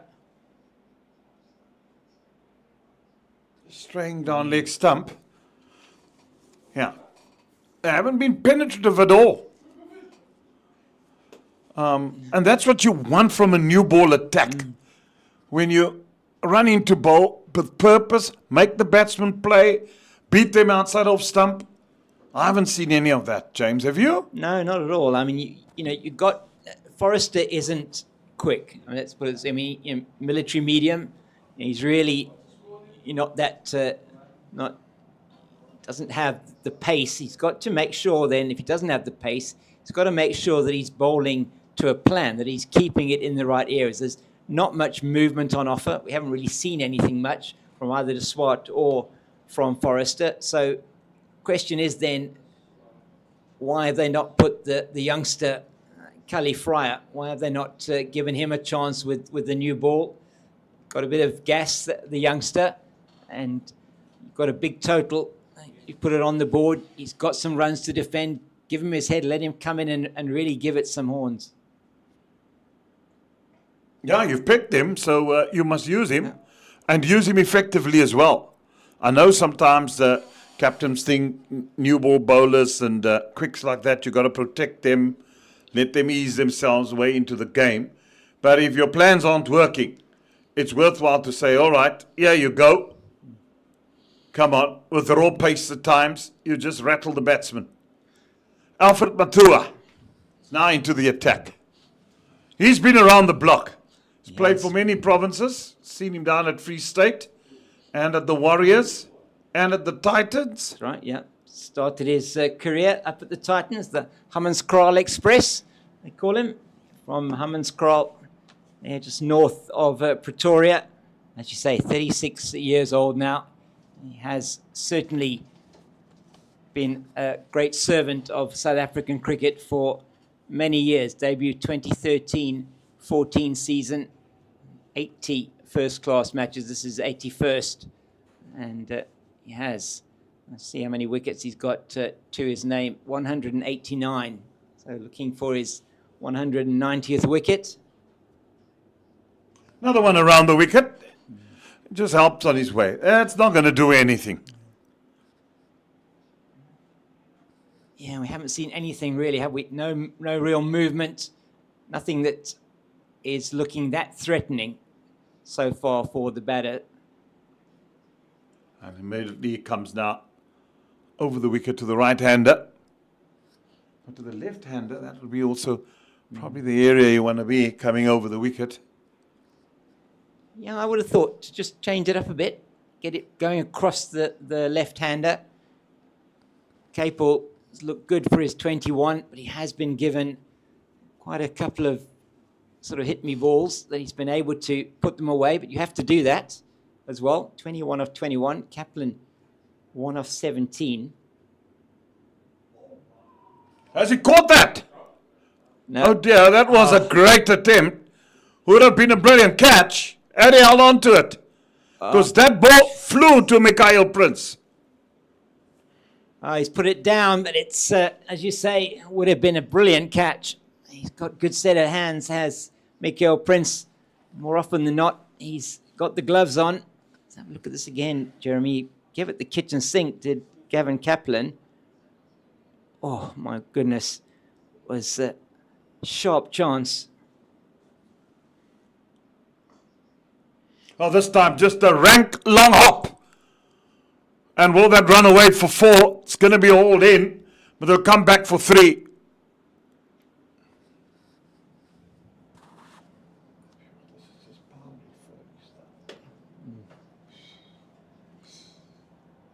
Yeah, it's going to be, certainly you feel it's the batters that are going to be giving their wickets away at this stage rather than the bowlers that are going to be producing the deliveries that are going to get the batters into some kind of trouble. Nobody of real pace. Perhaps the youngster Cully Fryer, we'll see him soon enough.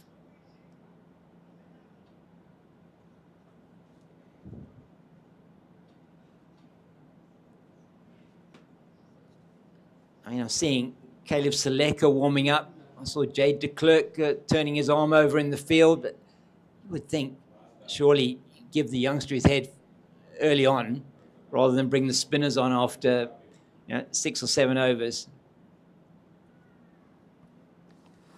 I like to see him bowl. Good to see young, fresh talent.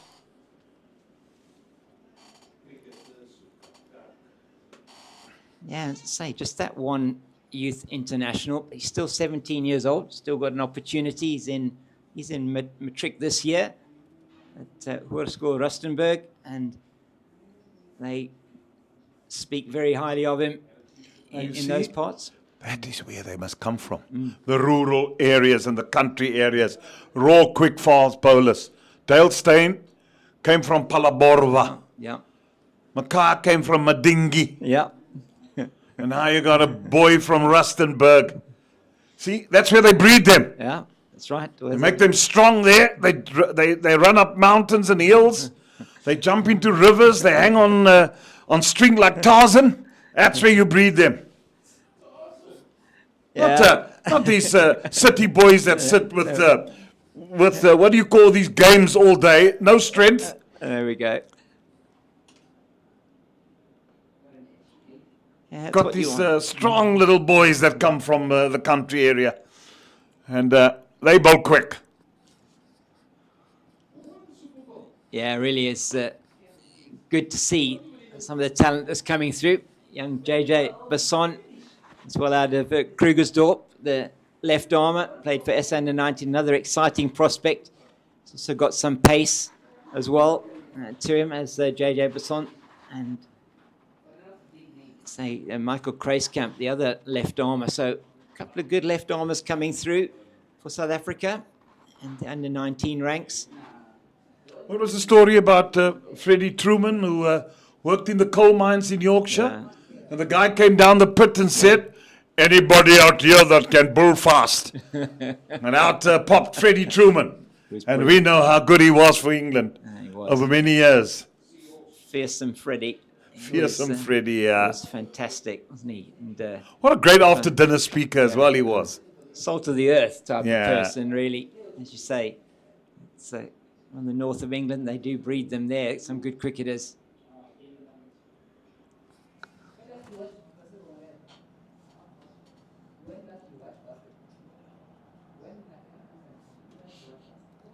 But we were talking last week as well in the match here, saying that at this level, what Boland have missed, what Western Province didn't also necessarily have in their lineup was a bowler that could bowl at extreme pace. Gideon Peters is making his first-class debut for the Warriors today. He hasn't played yet this season in first-class cricket after making the move from the Dragons. And he's a youngster that's got pace. He's taken 3 wickets. Yes, he's went for quite a few from an economy point of view, but he's the type of bowler you want in your team. It's going to, and especially in this type of cricket, 4-day cricket, you want somebody with extreme pace. Yeah, he was born 1949. Freddie Truman. No, 1931. Wow. He was born in Stainton, West Riding of Yorkshire. Wow. Right, and then made his debut in 1952 against India for England. Played 67 tests, 307 wickets. Incredible. At an average of 21.57. Wow. Absolutely incredible. Yeah. And then in those days, you had to play, that's, that was over a lot of years you play 67 tests. Oh, tell me about it. and long trips on a boat. Yeah, very long trips on a boat. And the lovely story that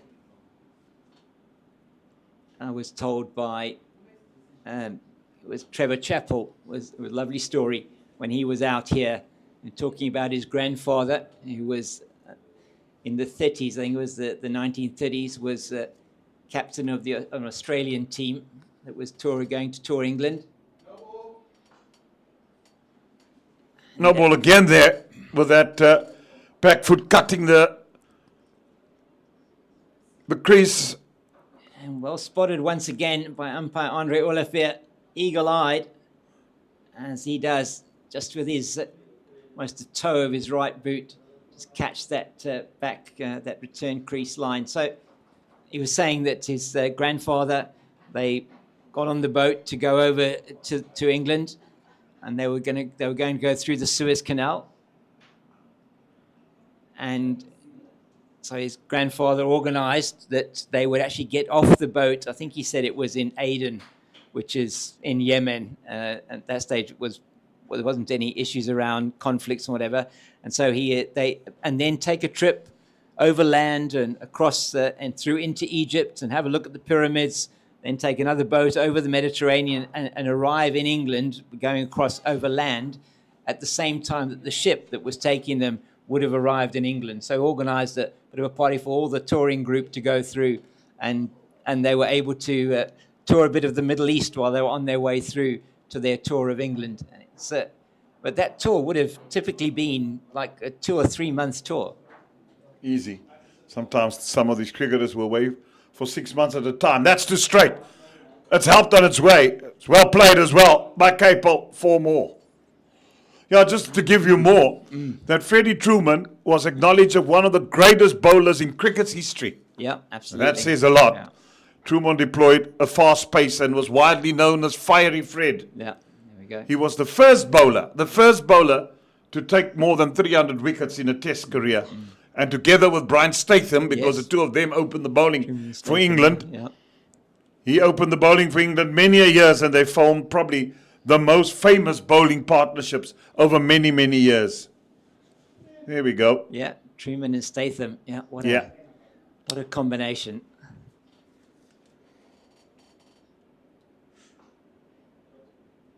Nicely played again.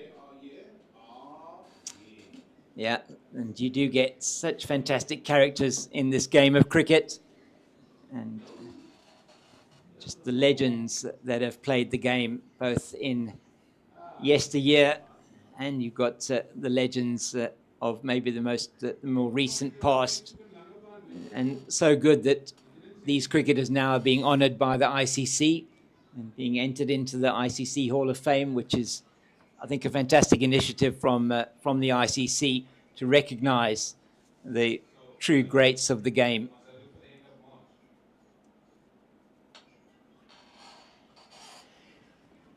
Well, Boland at this stage going along quite nicely. Over 5 and over. I've got that wrong, haven't I? So over 4 and over. Just over 4 and over.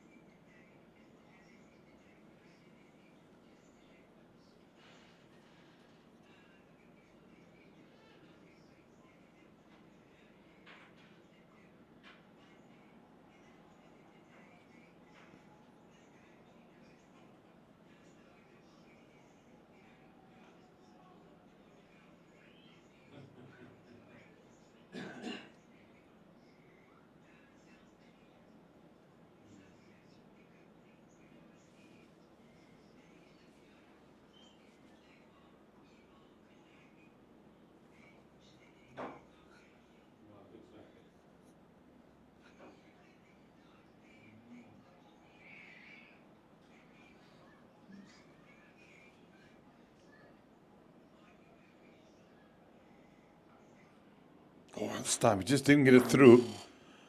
I must admit that Kaplan in his 24 deliveries he's faced. He was dropped off by Mikhail Prince to try to go for an expansive cut. Probably just didn't get over the bounce of it. But compared to Capel, he's been rather subdued. Yeah. And it's not a position that he's that familiar with, opening the batting. But he's probably saying to himself, listen, I've got to get myself a big one here. I missed out last week. Yeah. So he'd want to gather his thoughts and he'd want to stay in for a while. Just to get himself nicely acquainted to the wicket and to the bowlers. He does certainly have a good temperament. Mm.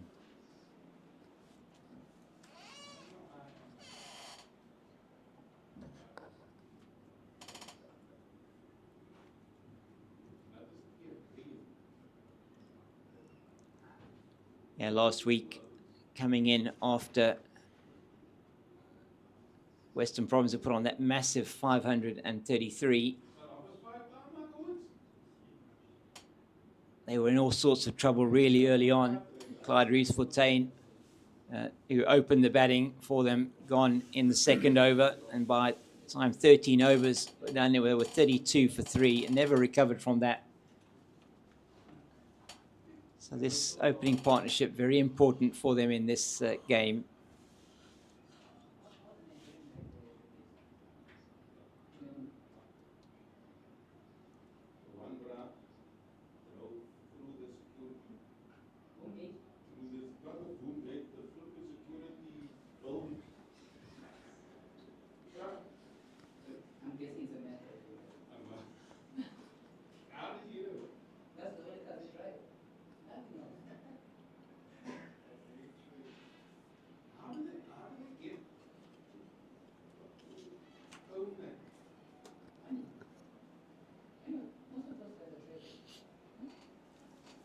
We're going to see a change, perhaps, from this end, Jeremy, you think? Looks like it.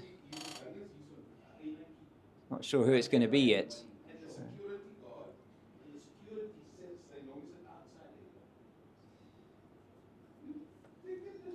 They're changing ends. Rwanda Swat now coming from the other end.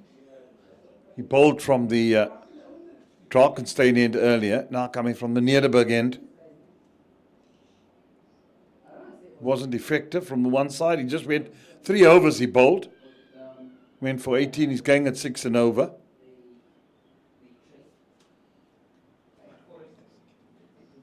Yeah, don't understand why they're not throwing the ball to young Kali Fryer. Give him a new ball. It's 9 overs old. By the time he's going to come into the attack, almost third change. It's not ideal.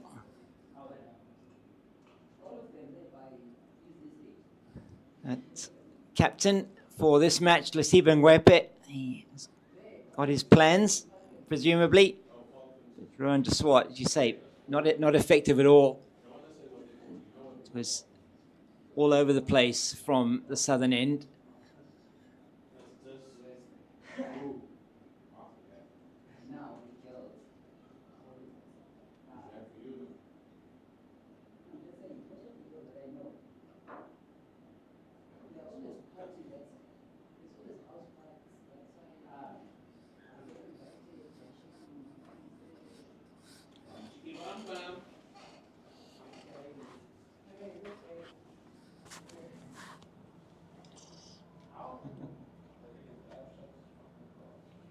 There's nothing out there, Jeremy. There's no chatter.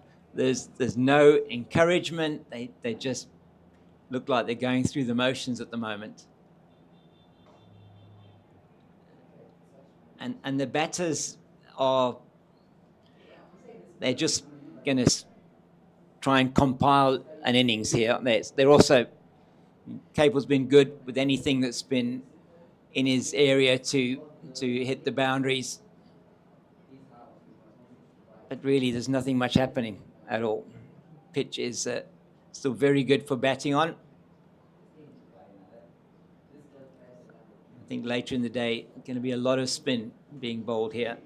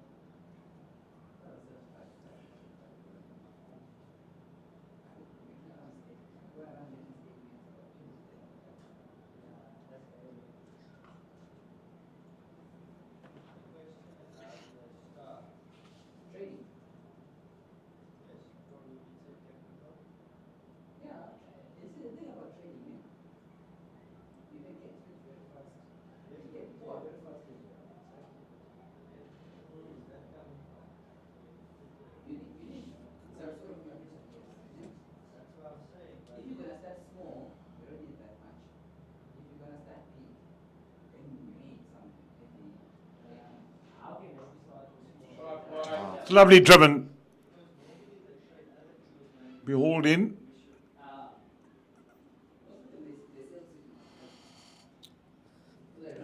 Now keep the strike Blade Capel. The end of the over. So 34 without loss after 10. And the onus here is all on the Dragons. They have to make something happen. They need to get out of here with a win to stand any chance of getting into that final. Yeah, one just wonders how much of a sting didn't it pull out of them last week when they couldn't play because of rain. It would have been interesting had that game gone the full Monty at Potchefstroom to see where the Dragons could have ended. Could have been a different story. But still, there's still opportunities. You've got to make use of it when presented with the opportunity.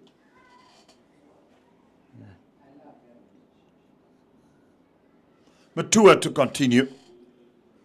So this would be the time that Charles Fortune would be talking about the birds and the clouds over the mountains and describing the beautiful day.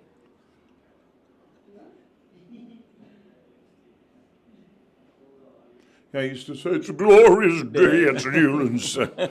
He did, yeah. As the birds thistle above the treetops and there's smoke coming out of the breweries. Exactly. And he'd say, oh, he's bold even with that. He's back to the studio in Johannesburg. I heard a lovely story. It's probably urban legend that he was commentating on a test match in Australia. So this may well be urban legend. So.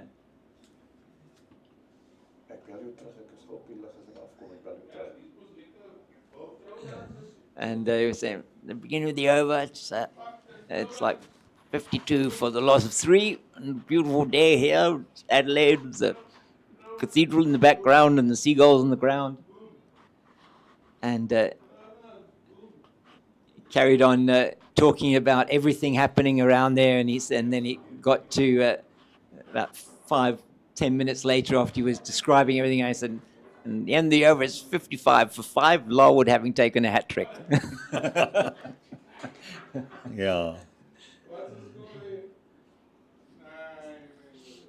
Yeah, so he was brilliant.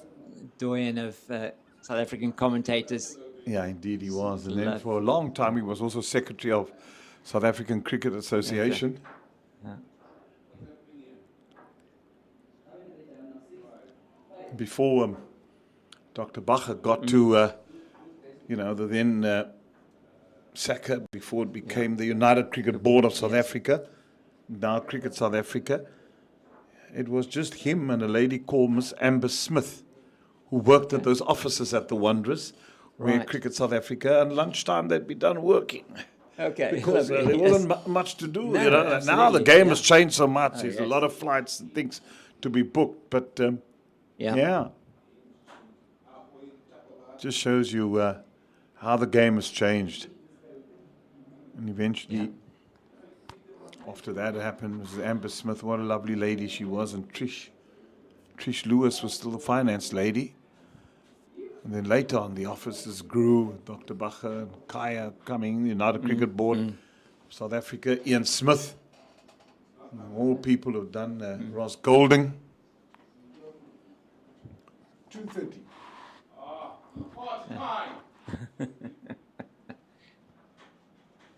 It's very high and wide over.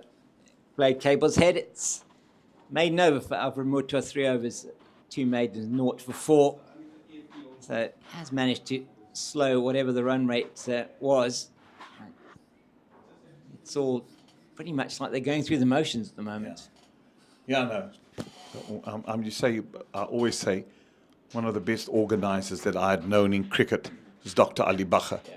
No doubt about it. I tell you what, we took a development team, 1994, just after Unity, to England to play in the Barts Festival, and I phoned Doc and I said, South Africa played there. That's how we got to Lords. I said, Doc, we so many. He said, how many players are you on the tour? I said, well, with management and players, we're about a party of 19. Right. And the day before the test, 19 tickets in an envelope for each day of the test match. Day 1, 2, 3, 4, and 5. Incredible. I mean, and that was my first visit to Lords, all organized. And you know what he did? And where we sat, because we sat in the Edrich Strand at Lords. Okay, yes. And that was the caliber of the man that I always admire. He came around the ground. Arthur Turner was there at that test match. Ewie Cronje, Hansi's father, and he said, he came around and he said, chaps, you know, it's just been South Africa's first test back into international cricket. That's where I met John Major. Okay, yes. I met him through Krish Makadish, who was the president of South African cricket. He was at the time, Introduced me, but Ali came around and said, gentlemen, there's not space for everybody in the box. But he organized for the officials. There was a marquee behind the Egrichstein for us to go and have lunch there every day. Yeah, on the nursery, nursery field. That was just the caliber of the man. And it's what a ground that is, Lords.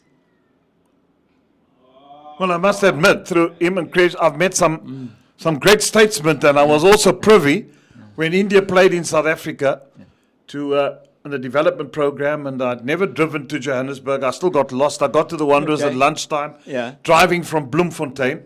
And the Saturday, I got introduced to Nelson Mandela. Wonderful. Oh, my goodness me. I was shivering so much. It is just things that one just never, and that is all because of cricket. That is what the game of cricket has done. Amazing. So, I'm ever so grateful to have been involved and still involved with this wonderful game. That's why it pains me when there's disrespect and discord in the game. Because it's such a wonderful game that has given so much to so many. Such an incredible man, and how he recognized the unifying force that sport could be in South Africa. Just amazing. And he was at the forefront of the unity talks, and the right man to have been the CEO. Nicely driven, and get a single. But over many, many years, Dr. Bach has done an amazing job for South African cricket. Yeah, I had the privilege to meet him at the Cricket South Africa headquarters. I went there for a meeting. We were busy starting up digital radio some 5-6 years ago, and went for a meeting with Clive Extian, and then as the meeting ended, we came out and we were about to leave, and Ali walked in and chatting to the lady at the reception, and just went and spoke to him. What a privilege to meet him. It's, as you say, just those meeting people who have been had such a fantastic, amazing influence on the game, and especially here in South Africa, not just here, but I mean, so well respected around the world.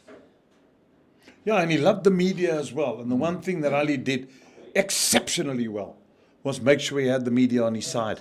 So whenever there was a story or more, they would write. He'd be at the forefront of leading those type of things in order to get South African cricket on the map. And so really a man who's done in all spheres, for players, for administrators, for provinces. Over the years, he has done a sterling job.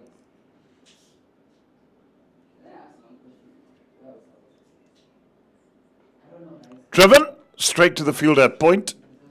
Won't get past. It's just that nagging length that Matua bowls, and you think, right, your eyes light up. But you can be so tempted. He nearly got out Kaplan early on. So because he takes off all the pace, and it makes driving, you come at pace driving, so you got that man in short. You know, just drive it in the air when you're too early on the shot. There we go. Nearly feathered that.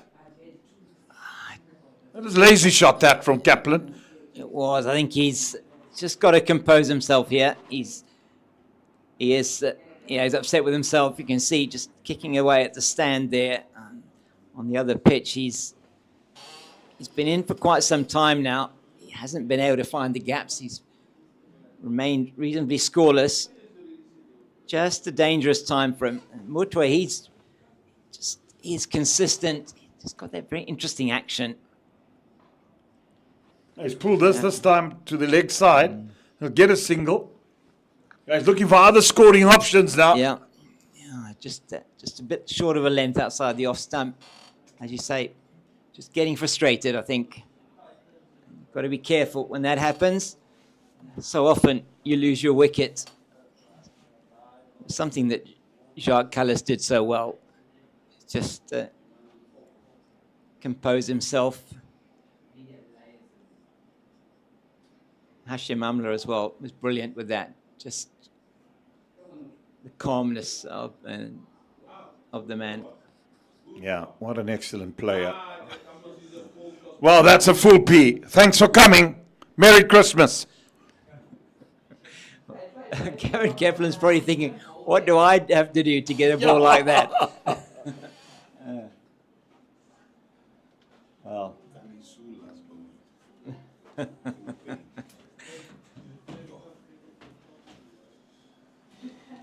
Yeah, around the wicket, he's just putting it there. Is Mutwa on that occasion. 36-year-old. 40 now without loss.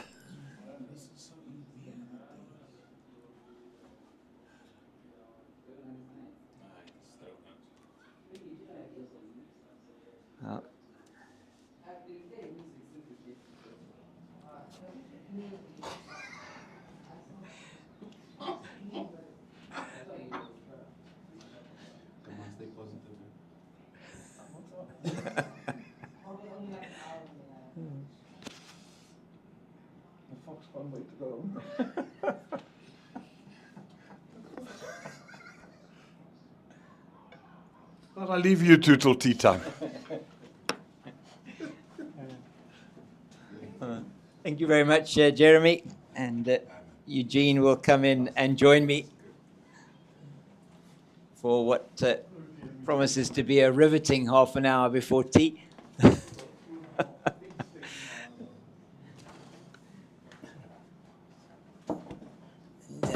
Eugene, a bit surprised that we haven't yet seen the raw young talent, or young raw talent, should I say, of Cully Fryer. Surely give him the new ball. I'm surprised. I have to say, I am surprised. Just somebody with a bit more gas. He can also go a little bit straight. He can test the batsman. At the minute, these two batters out there in the middle, I'm finding it, the pace, all too easy. Yeah, so how long will it be before they also think of turning to spin? Oh, Kaplan just squared up there. It's a bit of a leading edge. Could so easily have bobbled up to Caleb Seleka, who's practicing his leg breaks. To the captain here at mid-off, I think it is. No, the captain's at mid-on. It's be Diego Rosier at mid-off.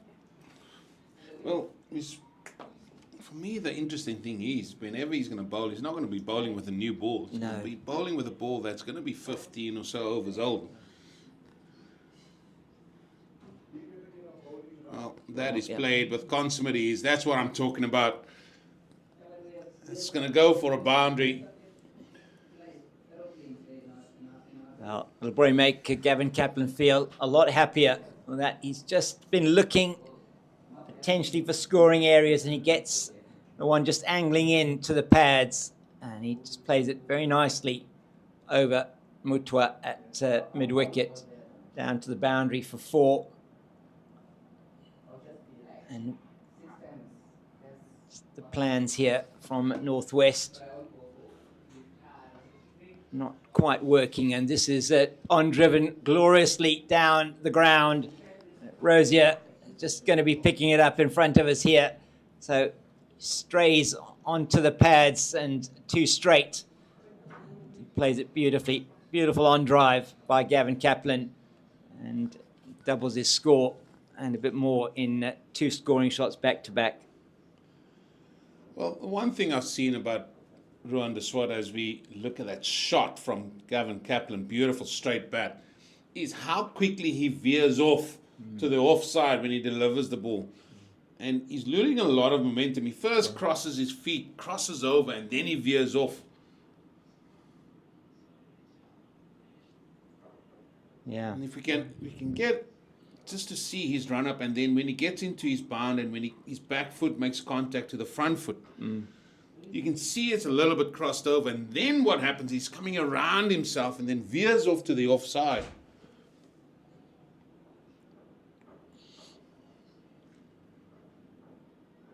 That's interesting. You picking that up. I mean, you say maybe some of his momentum that he's gaining of coming in is being lost. I see what you mean. That's driven nicely, but Forrester's at that short mid-on position.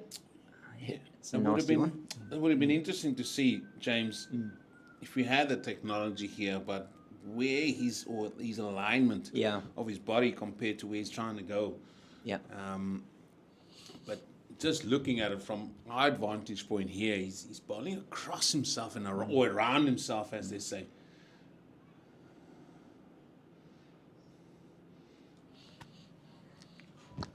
Well, the end of the 14th over, it's 48 without loss in reply to the 434 scored by the Eastvaal Renault Dragons, and partnership between Capel and Kaplan has grown, and certainly a much better batting performance in this innings than it was a week ago when they were bundled out for 163, lost their first 3 wickets for 32, and never recovered from their big job for Kaplan and Capel to do in what does still look like a batting card for Goldrush Boland that you have to say hasn't got the depth that perhaps that they would have hoped. No, it hasn't, but a few men need to step up. That's how I see it. And for them to really make inroads, they need a really good opening partnership. It's growing that way, 48, too short of a 50. New opening pairing for Goldrush Boland, Gavin Kaplan and Blade Capel. Capel's on 30 or 45. Played some beautiful shots, the left-hander.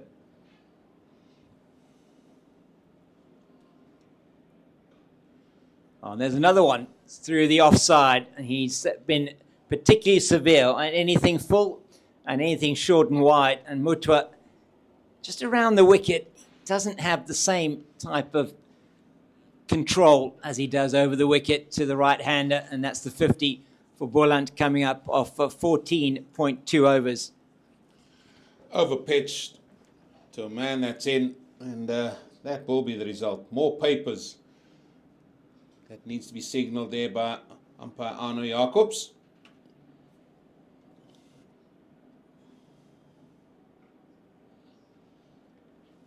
And as you say, a new opening pair, Blade Capel. It's his first game of the season as well in the 4-day competition. And somebody that I would think Boland would be looking to be the natural successor, perhaps to Peter Malan in the future. Yeah. Malan, yeah. Sorry, we don't know how those stories go, but yeah, Peter Malan, experienced man, and then you have Grant Rulofson, who's still struggling from an injury. Yes, unfortunate concussion that he received in training, and so not able to take his place in this team last week and this week. So missing out on the last 2 4-day games for Goldrush Boland. Hopefully he'll be fit in time for that 1-day cup. Of course, a very successful series that the Boland team had last season, getting to the final, topping the log.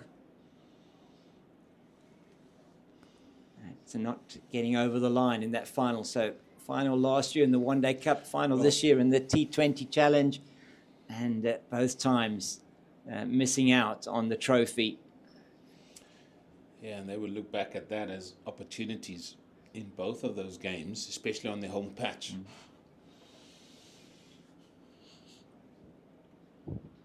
We make it 20 minutes to go to the tea break. Overrate has been exceptional. Yeah, it's been good. We had some really, it has been good, I must say. You've got, so what have we got left? 44 overs in the day. Well, the day that you decided you're not going to grace us with your tea time presence, we could have a finish that goes to 5:30. Yeah, you may have, especially if they're going to bring the spinners on, which I do think is going to happen sooner rather than later, and maybe happening right now, in fact. Looks to me like it might be Caleb Seleka that's going to be coming on to bowl. Either Caleb Seleka or Jade de Klerk. Looks like Seleka. Yeah, it's Seleka. So I expected that we would have spin. I just think it's a pity. Unless Cali Fry is carrying some kind of knock, I just don't understand why they haven't given him the ball. Well, we'll wait and see how that develops. Now, with Seleka, what pace is he going to bowl on this pitch? That is what I'm going to be curious about here. We saw Josh Brett bowl last week, and he bowled a tad bit quicker than what Sean van Berg did, and he got a few stumps or a few wickets with that as well. Sometimes I feel Sean van Berg just bowls it a tad bit slow, but we'll see what the pace is going to be like from Seleka. Yeah, we'd expect that he would be a little bit quicker than Sean van Berg. See how much he can vary his pace. Looking forward to seeing a good spell from the young man, a longish spell. Just see him get into his work.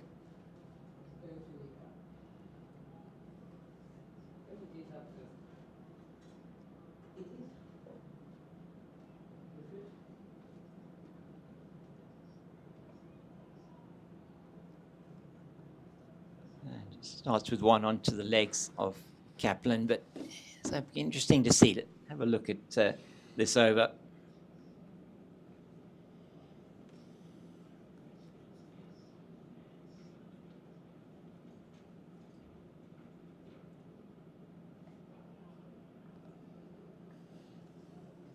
That's good. Good area from him outside the off stump. It's where he wants to be.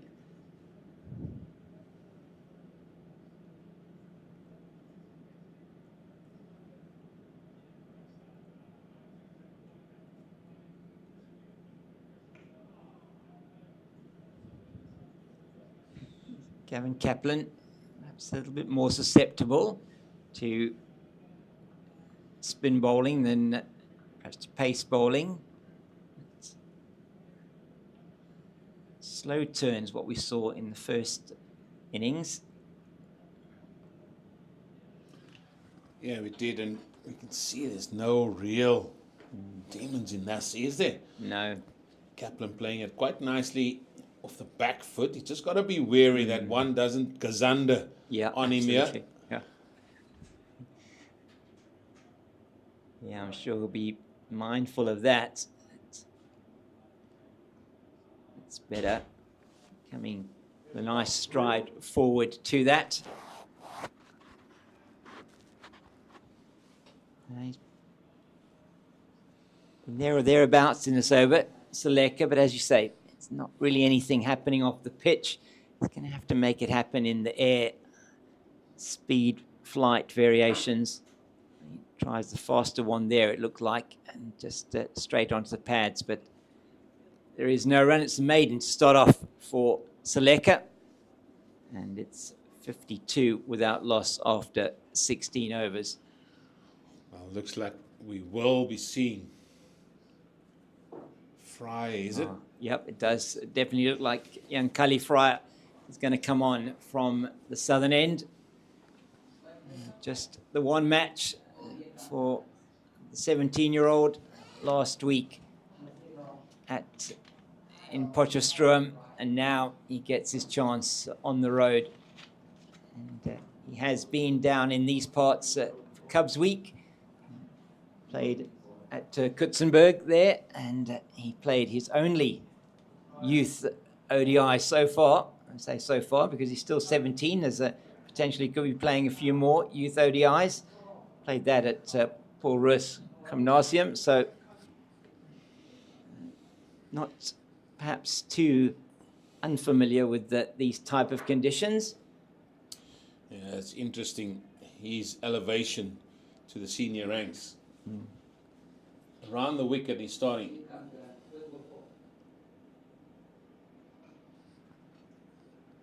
It's gloriously played in front of square on the offside by Blade Capel, and he has been equally severe on anything short as well as full, and that's put away very nicely. Well, another bowler that's decided he's going to come around the wicket to the left-hander, and so far, Blake Capel has had an answer to everything that has been thrown at him here. Beautiful punch again through that offside, and the man on the point boundary had no price. Yeah, Cully Fry coming from the same area, same region as Friedel de Wet. All right. Had also played for South Africa. Simo, he bowled quick. Yeah.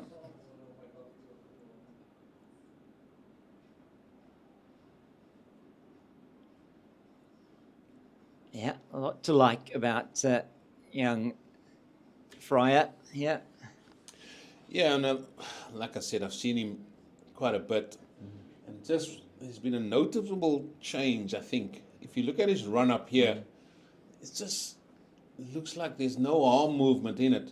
You need to be nice and relaxed as a fast bowler. And when you're running in, you want to get your arms moving because you want to get it to do what it needs to do when you get into your bound. That's not moving. That's more swaying from side to side, if I'm honest. Yeah. And you need to have that athleticism, that athletic look about arms going back and forward, not sort of swaying from side to side. Yeah, I'm with you.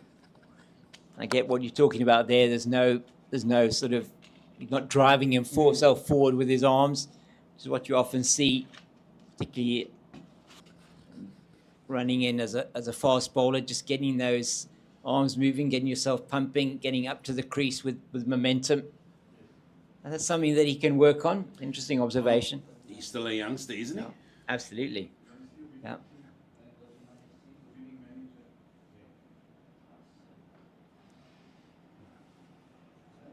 Strays onto the pads. Kaplan will feel he probably missed out there. Seleka is in at mid-wicket. 13 minutes to go to the tea break.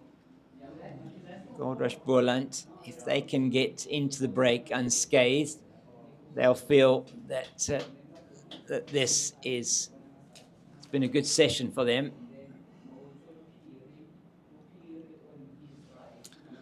That's nicely carved away again. That's a second boundary in the over. And that's not going to fill Carl Fry with any bit of confidence there. Beautifully put away by Gavin Kaplan. Just shows how he loves the pace coming onto the bat. Yeah, short and wide.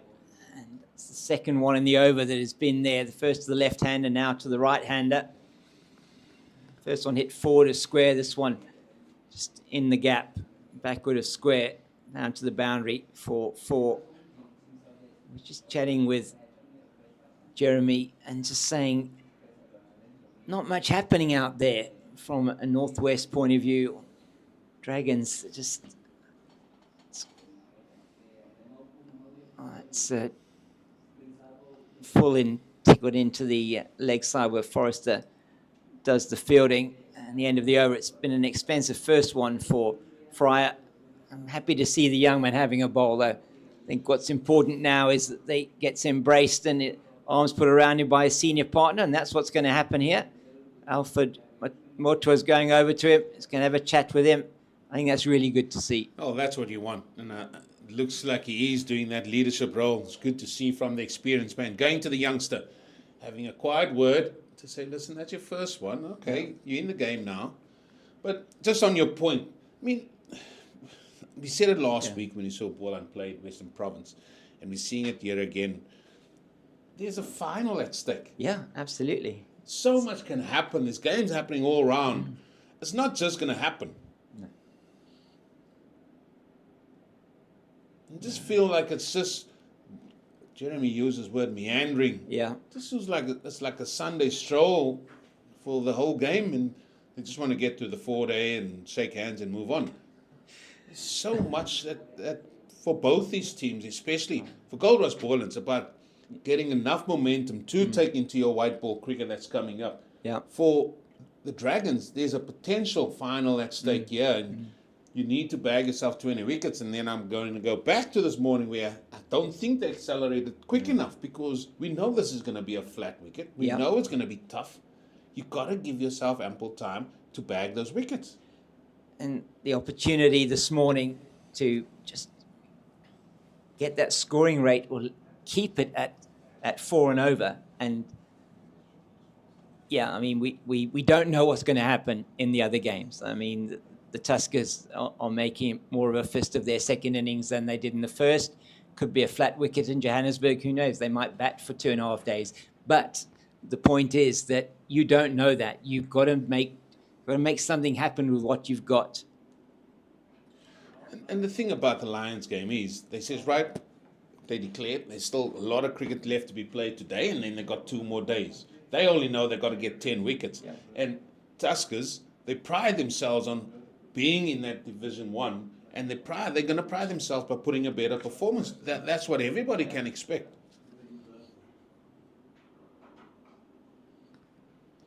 It's just too easy for Capel to play that down to Rosier here in front of us at long on. I say Seleka's not getting the amount of turn that we saw the spinners from Boland got. That is just the first notable thing that I've noticed. Yeah, just have a look at his actions. That's why I was interested to sort of see him bowl a longer spell. So, not as sort of not seeing as much sort of movement around that front foot. He's going in. He's very open chested as he bowls, but he. James, what catches do you have? Do you see? What catches? Nobody. He's just got a slip. Yeah, that's it. Yeah. Oh, and that one is one that beats the outside edge, and so nearly could have brought Gavin Kaplan's dismissal. He doesn't commit, and this is a good delivery from Seleka. Oh, that is straight in. But if you had a few more men around the bat, a few more men in the face. Yeah, it would make it more difficult for the batter. That one just is a little bit too short of a length, on a reasonable length. He's able to go back, and because the turn is slow, not difficult to play that one. We have a team looking for wickets, and for me, as I said, men around the bat. I mean, I think of Keshav Maharaj. You've got 370 runs to play with. Oh, they'll have men around the bat. They'll have somebody in your face. Simon Harmer. Yeah. I know there's a leg spin, but Caleb Seleka looks like he's getting on a good line and length on a consistent basis, so you can throw maybe someone in there. Things just doesn't happen. No. You've got to do something to make the batter do something out of the ordinary. And you put the 434 on the board. I mean, there's still a deficit of 370. I know they haven't lost a wicket yet, but it is about, you say, making something happen. And Capel will be upset with himself there that he missed that one. Could have potentially got the edge. It was very wide from Fryer.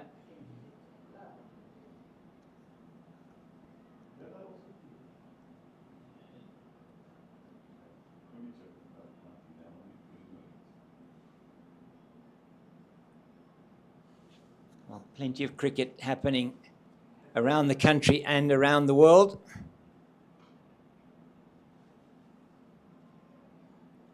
And just to give you some updates during this over. And so the Tuskers have just lost their first wicket in their second innings. They're 56 for 1 And they deficit a massive 495 it was on that first innings. So they trail still by 439. The Titans have done well, recovering their Munsami and Harmer together, 207 for 5. That's going to go down to the boundary for another 4, too wide, too short again. And Capel is not going to miss out this time. Cully Fry's just got to get his line and his lens sorted out. It's just been too inconsistent so far. He has, and once you have somebody come on with a little bit of pace on it, batters know they can just play some really good cricket shots. Square driven by Capel, and he looks in fine fettle. Yes. The left-hander, 44, 58 deliveries now. Given the opportunity this week to open the batting in place of Peter Malan.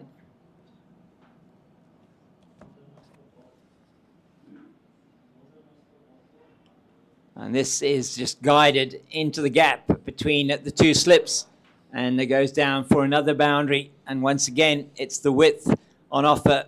There's given Blade Capel the opportunity to play that down to the boundary for 4. And coming on in the, over did he come on in about the 15th, 17th over? Yes, because he's bowling the 19th now. So he bowled the 17th over. And you just feel he's the bowler with the pace. He's now bowling with a ball that is, 17 overs old. Has travelled a little bit to the boundary already. Just very difficult for him to come in now and make something happen. It's also the picture that has been painted in the 17 overs prior, or 16 overs prior.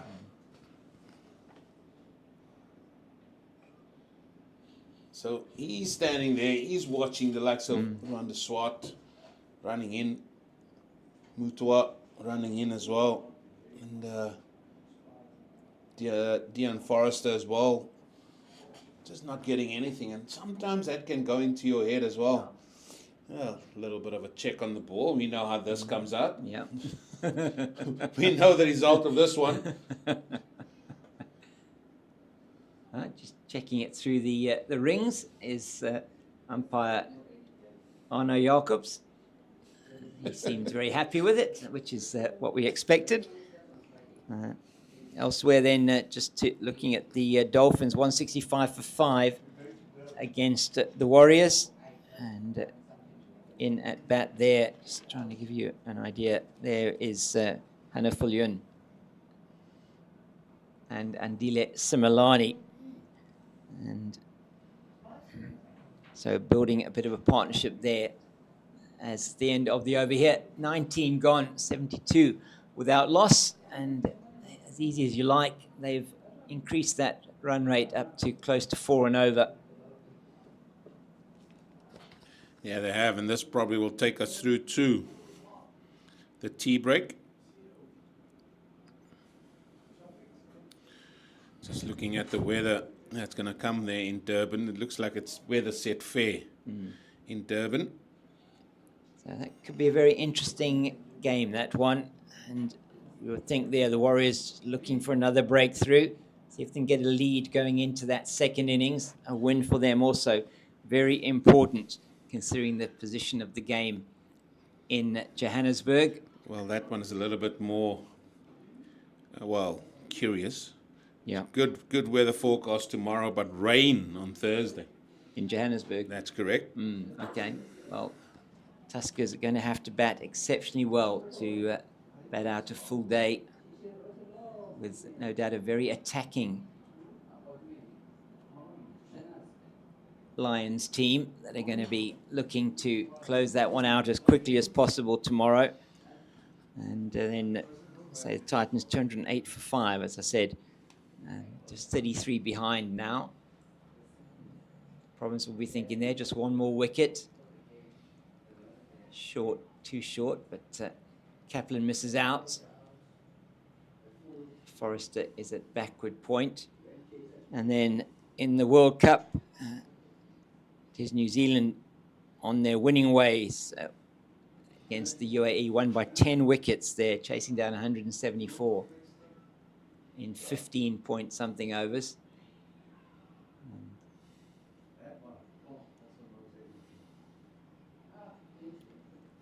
Finn Allen there and Tim Seifert getting them over the line very easily. They're a very good cup side, aren't they? They are. New Zealand, they're always there and thereabout. Yeah, two big wins for them, Afghanistan and the UAE. And tomorrow it will be South Africa against Afghanistan, early morning game, 7:30 South African time. We will be, I think, starting here, maybe starting here early tomorrow. I'll wait for you to let us know about that, Eugene. Again, at 9:30 start here tomorrow to make up some more time. As the clock does tick over to 1500 on the scoreboard, there'll be one more legal delivery before the close here for tea, and we will then have some refreshments, as will the players, and after that 3:20, we'll be back with you. You'll be in the capable hands, so I say very capable hands, of Jeremy and Eugene for the rest of the day. I'll be back with you tomorrow morning, bright and early here from Boland Park. What should be a very interesting day's play.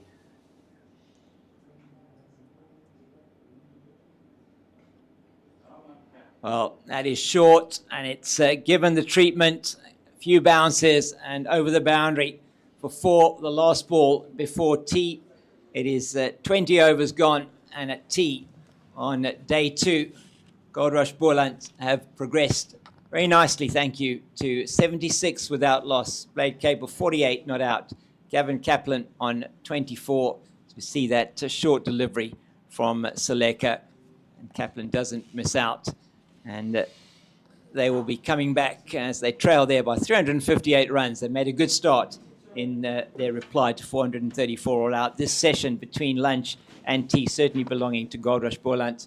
3 wickets and 76 without loss. So from us here for the moment, it's goodbye. We'll be back with you in about 20 minutes. This is a summer to remember.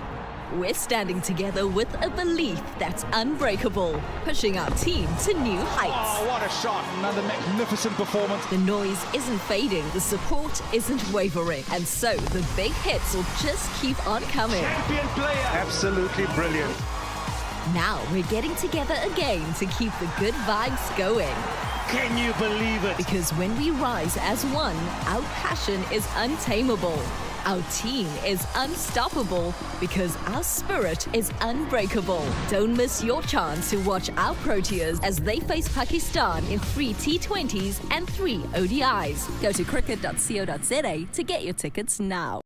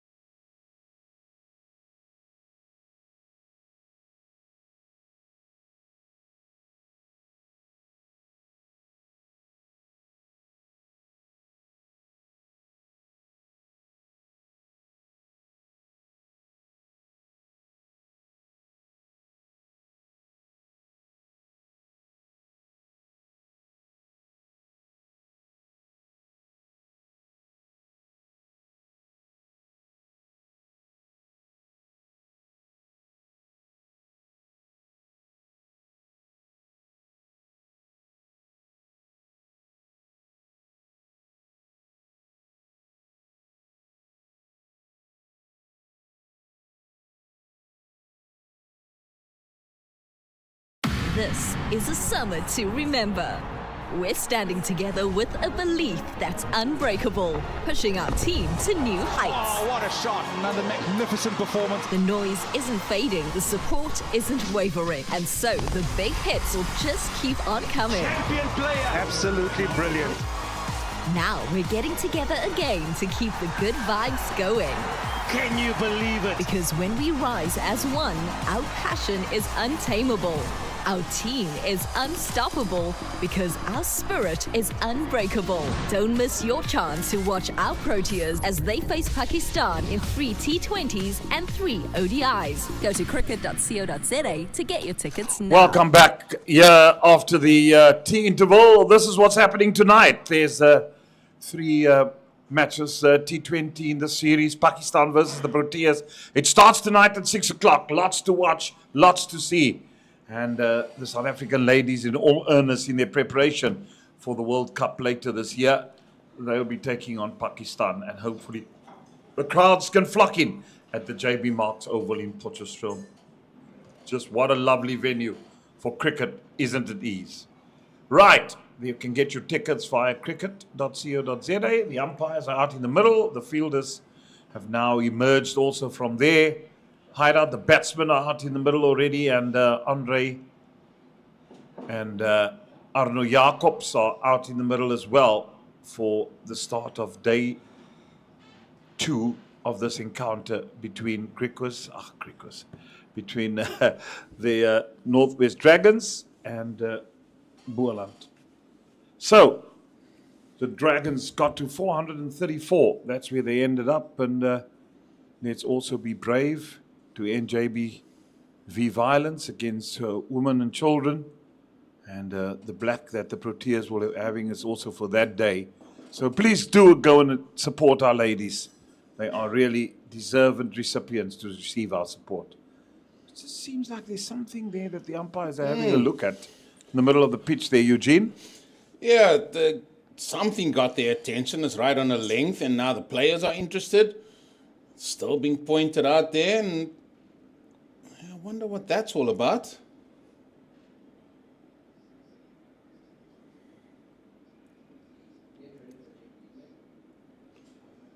Because when you look at this pitch, Jeremy, maybe just a foot or two from where the popping crease is towards the middle, it's very dry and very bare.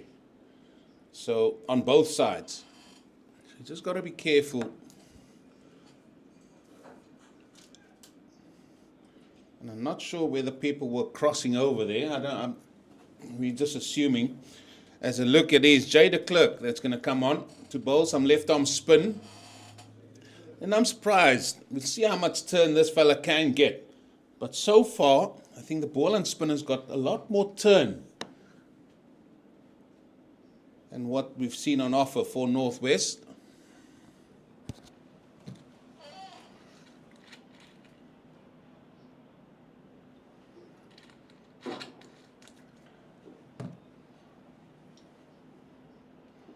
Umpire is very alert. The man from Shorterville in the Eastern Cape.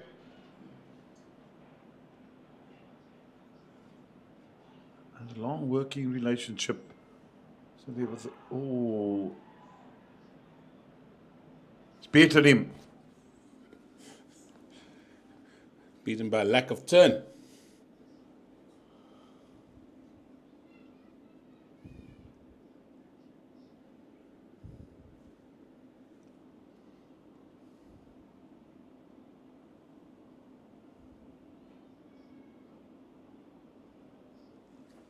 Draw by 358 runs, still Boland. They got off to a good start. They're 76 without loss. Capel's on 48. It's been a fighting 24 from Kaplan. Hasn't had things his own way today. Capel has certainly looked the part there today. He's looked the part, he's looked stylish, he's put the bad balls away, he's run well between the stumps.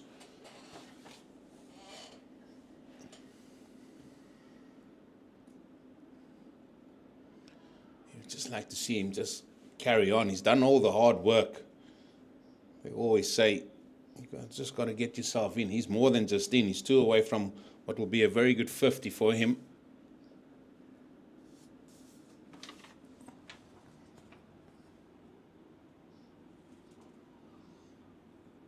That's his 49th run.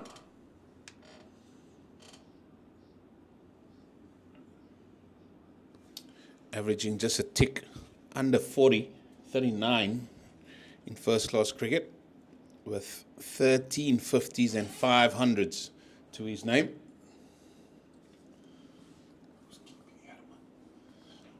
Ruben Herman's got the gloves on.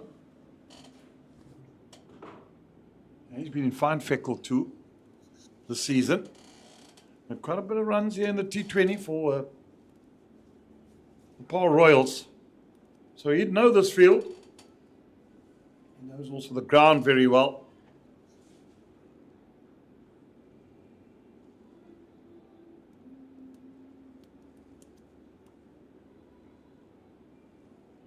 World Cup also happening. Such a lot of cricket.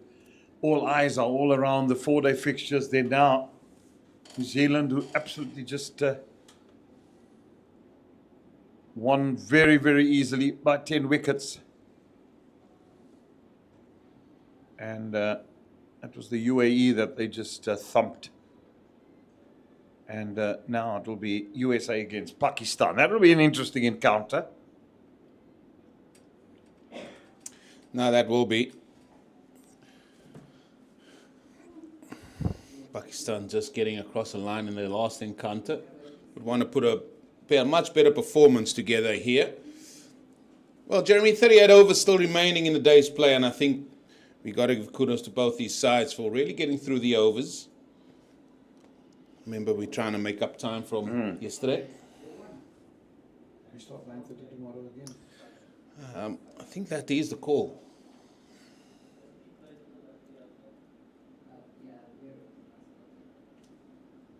Yeah, spinners have done a lot of bowling here, so not a problem that they will have to get through this 38 overs in this final session. So Leka to continue.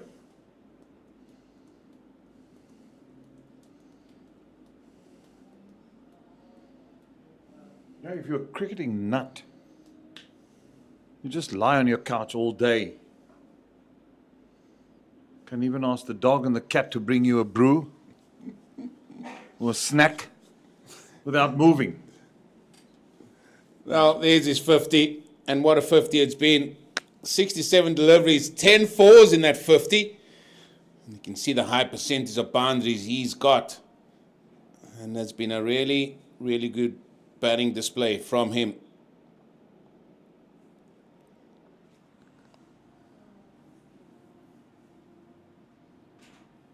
He talk about being a cricketing nut. It's the T20 World Cup followed by the IPL. It's just T20s.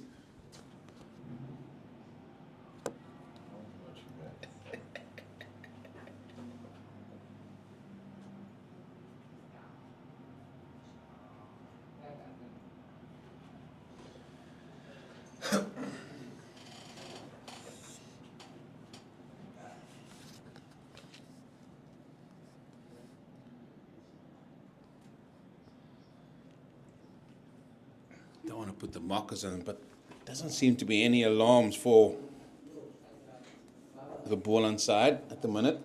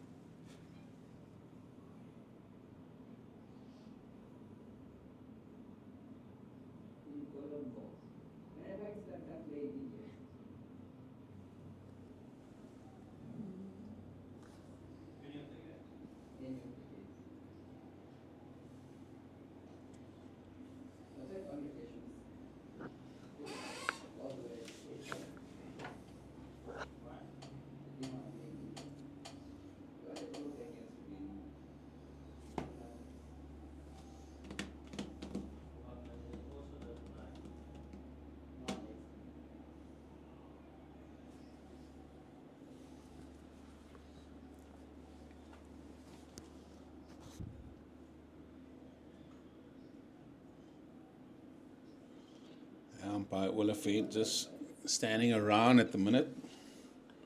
I think the umpires will just maybe pay careful attention about where the players are maybe crossing.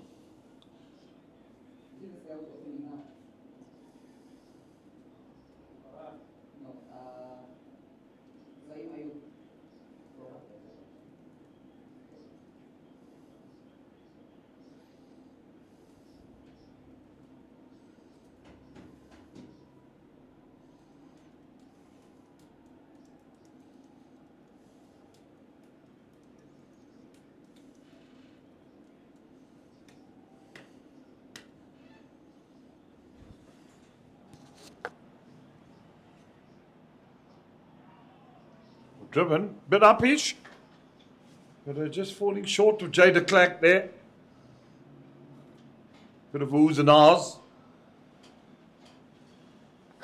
This is always where you want batters. We've just got to 50 just to reset themselves and just tell themselves, no, job is not done yet.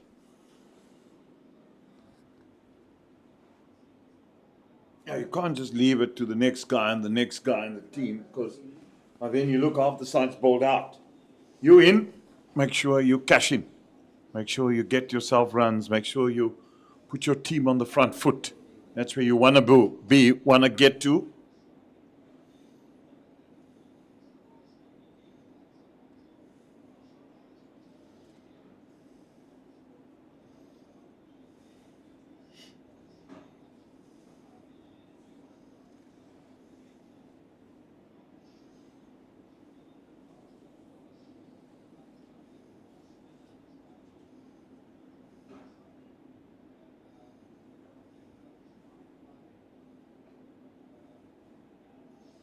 He's driven well, Capel, in this innings.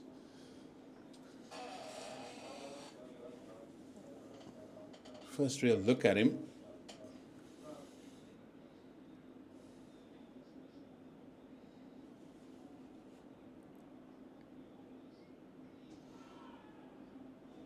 Watch the spin. Tour does get behind it. It's when the cries go out, spin, spin.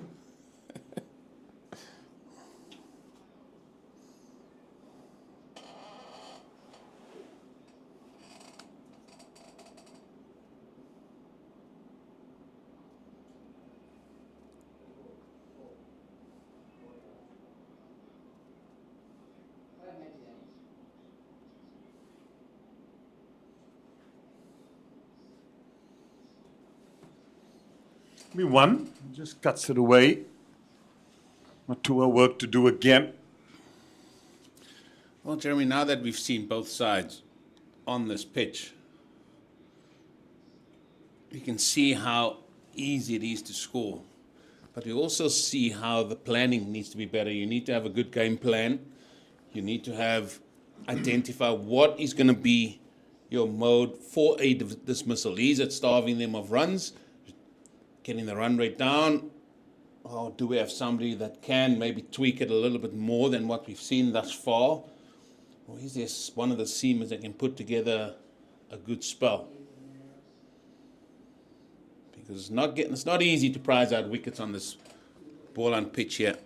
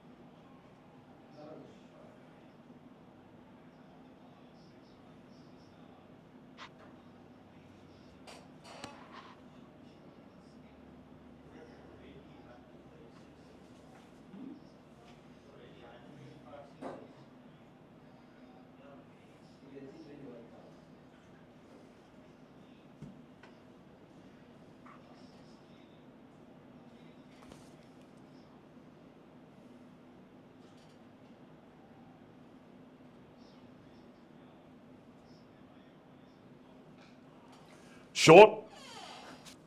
pulled away, it'll go for 4. While he was quickly in position there. If you're going to bowl an in that length on this pitch, you're going to fetch all day long. Pepe did it. Left-hander for the Dragons, and now Capel latches on to a short delivery. Boom. I'll have some of that. And that races away for 4. The Clerk at no price.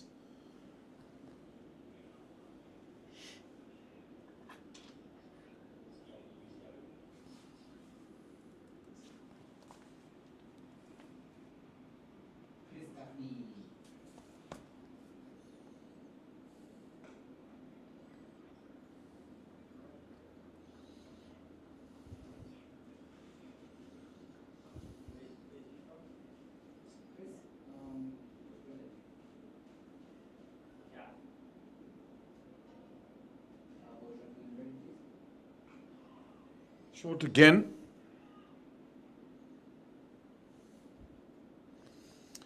Yeah, good half stop there. Who's that fella there? Made a good stop in the cover region. Rosier it is. Diego Rosier.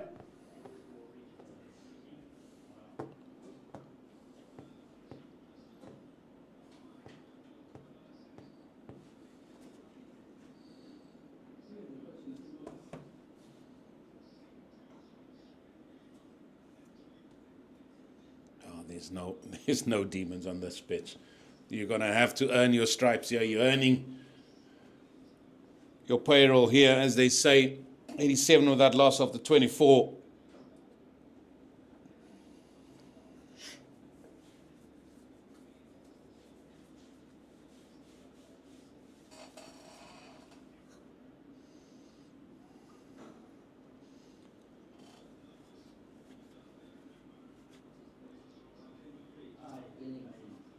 Very sedated all morning. And I, for one, am surprised by that. I'm really surprised.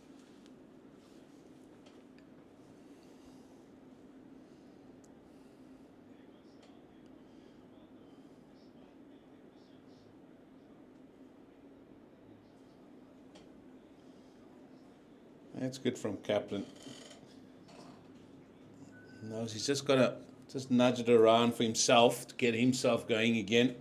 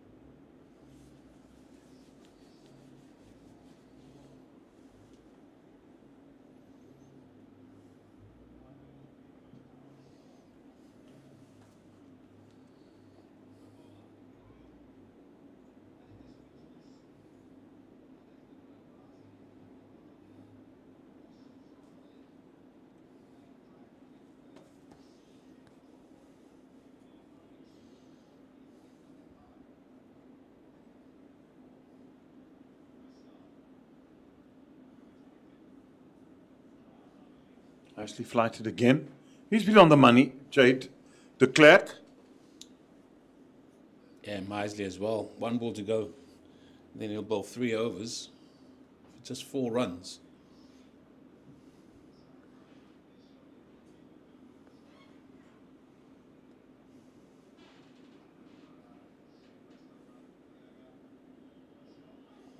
And that it will be. Just a single from that over. Clickety click 88 without loss.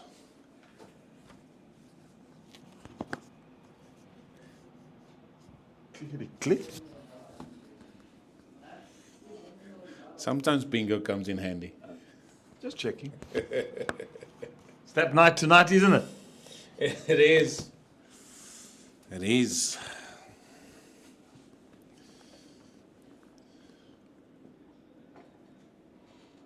Know when to hold them. And then you must know when to fold them.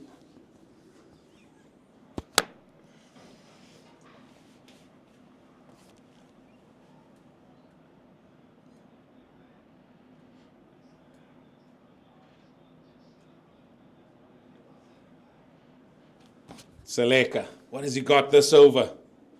5 overs, 0 for 13. Add one more to that. And maybe I would like them just to bring Mutua up, Jeremy, and say, listen, see if you can dart it over the top. Because we've seen Kaplan do it very well, hitting the ball just to that deepish man and going through for a single. Do something out of the ordinary.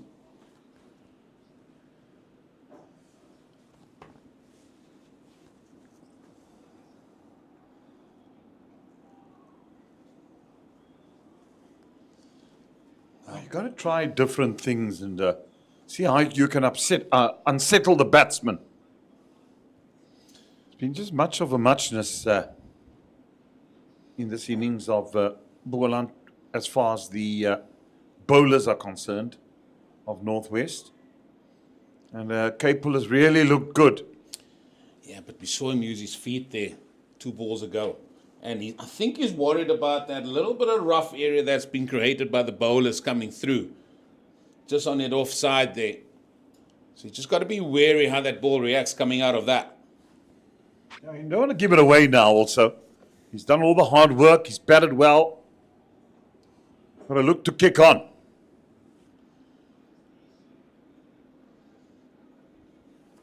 It's been a good opening partnership, this. It's been solid.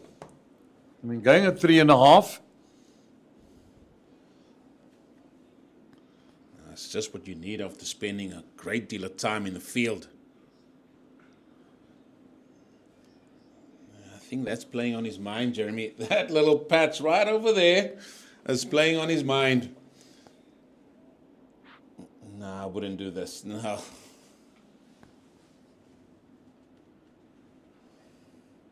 Why?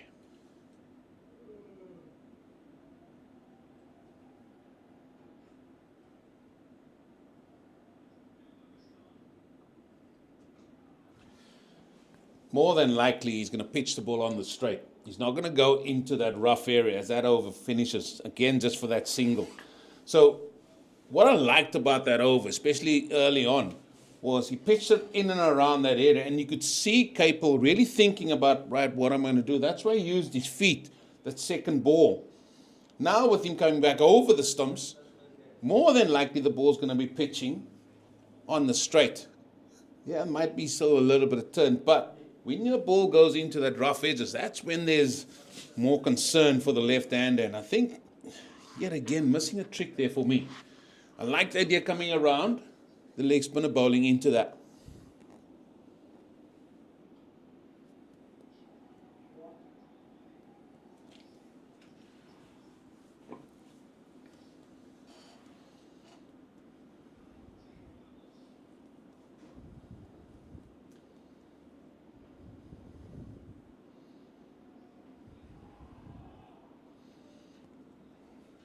Was close, just passes the off stump. Even when Gavin Kaplan's on strike, why not come around the wicket, bowl it into that, see how they play. It doesn't have to be all day. We talked about doing things for 2 or 3 overs, see how they react to it.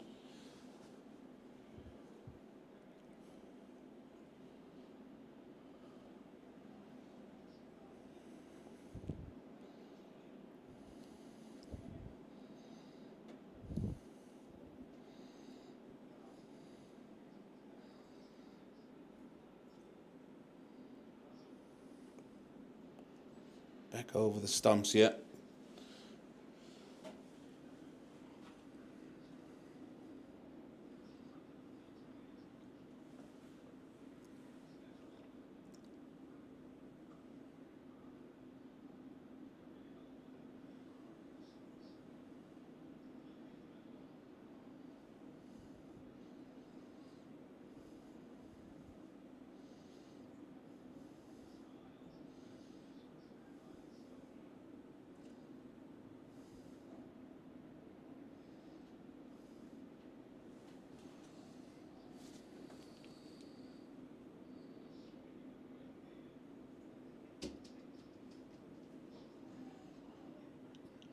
half stop, but through they come.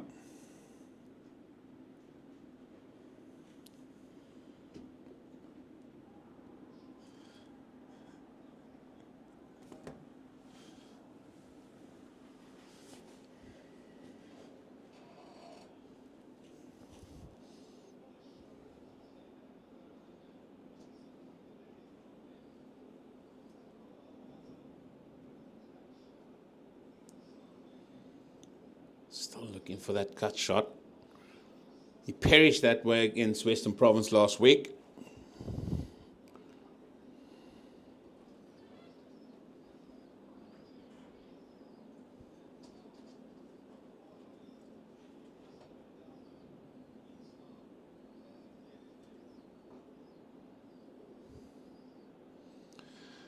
"27 gone.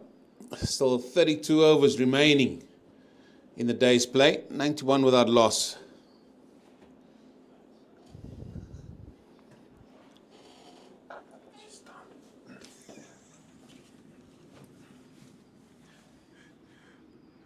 Feel like I'm doing my homework now.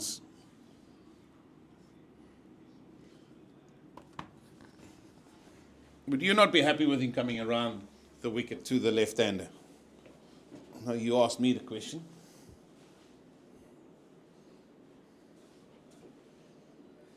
You've got to explore different avenues. If you've been coming over all the time, then might as well try and exploit that rough outside that off stump, because I think that's where the ball can bounce, can kick.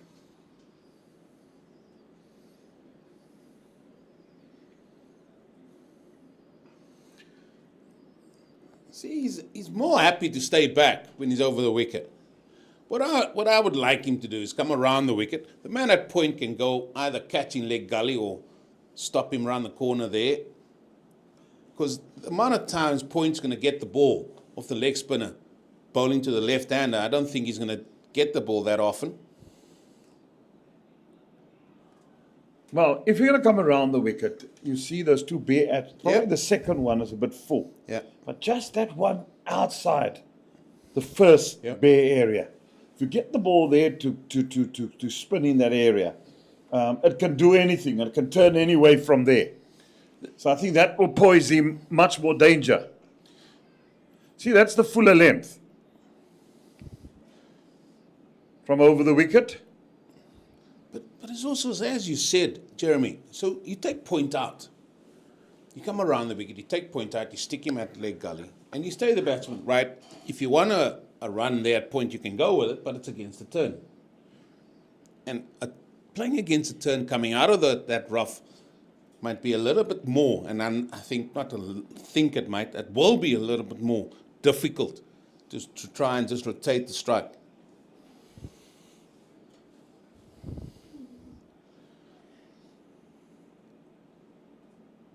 Manipulate the game by the type of field that you set.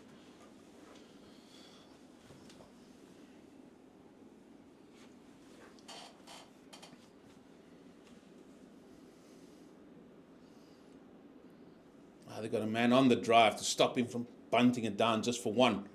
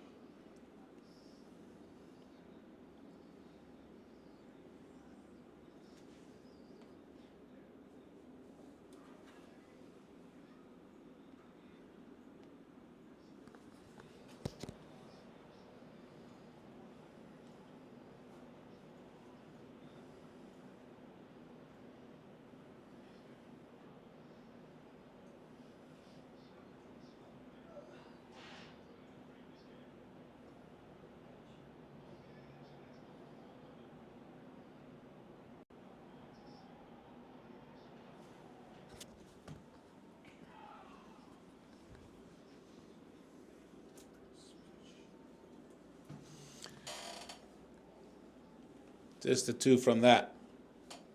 93 without loss now as they're nearing their 100-run partnership, the next milestone.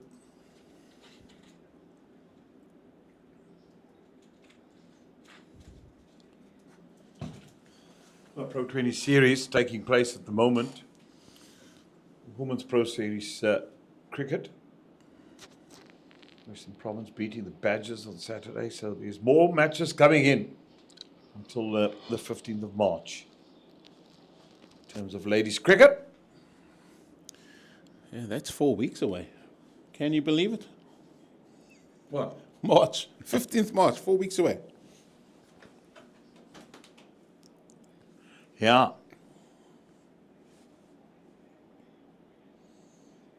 Now the year's flown by so quickly already.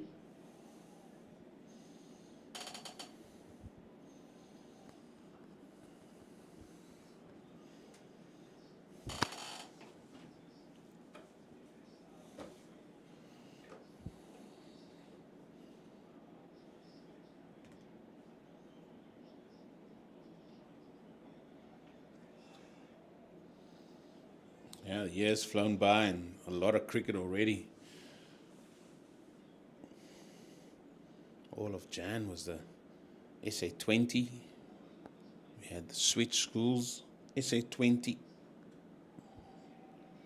That's culminating in finals day, or finals week, I should say. Happening up there in Tux in Pretoria from the March the 3rd to March the 7th. Western Cape region is going to be represented by Paarl boys in the boys section and Dros Day in the girls section. Both those schools, Jeremy, coming from the Boland region. Yeah, it's good. Yeah, it just shows the love for sport in this region. Rugby as well, which is big. There's some very good rugby schools around here.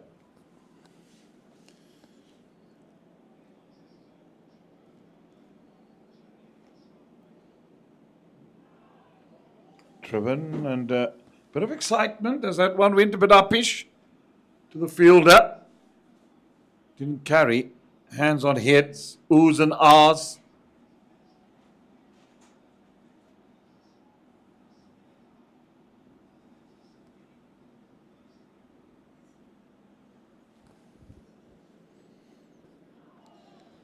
That was close. Yeah, it looked like it's just gone on with the arm, didn't it? 92 without loss.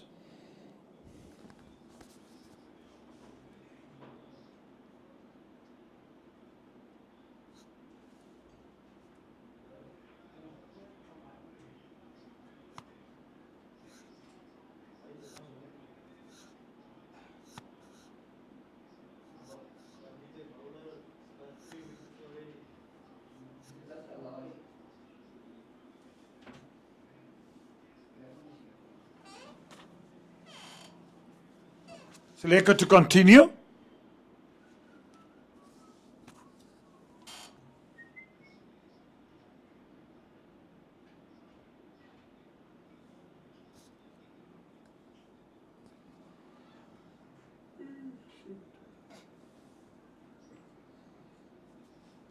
It's all happening all over the country. At Newlands, the Titans still trail Western Province by 15 runs, but they're 226 for 6. So I'd say things are there more evenly poised at Kingsmead. The Hollywood Bets in their pursuit of 380, which the Warriors got in their first innings, are currently 210 for 6, still trailing by 170 runs. And then at the Wanderers, well, this game's going to be over. It's the DP World Lions who got 558 after skittling out the Tuskers for 63. The Tuskers are currently 75 for 4. And they trail by a massive 420 runs with 6 wickets in hand. So that's going to be a tough ask. One feel that rain needs to happen there.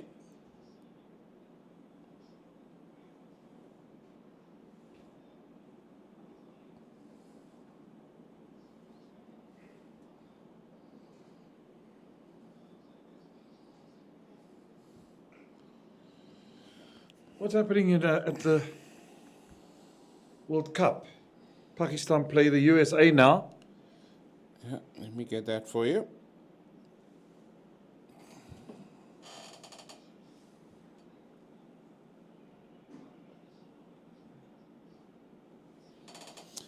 Pakistan batting first, 44 without loss. Busy with the fifth over there. But we saw Dominic Hendricks go to 10,000 runs. He's the third batsman to do so.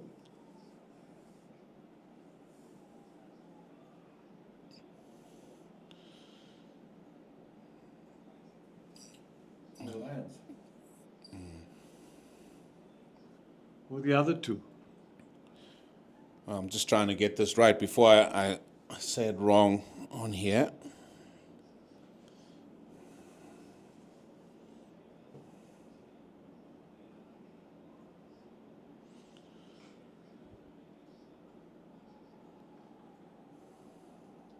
"94 without loss.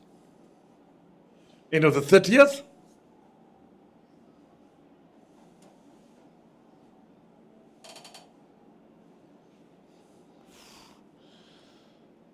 Yeah, I shouldn't have said anything. Just looking at it, I'm trying to see who are the South African cricketers that have passed 10,000 runs in first-class cricket.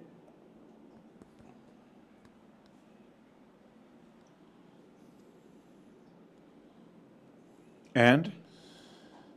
Well, I stopped myself in my tracks when I saw Jimmy Cook's record that got 21,000 runs.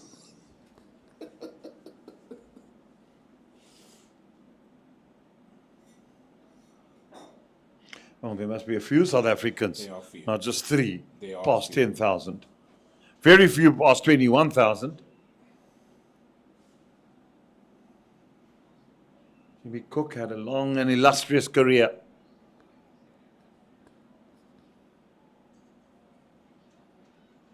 And 21,000 is a heck of a lot of runs.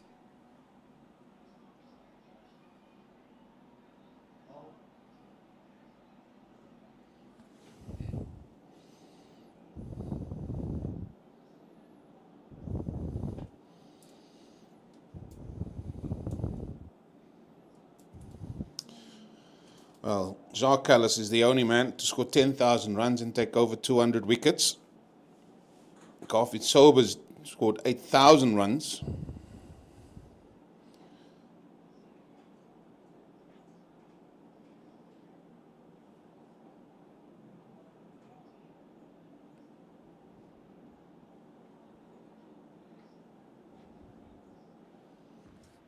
Dominic Hendricks, how many runs? He's just gotten past 10,000 now.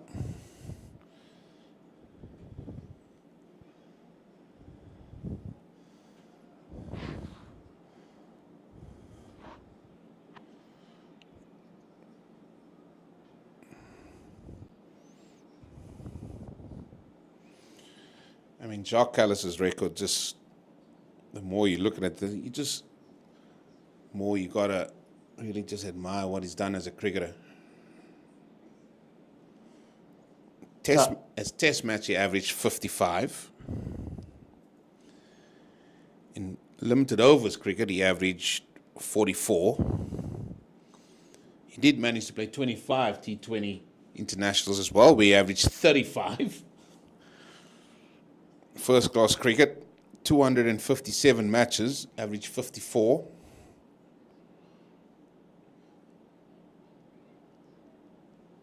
In list A games, he averaged 43, and then T20s domestic, where he's played quite a few around the world, he's averaged 30.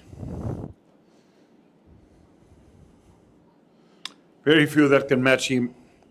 He's in a class of his own, Jacques Hendrick Callis. Throw 427 first-class wickets in that as well, of which 292 were a test. Phenomenal. Catches? Over 200, I think.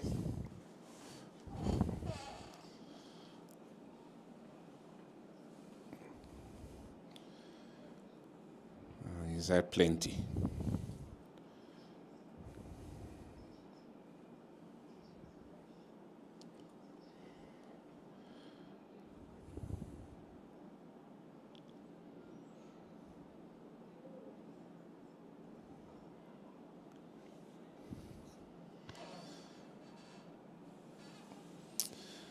Well, what would this be in?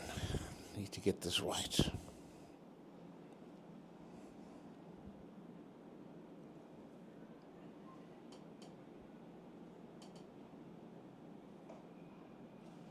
Short again.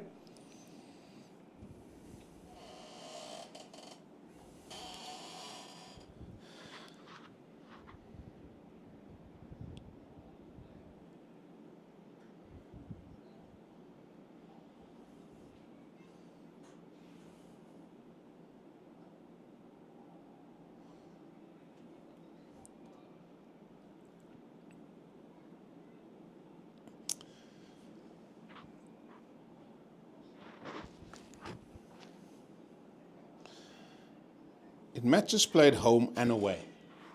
I take it this must be all formats of the game. At home he averaged 56. Away he averages 53.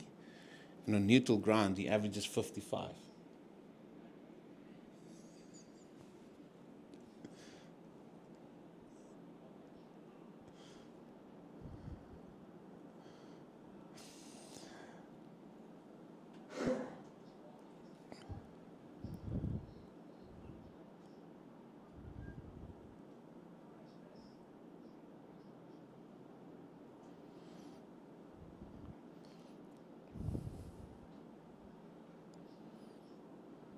So those, oh, he's got him.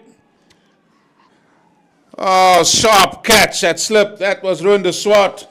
And that is the end of Gavin Kaplan. And he has got to go for 31 of 90 deliveries through a good sharp catch of the bowling of Caleb Seleka. They've made a breakthrough with Boland on 96.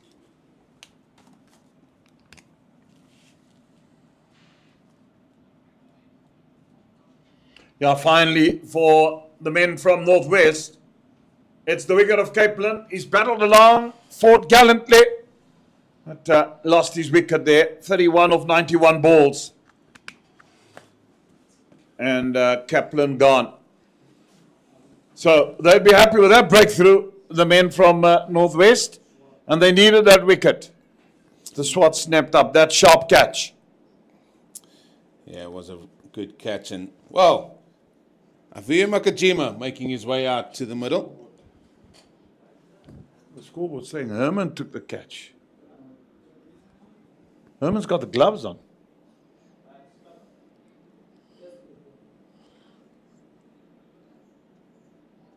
Oh. No, that is the Swat that snapped that catch. Scoreboard's got that wrong. Yeah, very much so. But what Dragons didn't get wrong, they held on to that catch. They needed that.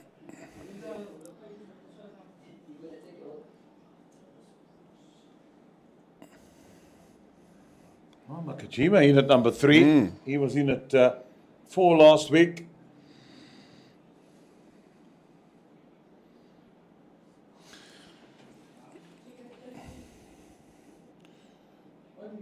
Well, Jeremy, I'm just going to continue with this. Those were his test averages. At home, he averaged 56. Away, he averaged 53. And on neutral venues, he averaged 55. Just shows how good a player Jacques Callis was.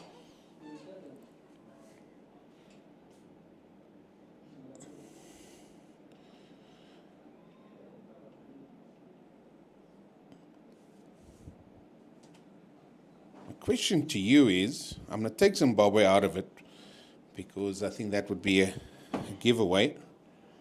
Which country do you reckon he averaged more? As opponents, that is.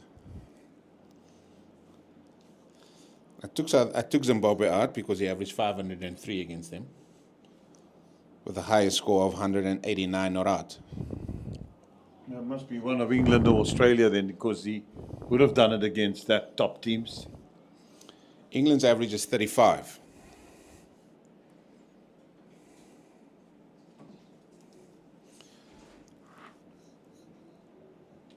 Australia average 48. Yeah, that's outstanding. We're going to go to the subcontinents where he averaged 58 against India. and 83 against Pakistan.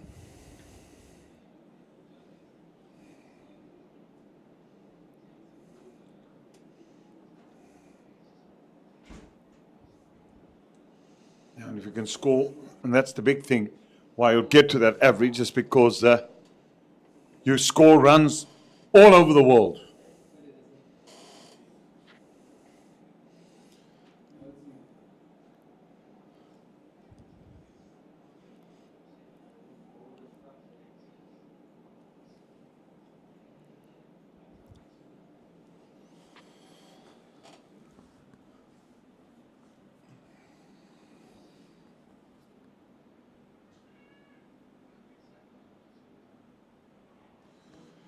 That one just gets past. Is that Prince there at short leg?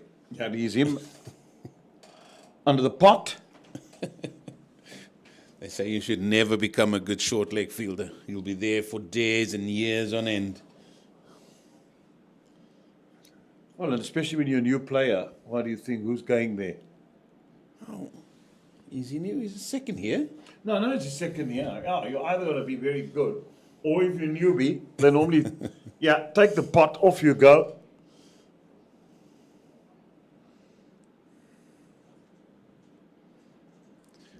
Maybe he likes being in there, just saying the odd word. Who knows? Maybe that's his trick.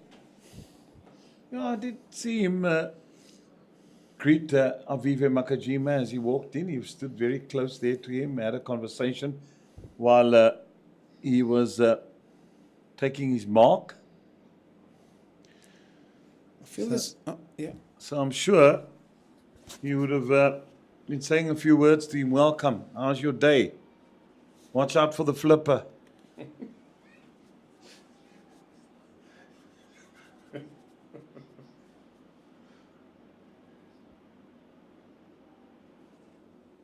Cut away. Only be a single. One feels there's a big innings with bat in hand for Makajima. He did take fifer. He's got his Michelle. Now he needs to back that up with runs on the board. It has been a lean season with bat in hand for him, even by his high standards. And he want to finish this campaign off with a good knock for himself.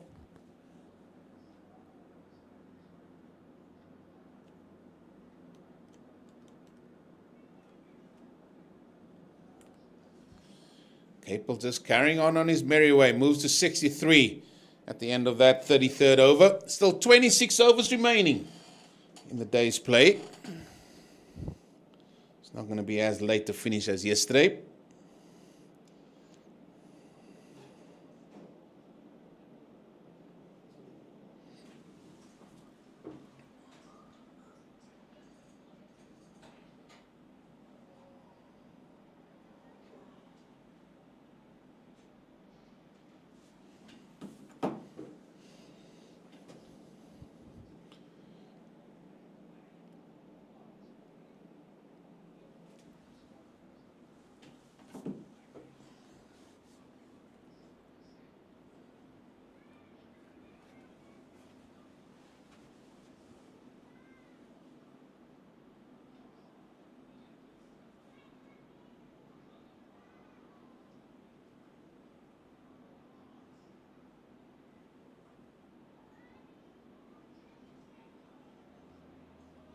Told you, can't be a good fielder there. What a stop. Hi, Prince.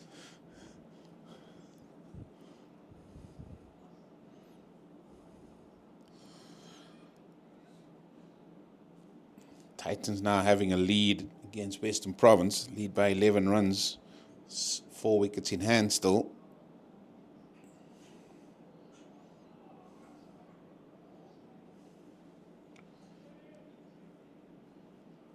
So they've done away with Point, but they haven't put him in a position I thought they might. More on the drive, on the onside.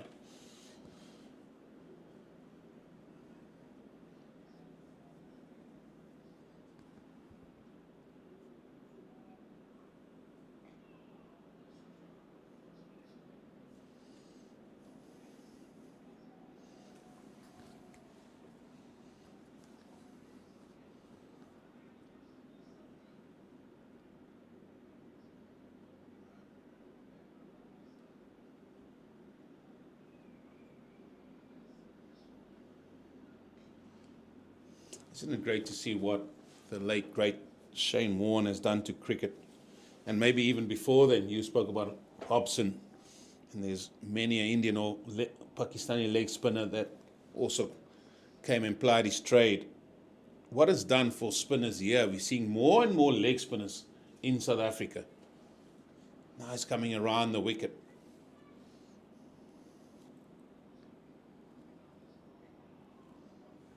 Yeah, it's a good art.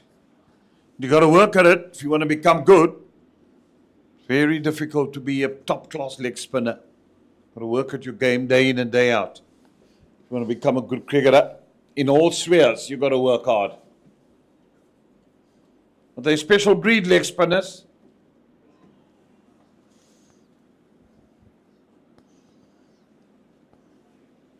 Well, if you're a good leg spinner, and you're a consistent leg spinner, and you've got that guile and finesse and variety, you'll get snaffled up. It's like a seam bowler. If you can bowl a Yorker consistently, a delivery that seemed to have gone out the woodworks a little bit, out the game. Well, it was good to see yesterday. I saw the South African bowlers try more and more to bowl Yorkers. Yorker length yesterday, and they were good at it. So maybe that's something they're working at. Easy to do that against Canada. But it has to be a go-to ball. For me, it has to be. And we know why they don't go to it that often, because if you get it slightly wrong, the way the skill level of batters have gone up. Well, there's been quite a reluctancy. I mean, I know a couple of years ago, I spoke to Charles Langeveld, even when Dale Steyn was playing. There were all this back of the length thing, back of the length. Nobody wanted to bowl Yorkers. And Charles Langeveld said, I've been stressing to them, because he was a good death bowler, and he could bowl Yorkers at will. Langes, what a character. Yeah, he's been part of that victorious Sunrisers.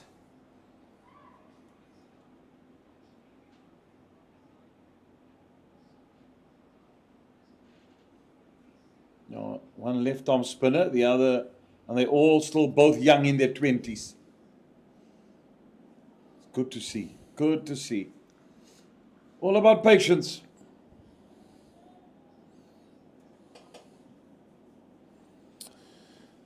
Once you're in your stride as a spinner, you can be on a ticky all day, man.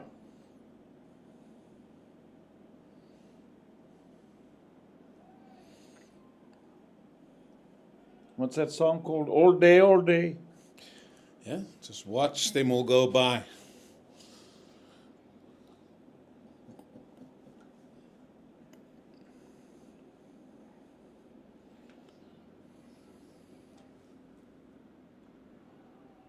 Well, Charles Langeveld took 359 first-class wickets at an average of average of 28. But he was very economical. Nothing wrong with that.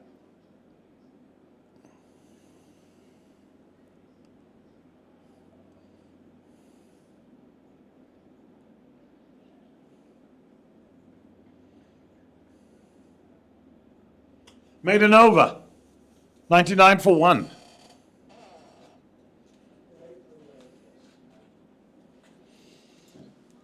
They've been on red balloons for a while.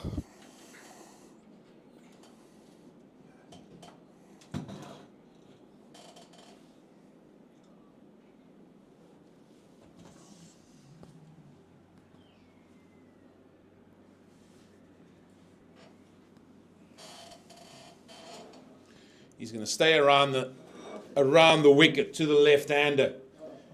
Can he get one to bounce, or can he get one to Gazander from that rough outside that off stump? Goes under. Big word for your standards, Gazander. You pulled that one out of the hat. Like that. It's graveyard shift. You need to do everything in your paw. Graveyard shift? Still a lot of cricket left.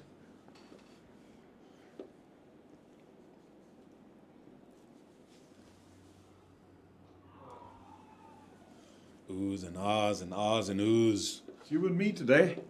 Fox has decided that... Fox is going to get some logs back at night. I reckon that's the way he would do that.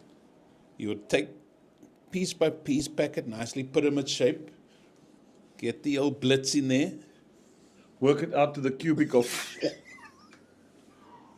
Oh, that one nearly cassandered through. Told you. Pack it up nicely, boom, stack it. Don't know how many people are coming. You'll work it out to how many people, maybe 1 block per person.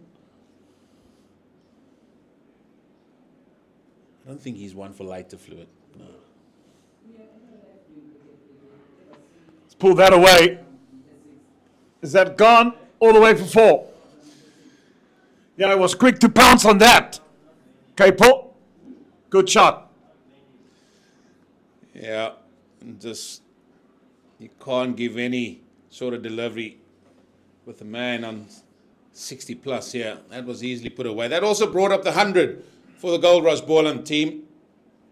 Oh, you can't bowl there. There's no rough there. I mean, nobody even bothered to run on that bit of the pitch all game. That's where you want to be, Jeremy. That's where you got to be. Driving against the turn.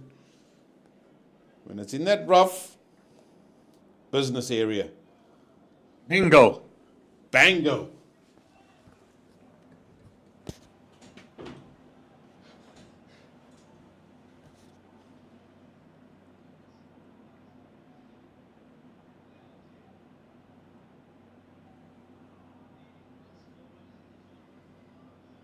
$103 for 1.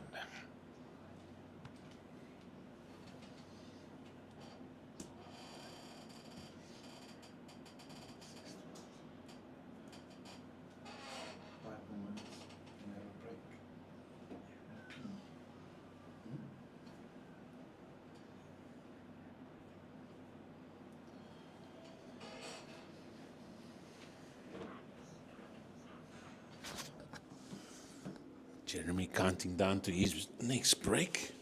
He's done well, the big fella. Missing out on swimming this week, aren't you? Yes, and how? Missing my aqua aerobics classes. Week, what's today? Tuesday. Yeah, I've missed yesterday, I've missed today. Friday, you just have to put in the extra yards. No, I'm not going Friday, I've got to go walk. That's the difficult part.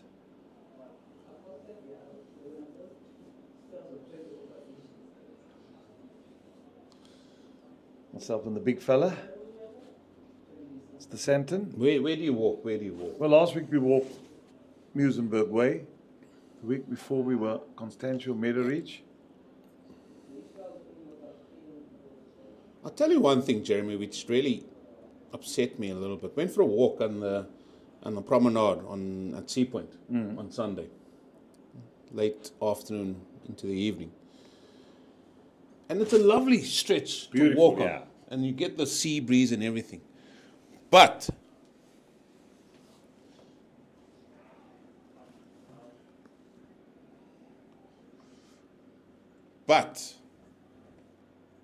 I'm all for these guys on these motorized stuff that you get now.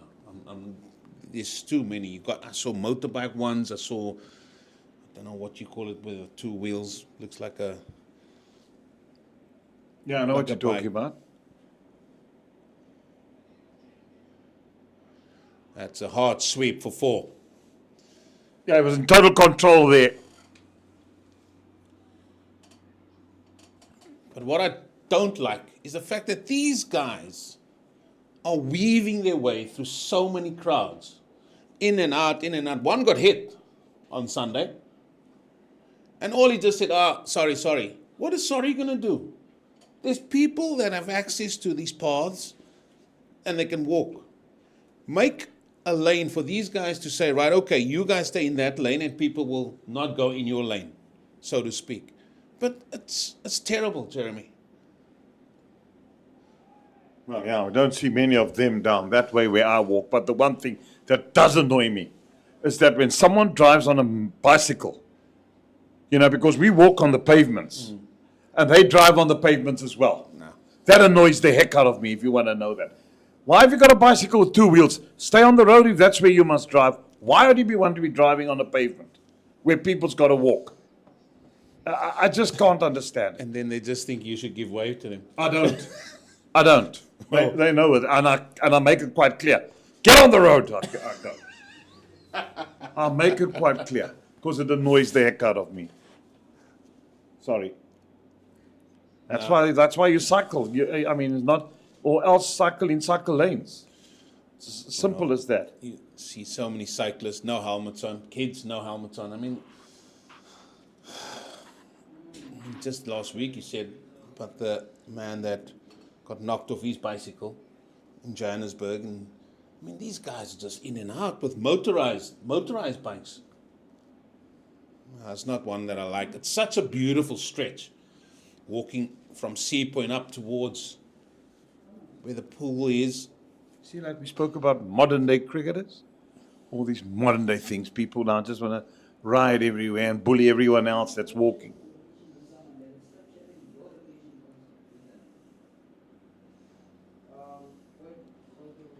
It's turned. That's where he's got to stay. That's for me. I said, this is a brilliant idea. Stay there. Okay. Capel is thinking, should I run down the pitch here?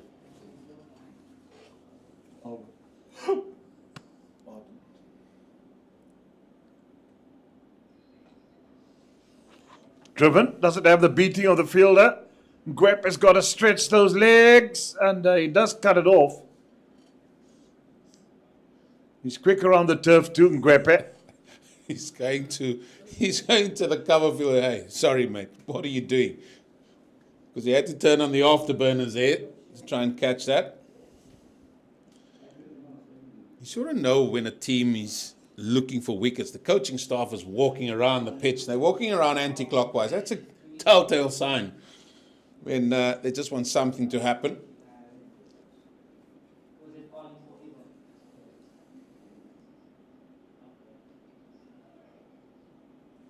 Another good stop by Prince.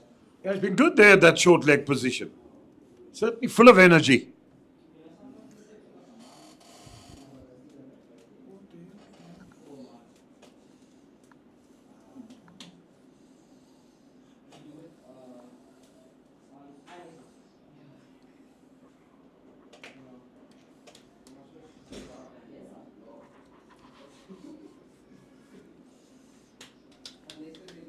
Back over the stumps. So you were nearly knocked over, Eugene?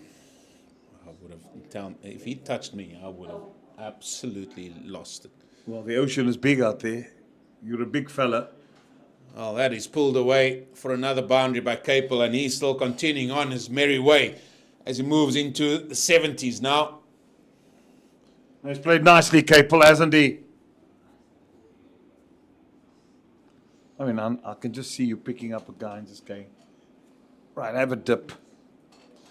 Well, I actually got in my car and then I wanted to see where they collect these things or where do they purchase them, whatever. I couldn't find it. I'm still going to do that because they've got to take liable.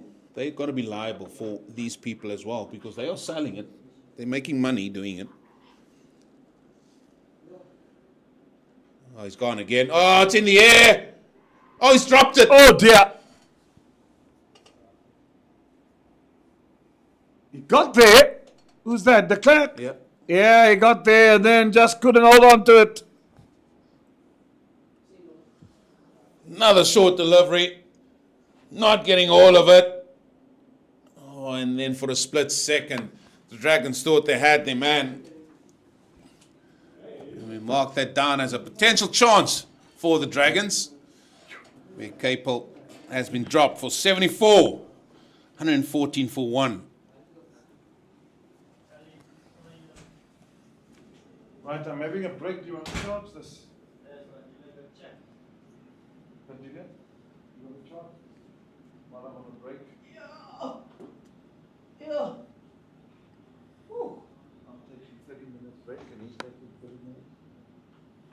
I should take it.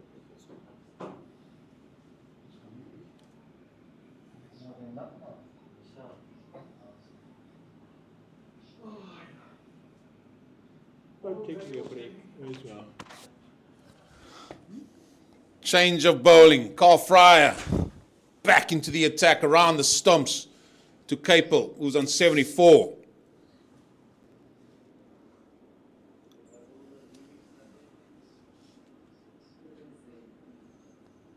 And that's a good start by the youngster.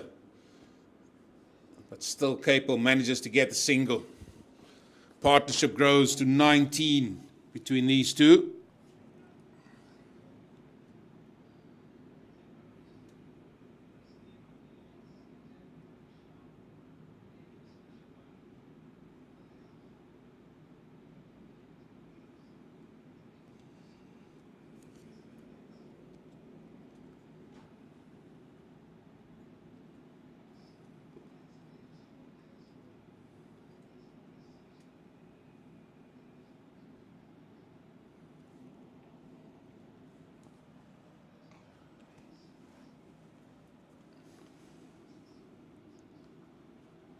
Just got to get his confidence back here, the youngster.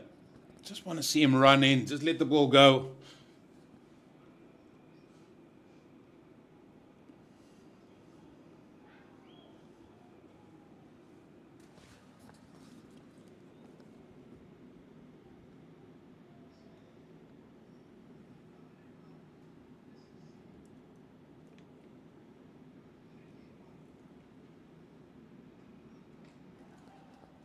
Punch off the back foot.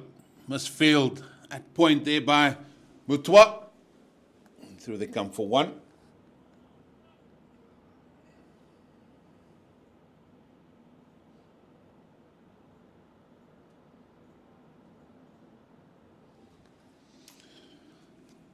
Dolphins losing the way a little bit. 242 for 7 now, the Dolphins against the Warriors, who posted 380 in their first innings. Titans now lead by 31, still 6 down.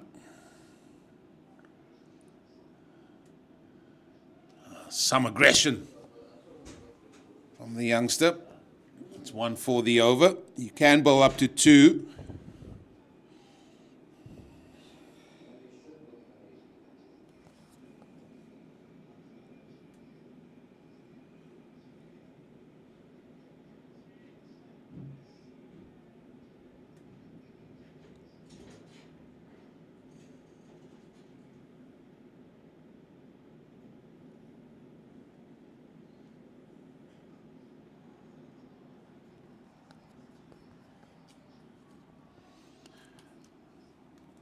Ambles through the left hand for another single. Played nicely off his hip that time. Yet again, he just looks in all control. That's Capel.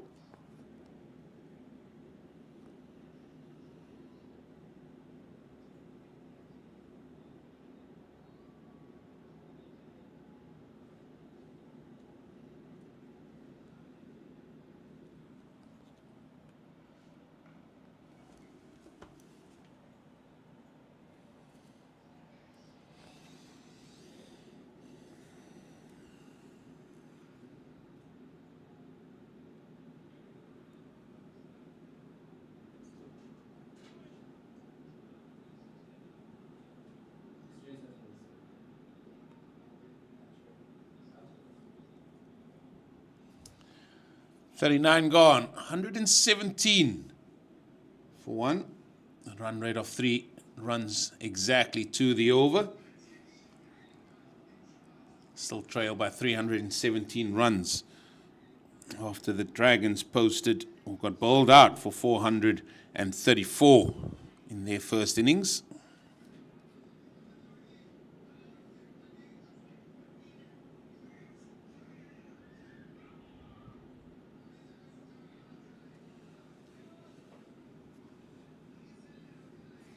Leka Disani is going to come over the wicket now to Capel.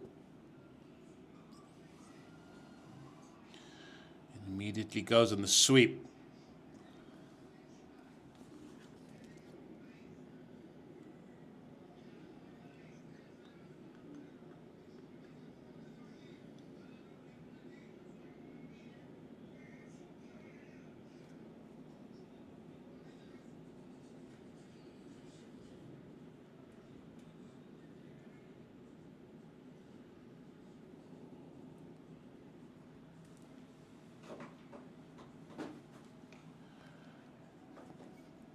Nicely driven.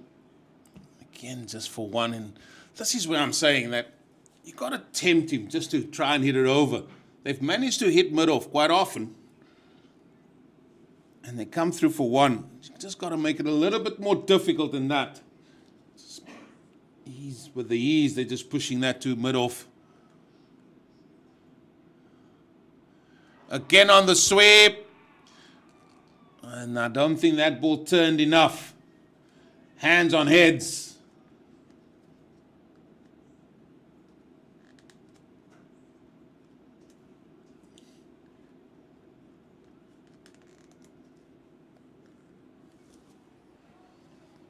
Interesting to see how that delivery went. The feeling is that it didn't straighten enough.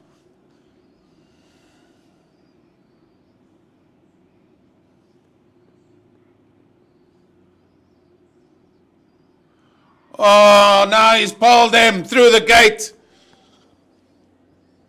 Caleb Seleka gets his second, gets Dragon's second. And that is the end of Blade Capel, the man that was in. Man that was on 77, he departs bowled by the leg spinner. Goldrush Boland, 119 for 2.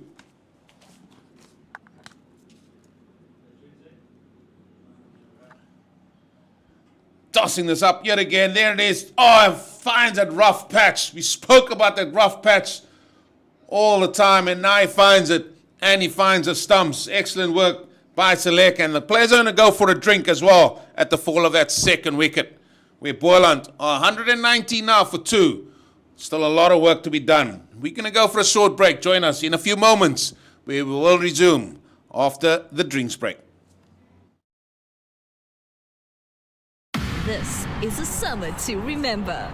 We're standing together with a belief that's unbreakable, pushing our team to new heights. Oh, what a shot. Another magnificent performance. The noise isn't fading, the support isn't wavering, and so the big hits will just keep on coming. Champion player. Absolutely brilliant. Now we're getting together again to keep the good vibes going. Can you believe it? Because when we rise as one, our passion is untamable. Our team is unstoppable because our spirit is unbreakable. Don't miss your chance to watch our Proteas as they face Pakistan in 3 T20s and 3 ODIs. Go to cricket.co.za to get your tickets now.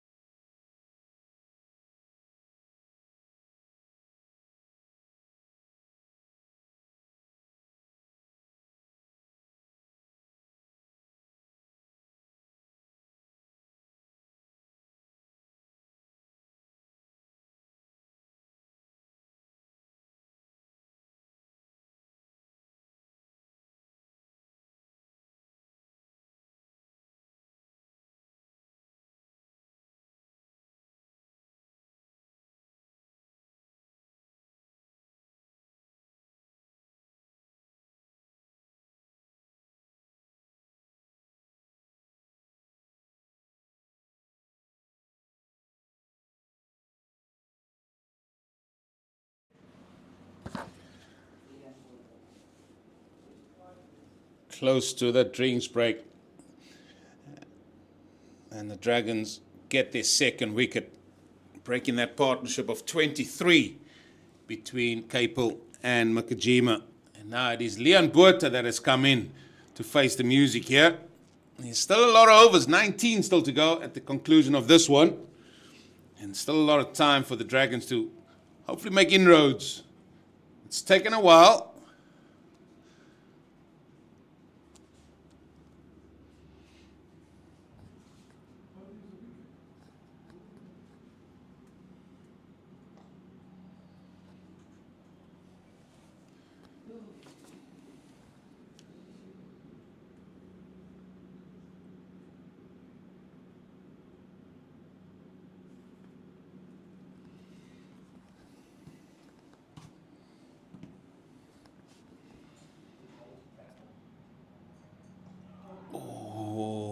Just gotta be careful, gotta be careful.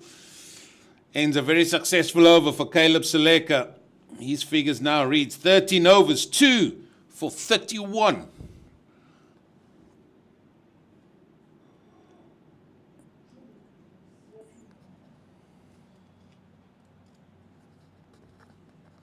Deficit is still 315 runs. A lot of runs still to make up for the Goldrush Boland side.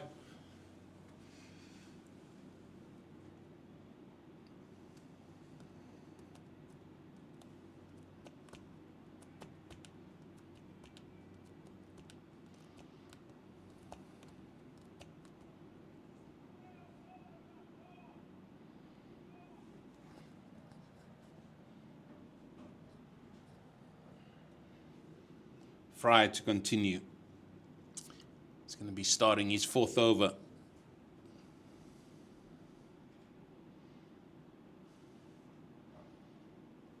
And it looks like he is trying to just let this ball go. A young fast bowler.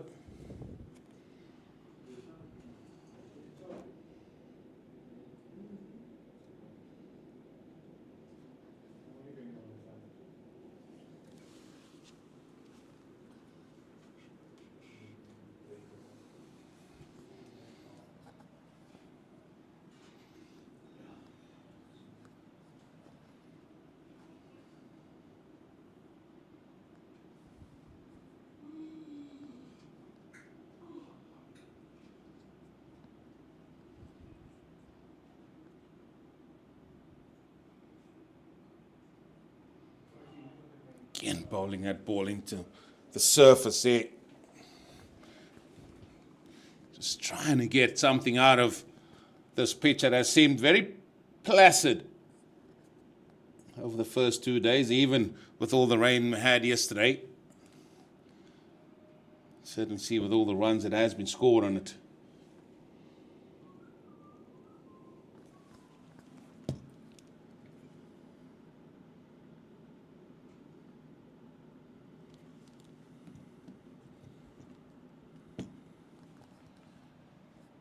Finds there. It's brilliant work by Ruan de Swart.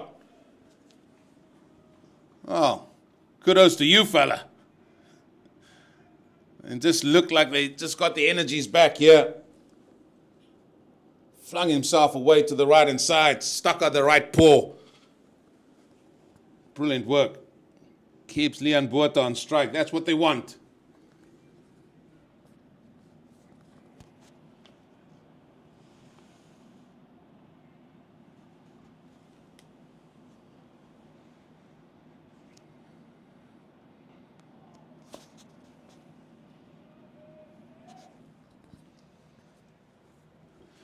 I was hoping that the Dragons could bring some of their energy into the room next door here. Looks fairly quiet.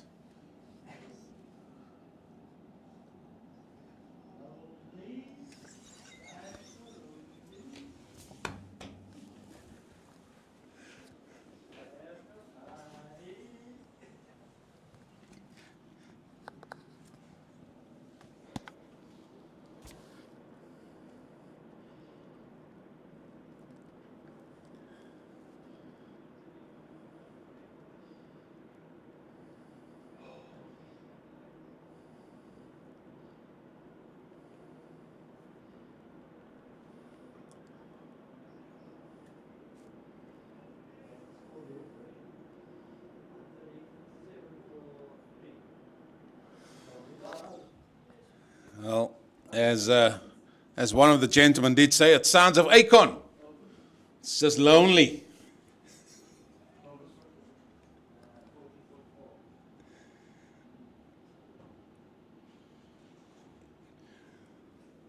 The original song to that was sung by Roy Orbison. Oh, there's a no ball. He's got to reball that one. We've seen a few no balls in this match. We've also saw a wicket off a no ball. That was Sia Mahima when he bowled Ngwepe.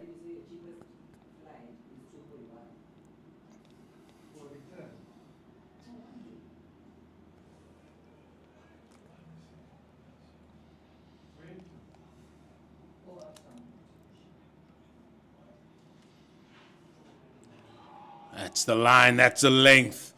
Business area there, nearly getting through the defences of Botha. At ends over number 41. Still 18 overs remaining. 121 for the loss of 2 wickets. Those 2 wickets being Gavin Kaplan first to go for 31. Caught by Ruan de Swart at slip.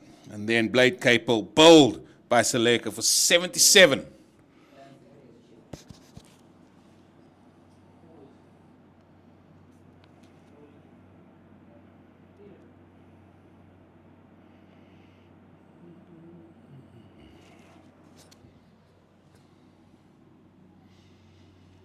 Also notable to let you know that the Titans now 279 for 7. But in that innings, Dane Patterson has gone to 650 first-class wickets. And what a servant he's been, not just to Western Province, but to South Africa as well. The Dolphins have lost 8 now, as Bad Light has stopped play there in Durban. 249 for 8.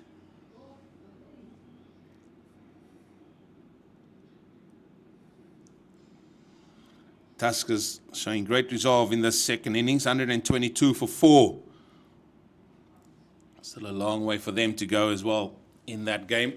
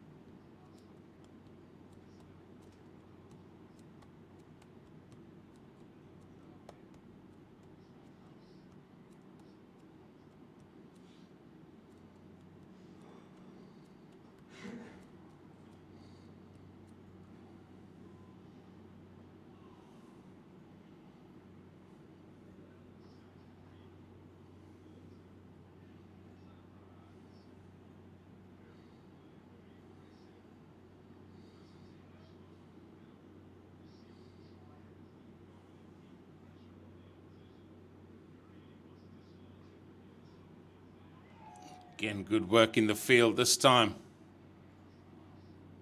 by Forrester.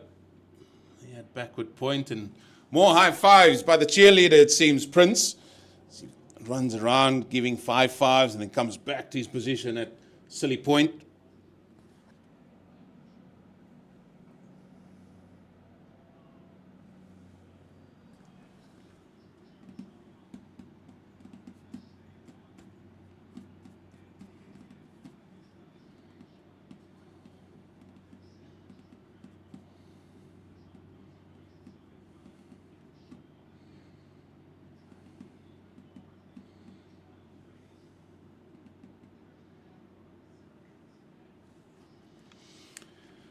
Over completed, 42 gone now, 122 for 2.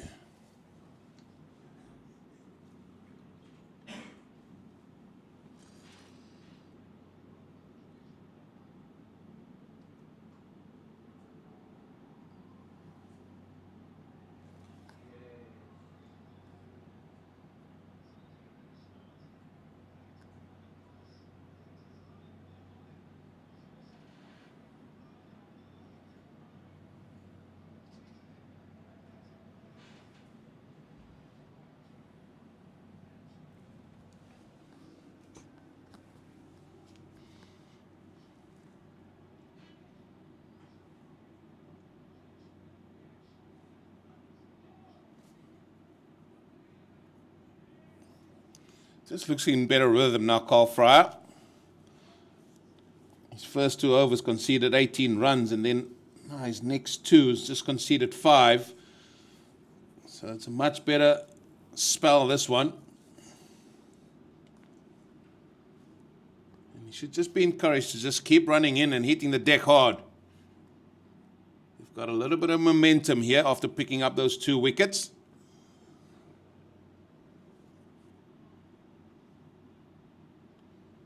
Well, that's not the shot for me. That is not the shot for me. You can only get yourself in trouble.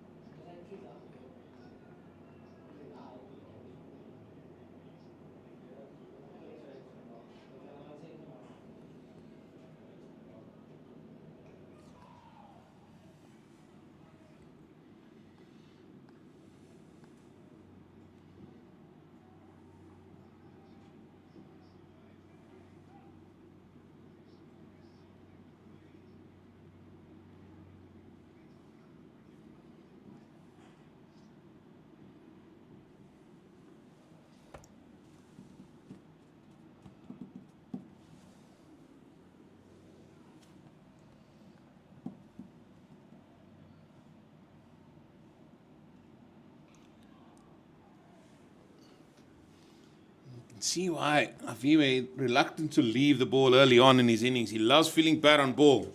9 of 26 deliveries, 9 of 27 deliveries it will be now. He just loves feeling bad on ball, especially early on in his innings. Just got to be wary of that.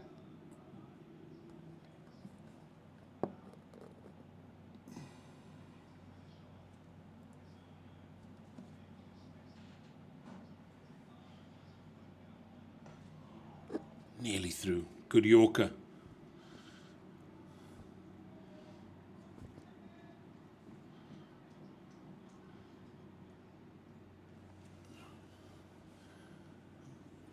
Can he get his first maiden? He's 1 ball away from it, the youngster.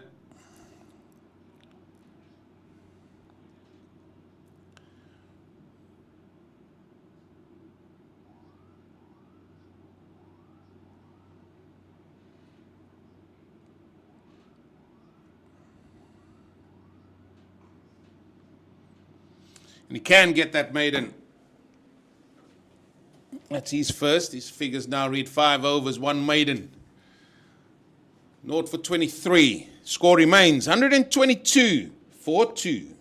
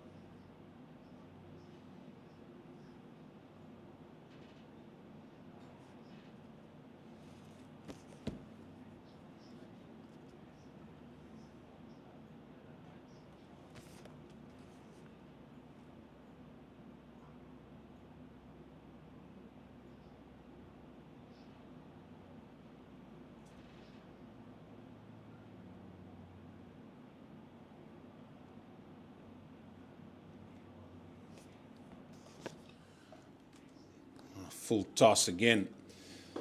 I hope he's not tiring here, Seleka. He's still got a job to do. There's 15 overs still remaining at the end of this one in the day's play. Looks like it will be around 5:45 that we'll finish.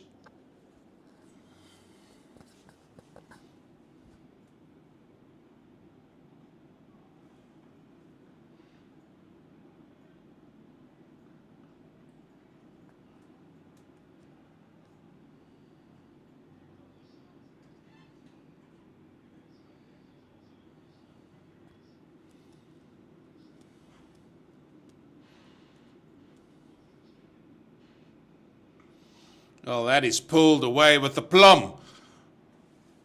by Leon Botha. 1 bounce 4. Latched onto that short ball very quickly. And with only 2 men on the onside, both trying to save 1, he can hit that ball in acres of space out there on the onside.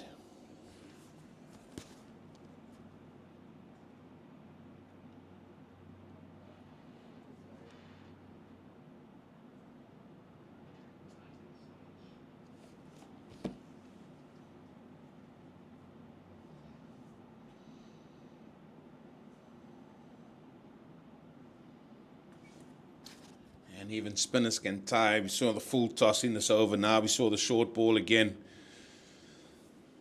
Maybe something for the captain to think about, what he's going to do at this end. Or is Seleka going to just keep pulling through? He's got 2 balls to go in this over.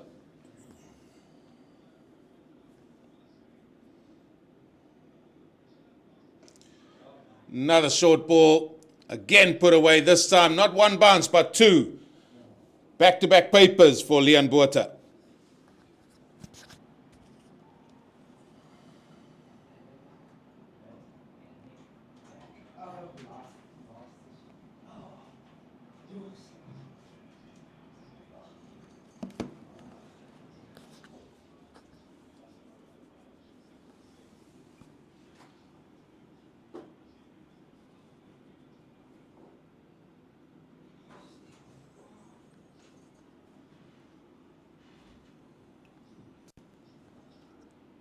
Final ball of this, the 44th over.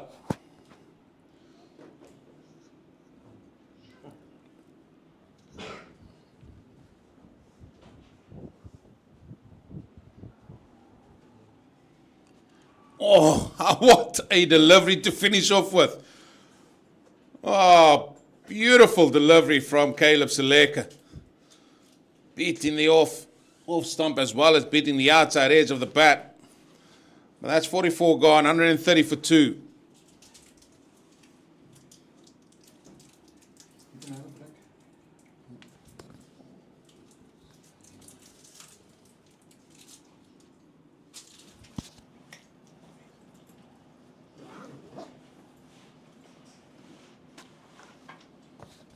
Well, this is how you finish an over. Oh, what a delivery.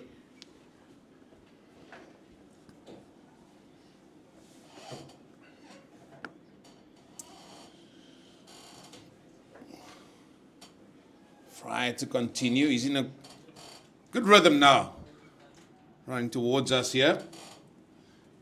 Can he prize 1 more for the Dragons?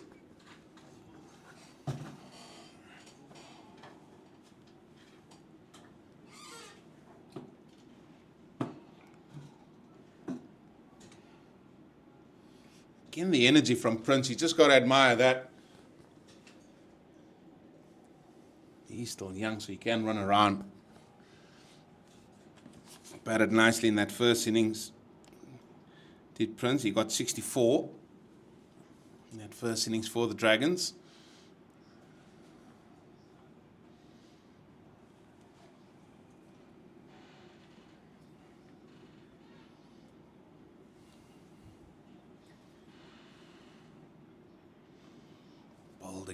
Bowled again. Asking the right questions now is the youngster.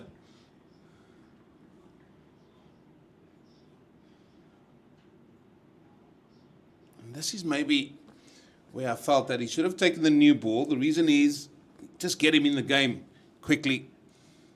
With him being first or second change, he's on the field thinking about what he should do and everything else. And then you forget to do what you're out to do in the first place, and that's run in and bowl as fast as you can in good areas. That's what he's doing here now.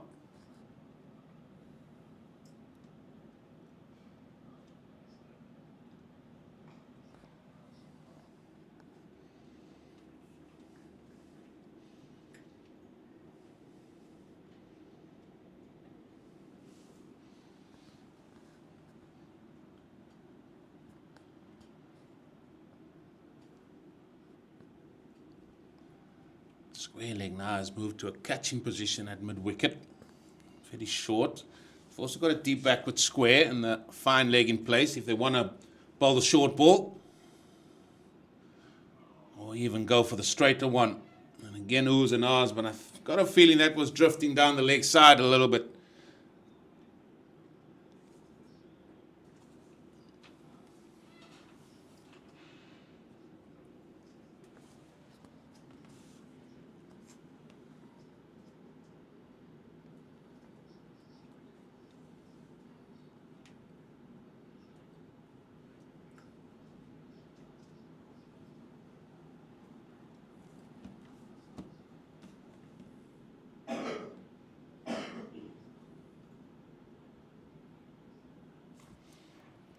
Oh, was that dropped? Was that drop? Short, wide, with an offer, cut away, and I think that's a chance. It's gone begging for the Dragons.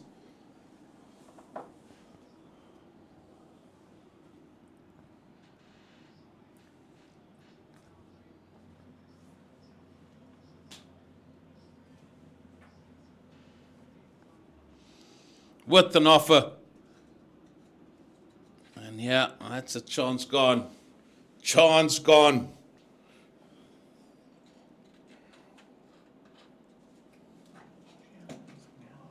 Again going for the Yorker. Well dug out, but again another good over by the youngster. 6 overs now for 24 runs with one maiden. 131 for 2. I'm going to take a wee short break and I'm leaving in the hands of Jeremy Fredericks. Thank you, Eugene. Well done. 131 for 2 it is indeed. And with a chance kind of begging, there's been and 1 or 2 flutters as far as the Boland team is concerned, or let me more say the Eastvaal Northwest Dragons. Goldrush Boland capitalizing on this. There's now a change from the end that Seleka was bowling to bring Jade de Klerk on. See what he can do. He'll turn it the other way. Around the wicket. And then he'll get the ball either to straighten. It's not much rough. The roughage that he has is outside leg stump. So if he goes full to the line, because he'll normally take the ball to turn away. So he wants to go middle, and off line. There's not much rough there, but if he gets purchase, he can get it, and then just the arm ball that goes straight to the arm. That sometimes confuses the batsman when he thinks he's playing for the turn, and it could be done between bat and pad, just with the one straightening up. It's normally the one that will clip the top of off, and sometimes it will go on to pitch on middle and hit middle. RBW also comes into play. There we go. That's a bit too short. I think Makajima would have wanted to make a bit more of that. Just to try and pounce on it and get it through that area. Here's a cover insurance on the boundary on the offside.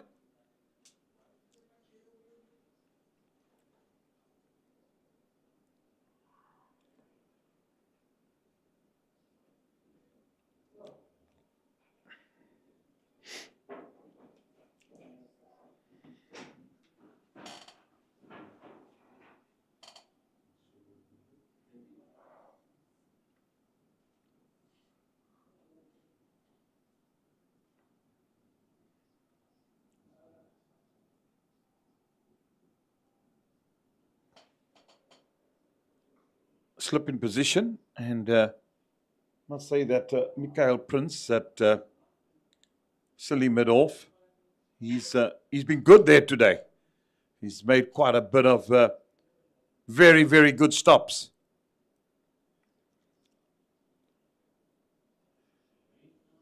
Deficit still 302 as he goes over the top there. It's gone all the way.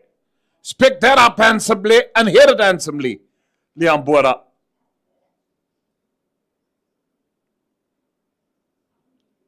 Well, it's given it a lot of air. And the thing that he did very, very good with that shot is the use of the feet. He made it into a full toss. Came down the ground, saw it was flighted, nimble on his feet, and hit it beautifully.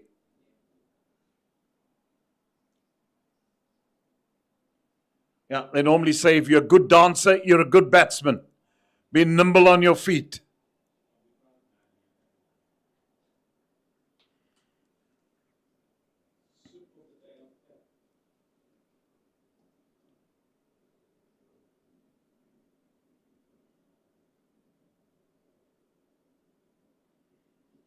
cut away again, straight to point.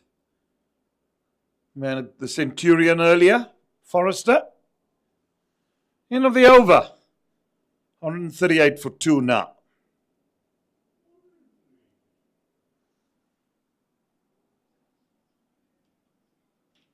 To avoid the follow-on, normally in 4-day cricket, you've got to have a lead of 150 and more. Test cricket, it's 200. And if you're in a 3-day game, it's about 75 runs. So, yeah, even if you have a lead of 150, you're not easy going to follow or ensuit the follow-on a wicket like this. You want to get this pitch to wear a bit more. And the one thing that the men from the Dragons will have in mind that they don't have to bat last on this wicket if they have to.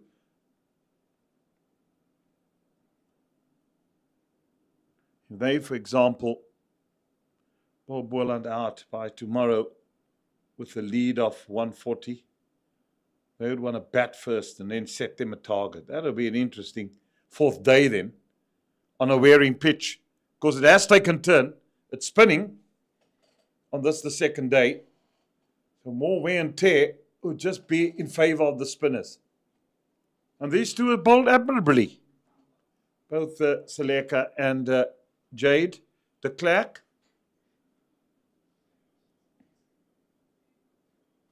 Oh, that was perilously close. Goodness gracious me.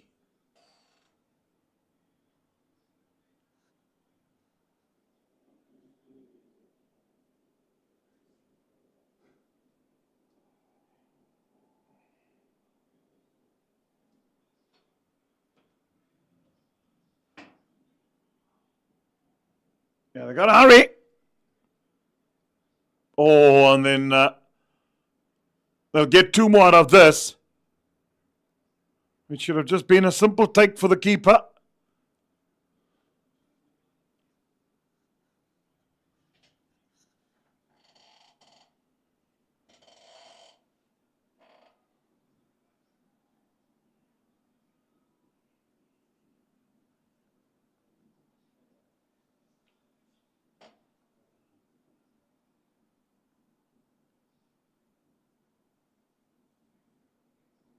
Short, pulled away, straight to the man in front, down square.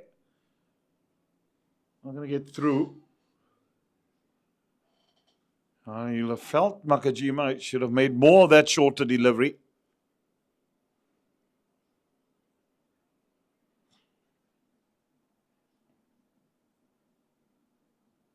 This is in the air. Gone. Quantum ball, 3rd wicket. Seleka gets rid of Nakajima. And what a wicket at a crucial time. 140 for 3.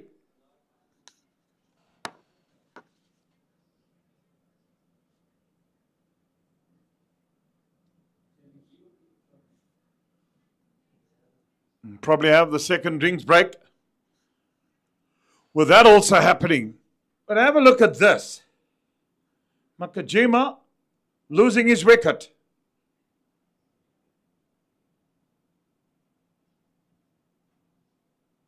Here we go. Straight up into the air. I think it went off the short leg fielder and popped up. And Nakajima succumbs.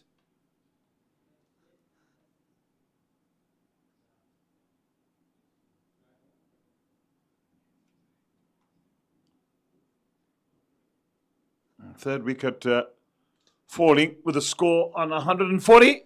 We'll just have a little breather and then we'll be back.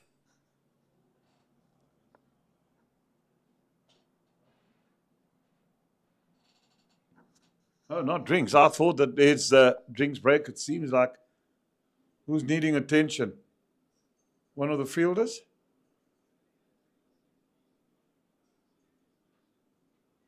Umpire just making sure that there's not a lot of time wasting.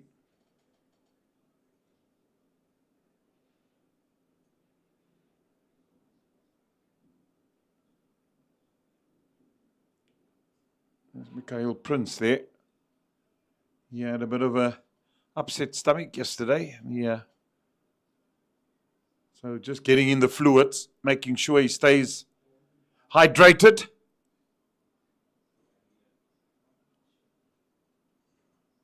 Getting in the proper fluids.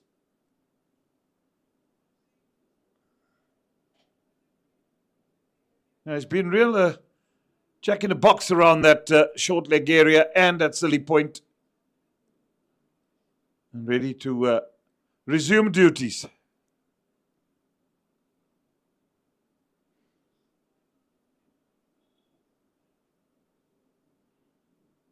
Umpire just having a word with the captain. What they've been on about. It's been a chat that they've had earlier as well with Forrester and Arno Jacobs. He's a no-nonsense man. Make sure that proceedings go as they should. They've been good with the over 8 as well, may I add, all day long.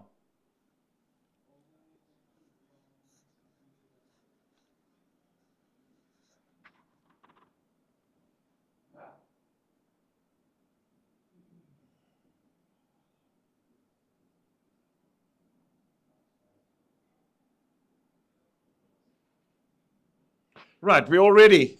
Steady go. Partnership with 21 between these two.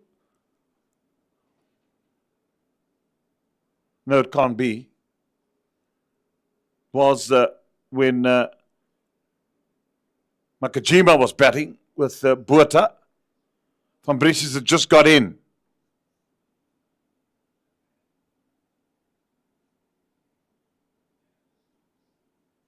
Yet to face his first ball. Here it is.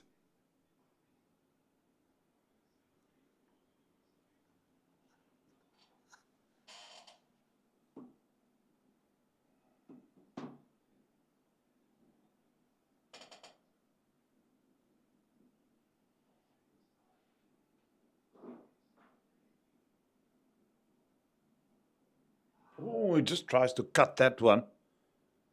Yeah, he loves to play the cut shot from Brice. He likes to lap it, cut, sweep.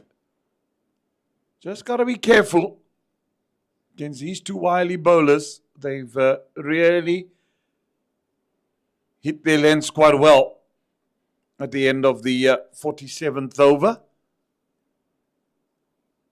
Exactly 12 overs remaining until the end of the day's play.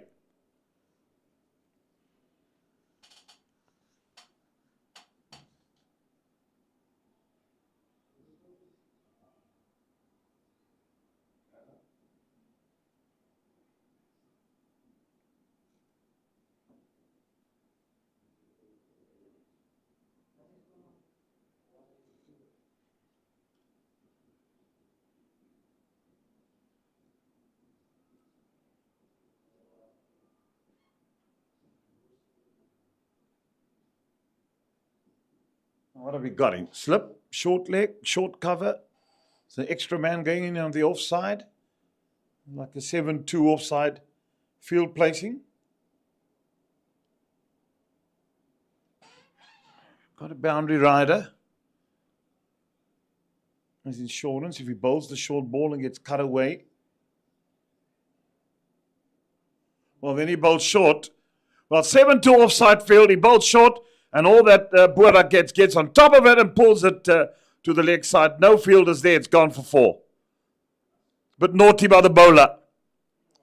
You set the field, and then you got to bowl accordingly.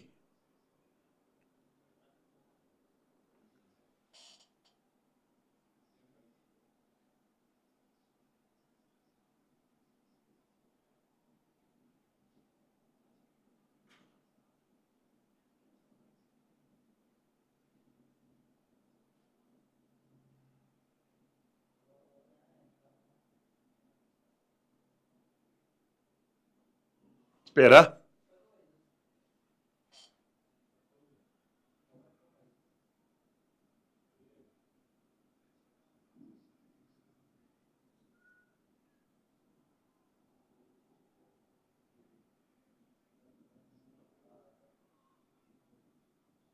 Get another single.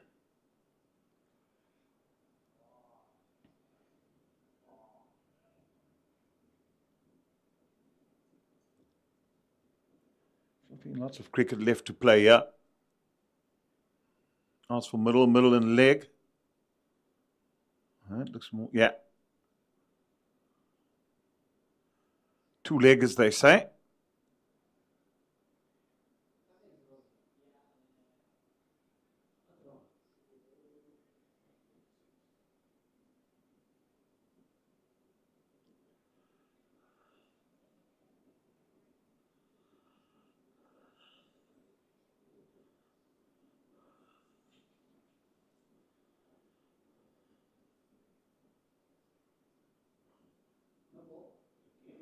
Another no ball called by the umpire. It's naughty for a spinner to bowl no balls.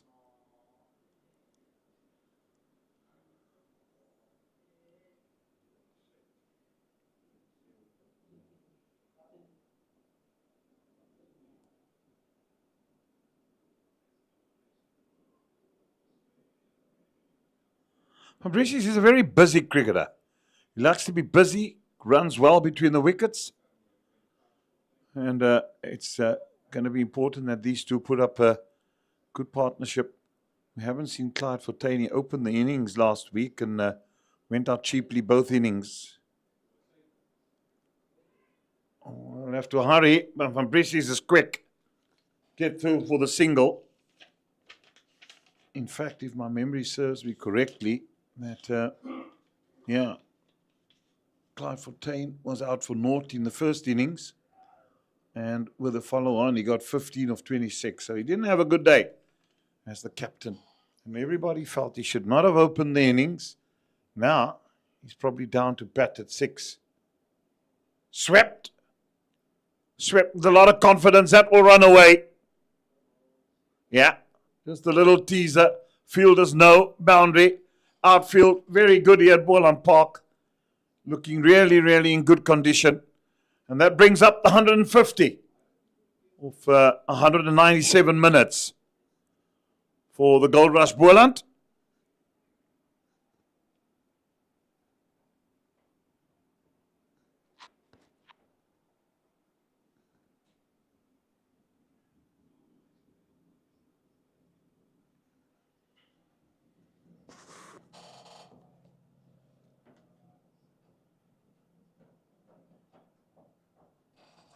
Oh, just to update you what's happening around the country. At stumps on day 2, the Hollywood bets are 248 for 8, 49 for 8. Still trailing by 131 runs with 2 wickets in hand. That's going to be interesting how that one will unfold at Kingsmead. And then bad light stop play at Newlands. Can you believe it? Here we've got perfect sunshine. And at Newlands 287, 881 for 7. The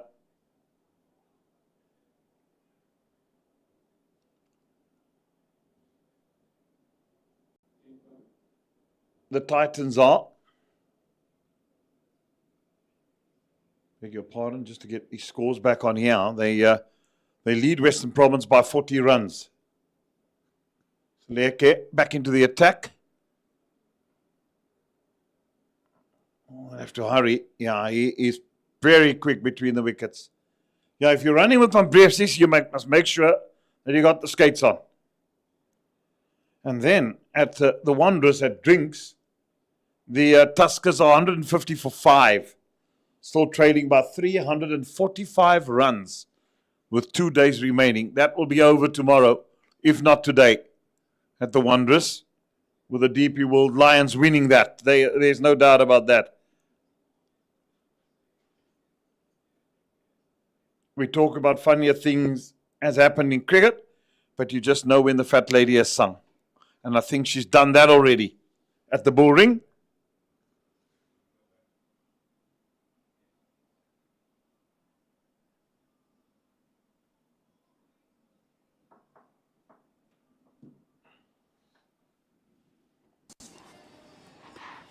Interesting to see also what's going to happen at Kingsmead. So That's going to leave the men from the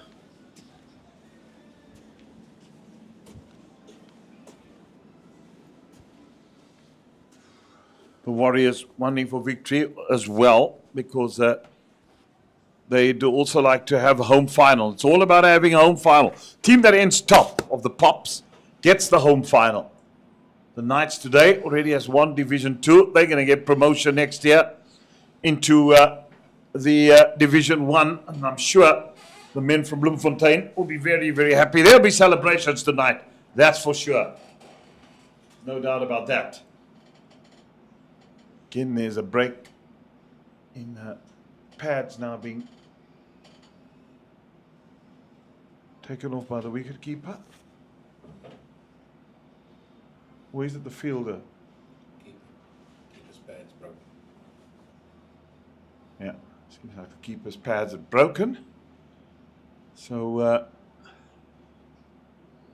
going to need a new pair or repairs.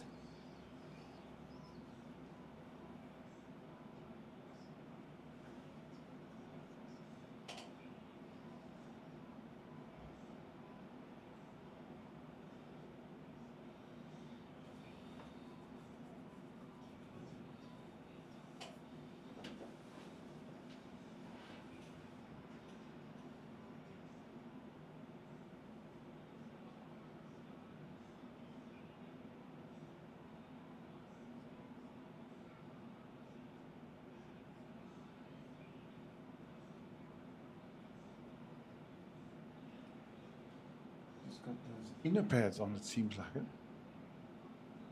Now, and all these modern day stuff that these guys have these days. Yeah, he's happy to go. Ruben Herman.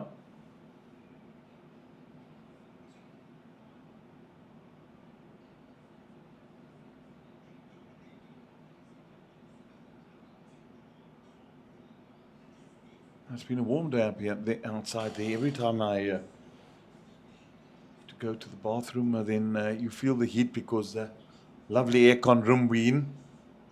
And it's been nice and cool all day.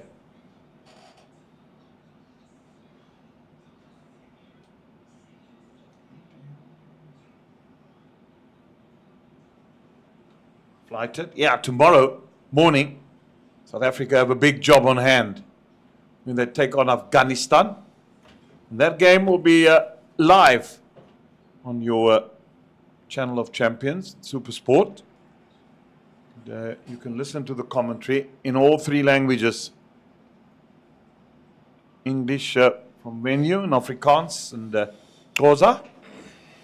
So it's a big task tomorrow. Well, New Zealand were convincing in their win. And they're going to be a big team when that match between South Africa and New Zealand takes place. But it's going to be important for South Africa to have all their straps tomorrow, because Afghanistan, let me tell you, are not a bad opposition. They don't have a bad bowling attack with their seamers and their spinners.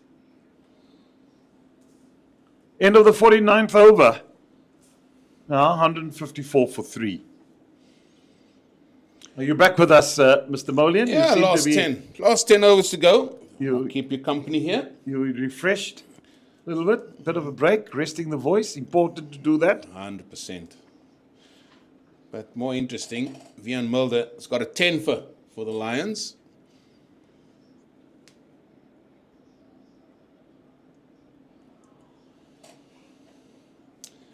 And very important 10 overs this for both sides. Goldrush Boland want to just see out the 10 overs, and for the Dragons, can they maybe sneak 1, maybe 2 more before close of play? Well, they've gone back to the 6-3 field placing, which I feel is a much better deal than the 7-2, because now Jade just seemed, when he had the 7-2, he just seemed to drag it down, and he got pummeled it through mid-wicket for 4. Now, with the 6-3, he's got his line back again. Shows what confidence does. Sometimes when bowlers know they got that extra protection. Shows you what the field placing does. Yeah. I've always maintained field placing will dictate more or less where the bowler's head's at. And the way a field is set is very, very important.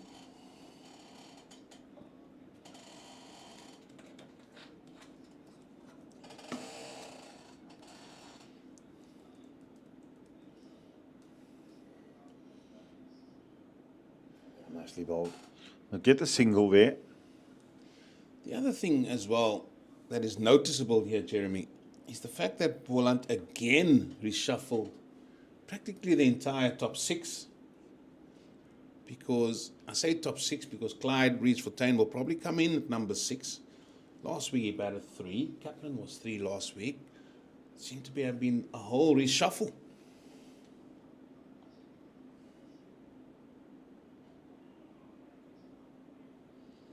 Leon Botha was 4 today. And that can also play on the mind of batters. Batters love consistency. They love to know, oh, I'm going to open the batting, or I'm going to be 3 or 4. Yeah, and you want to have a settled batting lineup as well. You don't want uncertainty to creep in. But not doing too badly thus far. That one is driven. Good shot. And driven very well. It's a good shot. They've all got runs. Just Makajima for 13. But they've got off to a good start with Capel and Kaplan. And Boerta's moves to 25 now with that shot. Placement was so good. It was indeed. And it just shows how he still latches on to that. And yeah, Avi came in at 3 today. Leon Botha at 4. Jedley is at 5.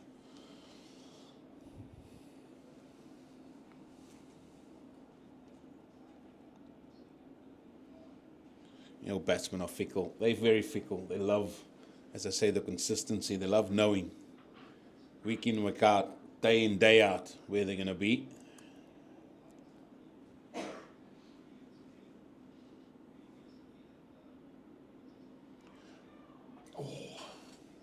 Yeah, when this 4-day cricket is done for the season, then there's also the one-day stuff that's left over.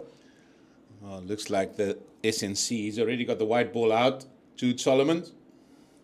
He needs to shave, that boy.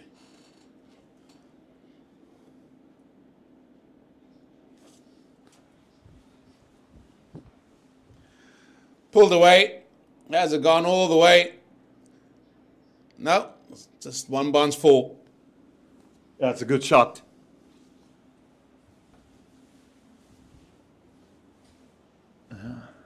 Strength and conditioning coach. He's also busy at Paul Russ. I think he coaches one of the rugby sides there. Man for all seasons.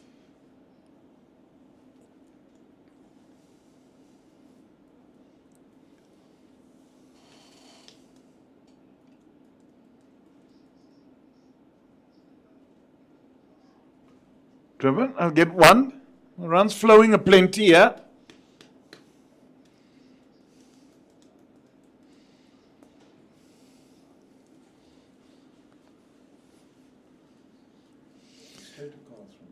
Straight to cards?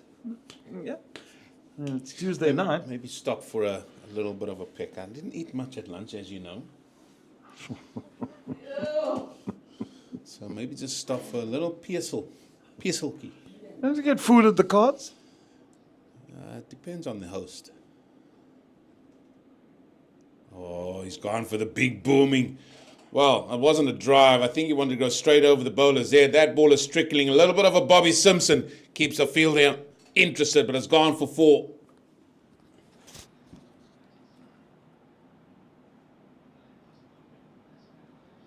Yeah, I was lucky for that.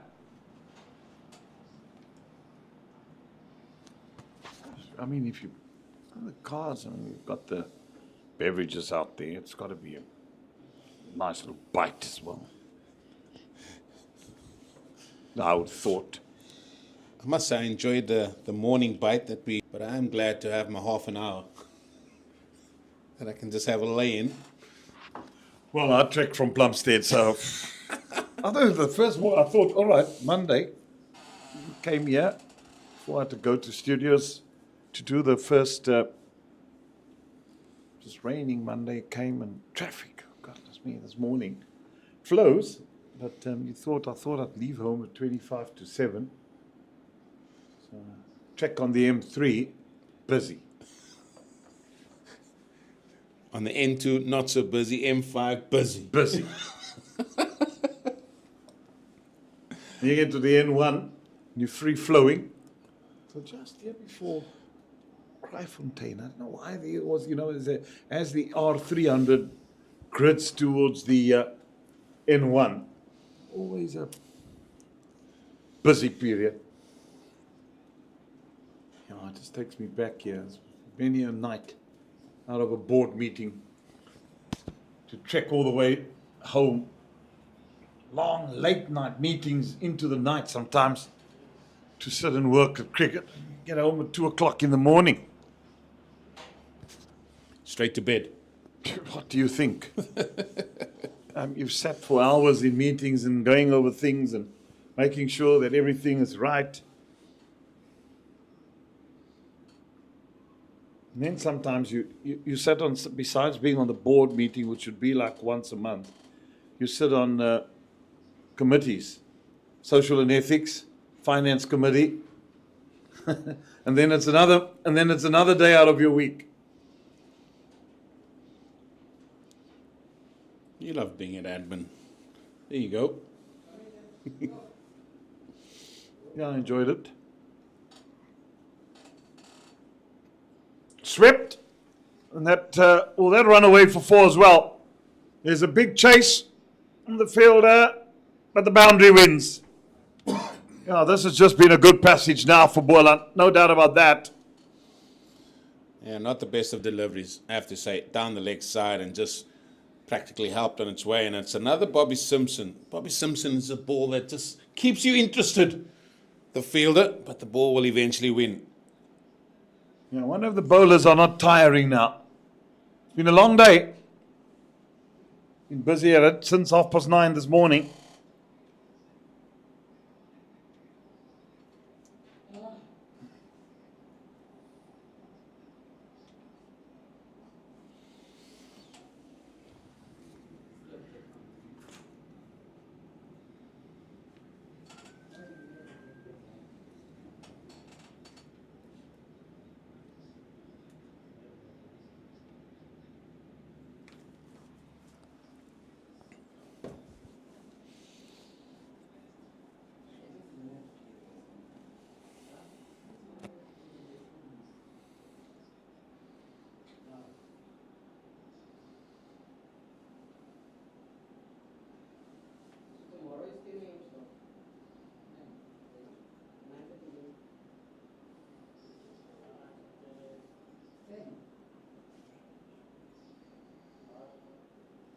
You reckon will be another 9:30 start tomorrow?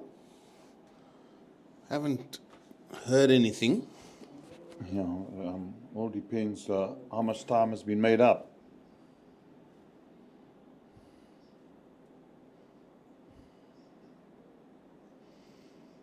Nicely worked onto the onside yet again by Leon Porter. He moves to 39s. Putting together a nice little innings here for himself here. As, the score goes to 177 for 3 at the end of 52 overs. Just 7 overs still left in the day's play. Yeah, the World Cup today. The Netherlands earlier beat Namibia by 7 wickets. And then New Zealand, they beat USA. They got to that 175 with all their wickets intact. So they had a 10-wicket haul win. And then Pakistan now against the USA. Pakistan got to 190 for 9, which is a good score. And after 1.1 over, the USA got 10 without loss. Glad to hear that India and Pakistan will face each other at the World Cup in Sri Lanka. After all that drama.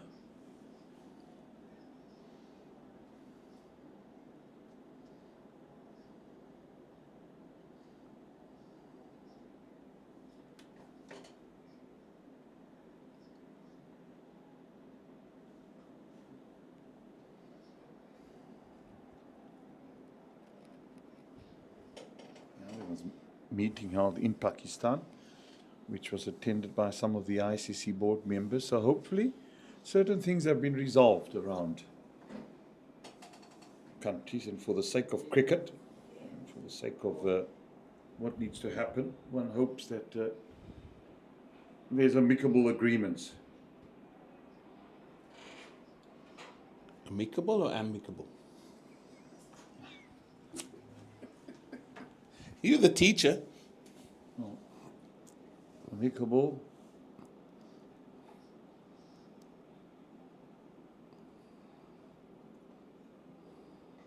Driven.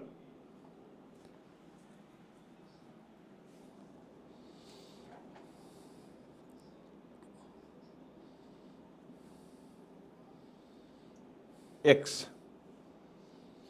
You ran away because you just wanted to do more talking via broadcasting, I should say. Good job you did. Many a person enjoy listening to you. Although we found it strange that we couldn't hear you last night, Jeremy. Don't go there.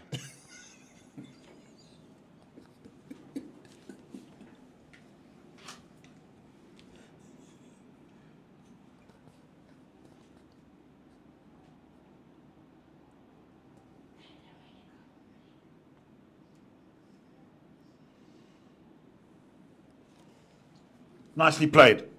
Well, here's the good old teaser. You will haul this in. But, 3 runs to the total. And Bress, he's so quick on the cut.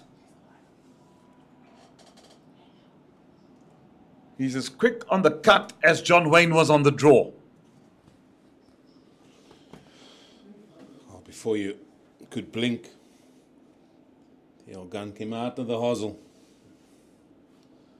John Wayne.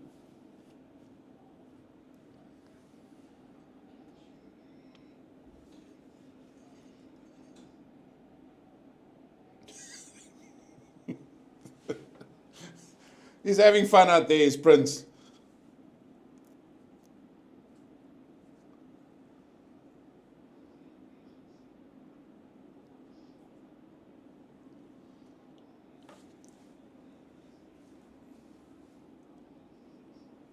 Well, that's short again.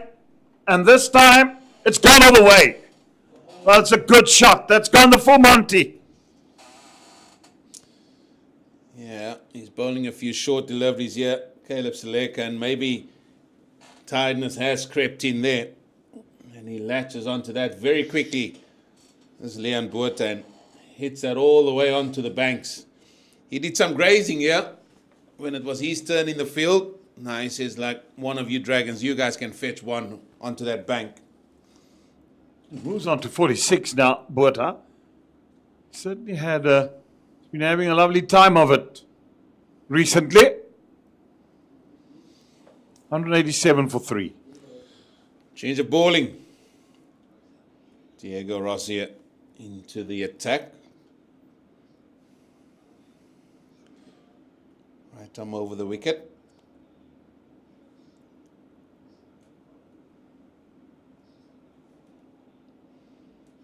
Got the shades on.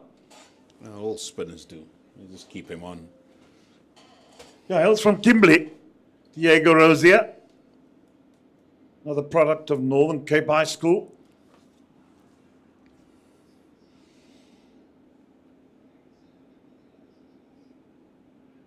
Also spent some time at the Warriors, didn't he? Prior. Yeah.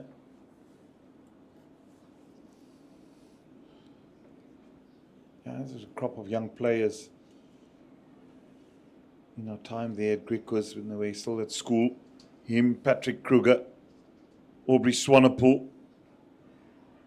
Chance of catch it, but he finds the gap on the offside. Gets the single.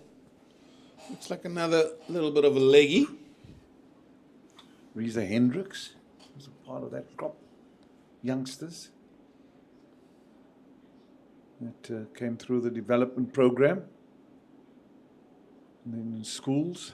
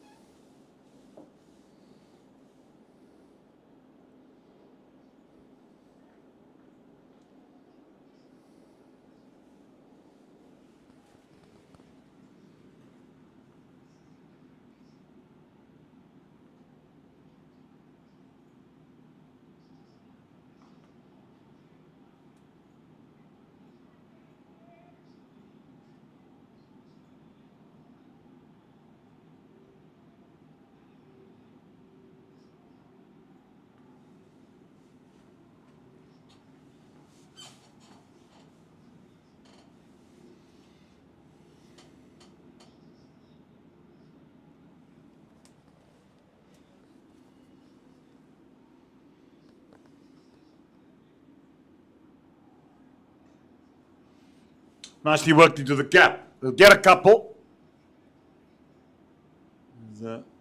Alfred Matoa comes around the bell boundary, just cuts it off. Got to have your wits here, these batters. They just, and that was the 50 partnership as well that has come up very quickly. Yeah, it has. With just 44 deliveries. But they just got to have their wits about them, these two batters. Us here bowling, if you lose deliveries, sometimes you can lose concentration. Still 5 overs that remain at the conclusion of this one in the day's play. Yeah, you've got to say to each other, two of them, yeah, we'll listen, any runs on offing, we'll take, but we're going to make sure that we wicketless tonight. We don't lose another wicket. And, we can come back tomorrow, start afresh. It's been an interesting day, Jeremy. It's been really interesting. Has been indeed. It's been a game within a game, and where certain things or where certain teams are. And I think maybe here, Northwest might have found themselves a little bit looking at their own way of how they went about things, knowing that there was a place in the finalist stake, knowing what was happening at the Wanderers. And they still got a long way to go here to get their full bonus points for bowling. They've only got one so far.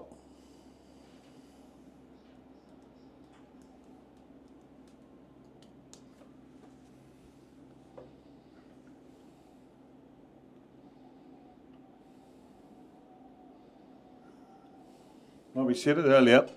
It's a hard grind 4-day cricket. Got to have your wits and concentration with you, especially over periods of time.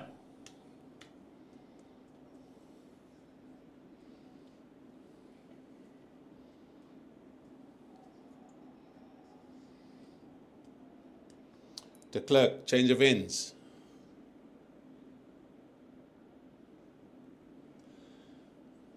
So it's 5 overs that remains. That's going to take us up to 59. Still 21 overs to go before the second new ball. So a lot of time for Goldrush Boland to really cash in during that period. Yeah, the ball being softer, older.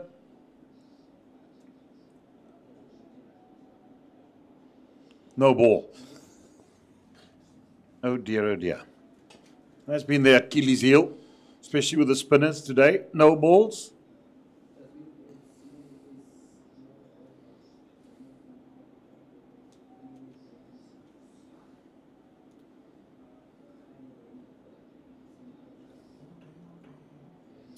Five no balls already in this innings.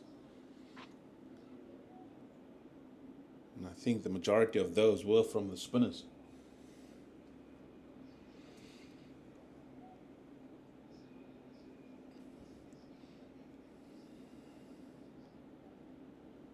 No Forrester ball 2 for the return crease.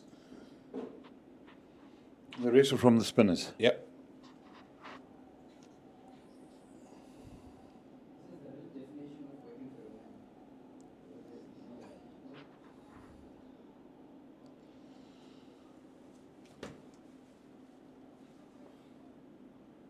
Oh dear.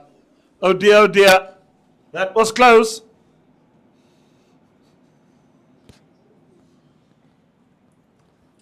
Tempting him with the ball down the leg side. What did well there was not turn it. He just kept the straight face of the bat. Still found the edge.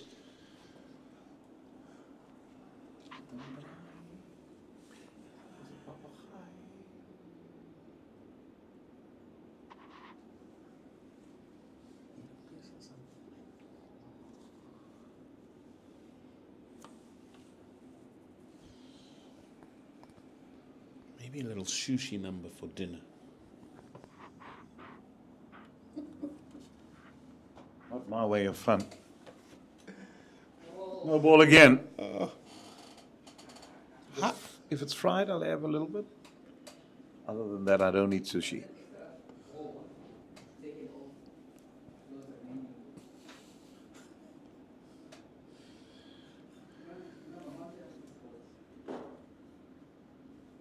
I do enjoy it.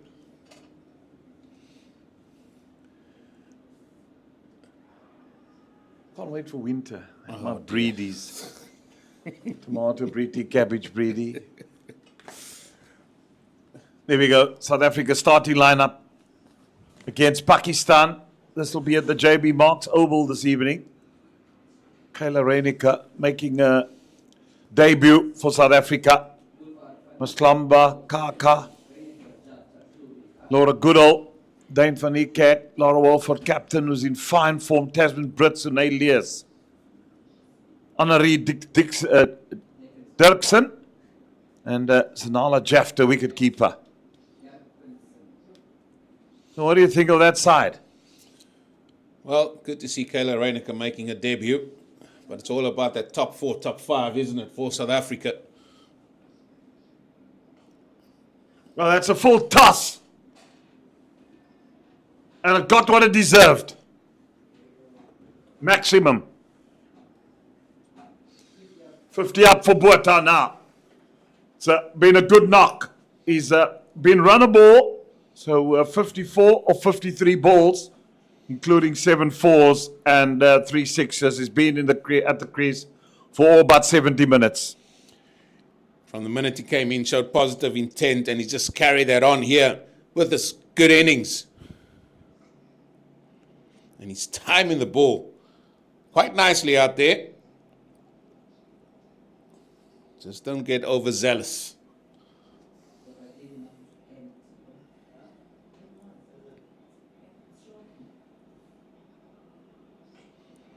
Well, it's full again. It's going to go with a head up and Gwepe and run away for 4. And that brings up to 200 for Boland. And they've gone around their business or about their business in good fashion. Nearly. Did manage to go over the captain's head. Not getting all of it, and his heart must have been beating a million miles an hour as he saw that ball just getting over. Get one. The captain has just pushed himself back a little bit, just in case. He has a darted again.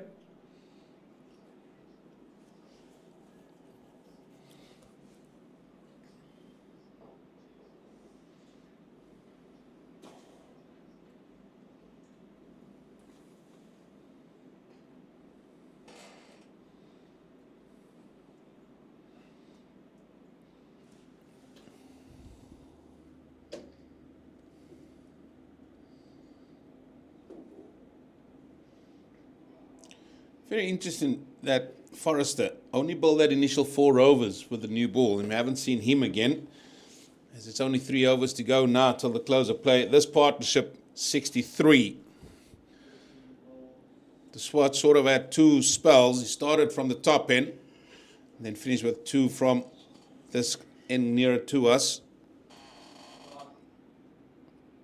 Mutua bowled 5 overs for 13, very wisely, with 2 maidens.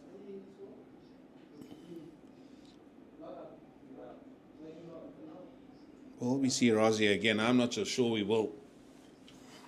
He went for 14 in his 2. Maybe it's just a matter of seeing time out and making sure they get to the end of the day's play.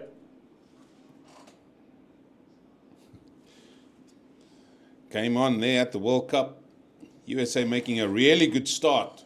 42 without loss, busy with the 5th over. Yeah, they're not to be taken lightly. The United States of America. In the gap, 1.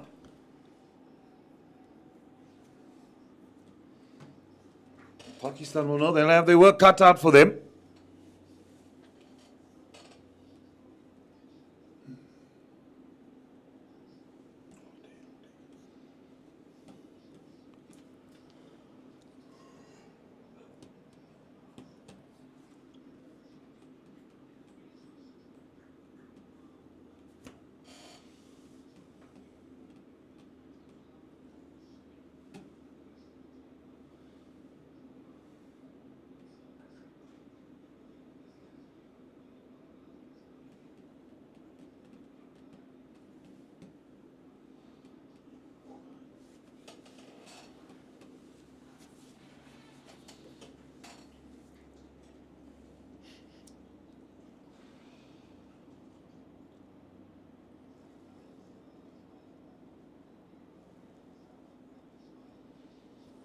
Your 7-2 field is back, Jeremy.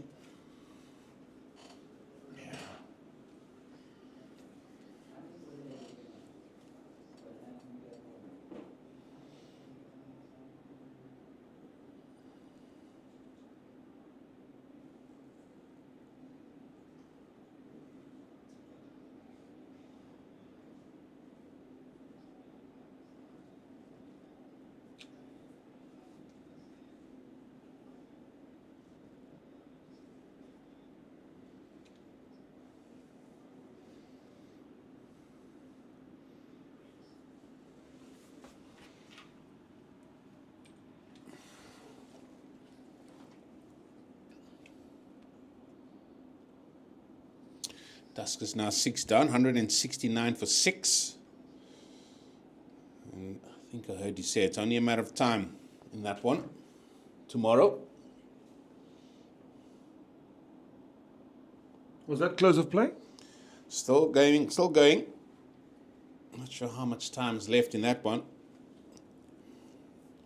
2 overs left here in the day.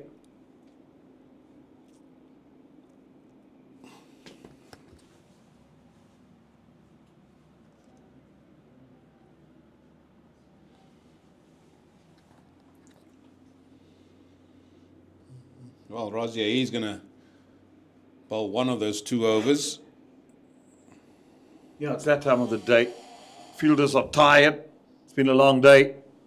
They've done quite a bit of batting in the 2 innings. They've been in the change room for a long time.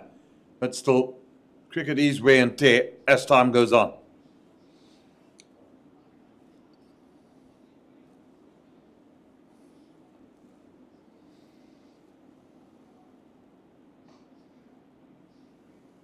Worked away on the onside for a single from Proteas. Just pushing it in the gaps.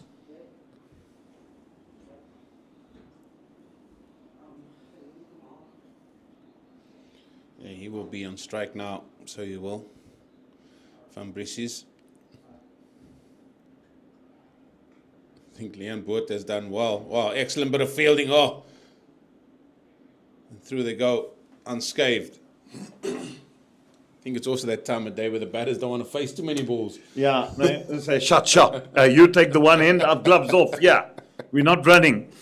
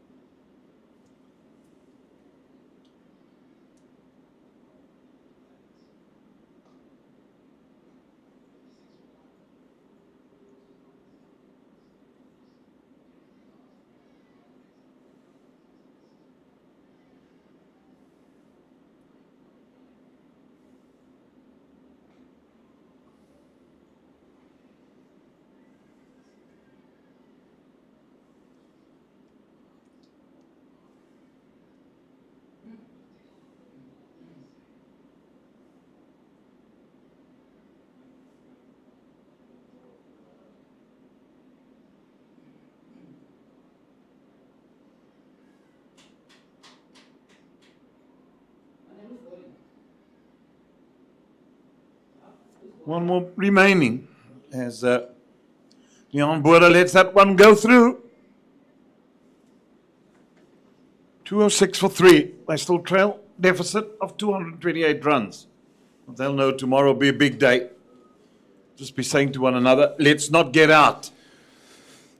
So with your match referee hat on here quickly, and I'm looking around, I'm looking at what Leon Boer did that over, as in he did a lot of gardening, as I said, ran down the pitch to get something off. Official closing time, is that not 6 o'clock to play up until 6:30? Shouldn't it be 5:30, if I'm not mistaken. Because can they make up that time? I'm not sure. But I know, as far as I know, closing time would start 10 to 5:30. Yeah, 5:30, and then from extra half an hour to 6. To 6. Now, with them making time up, can they make time up at the end as well? Yeah, they can if they so wish to play till 6 o'clock. So I'm just trying to think that this could be the case, unless we could be mistaken. We'll soon find out anyway, as it is the captain, Ngwepe. Certainly been bowling changes.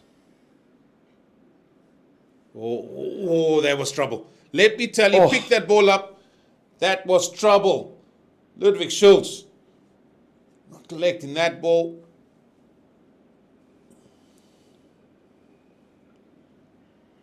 And if my memory serves me correctly, because you started the half an hour earlier this morning, I think this would be the last over of the day.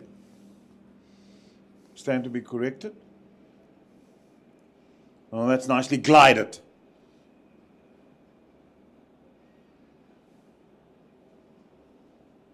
Come back for the second.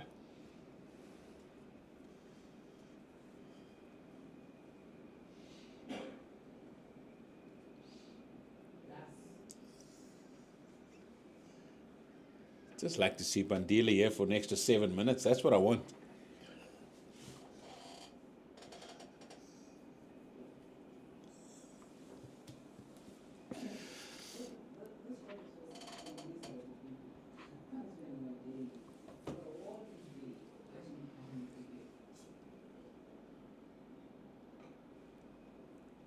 One more to the total.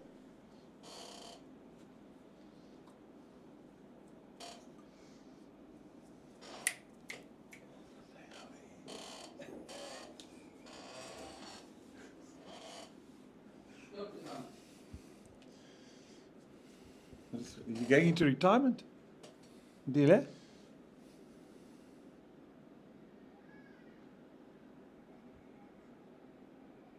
Get a single. One ball remaining.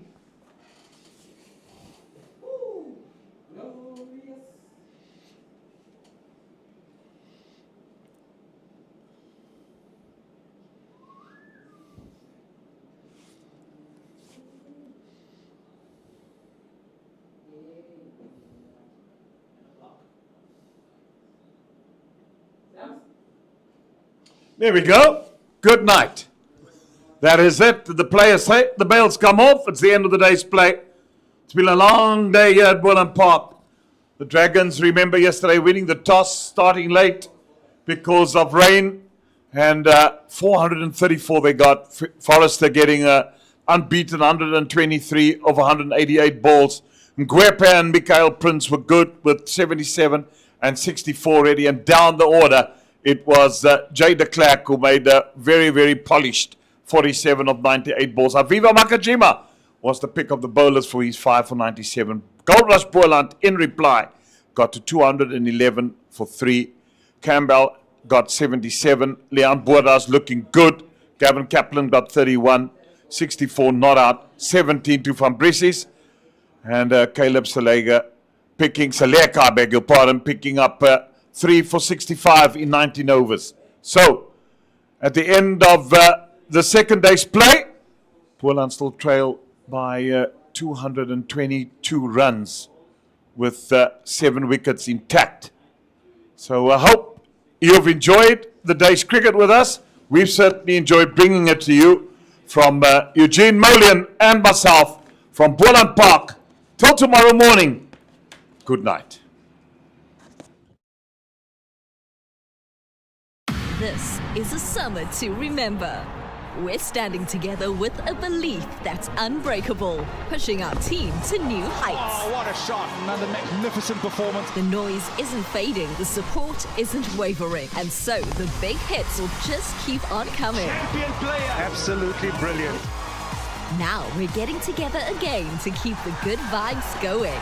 Can you believe it? Because when we rise as one, our passion is untamable. Our team is unstoppable because our spirit is unbreakable. Don't miss your chance to watch our Proteas as they face Pakistan in 3 T20s and 3 ODIs. Go to cricket.co.za to get your tickets now.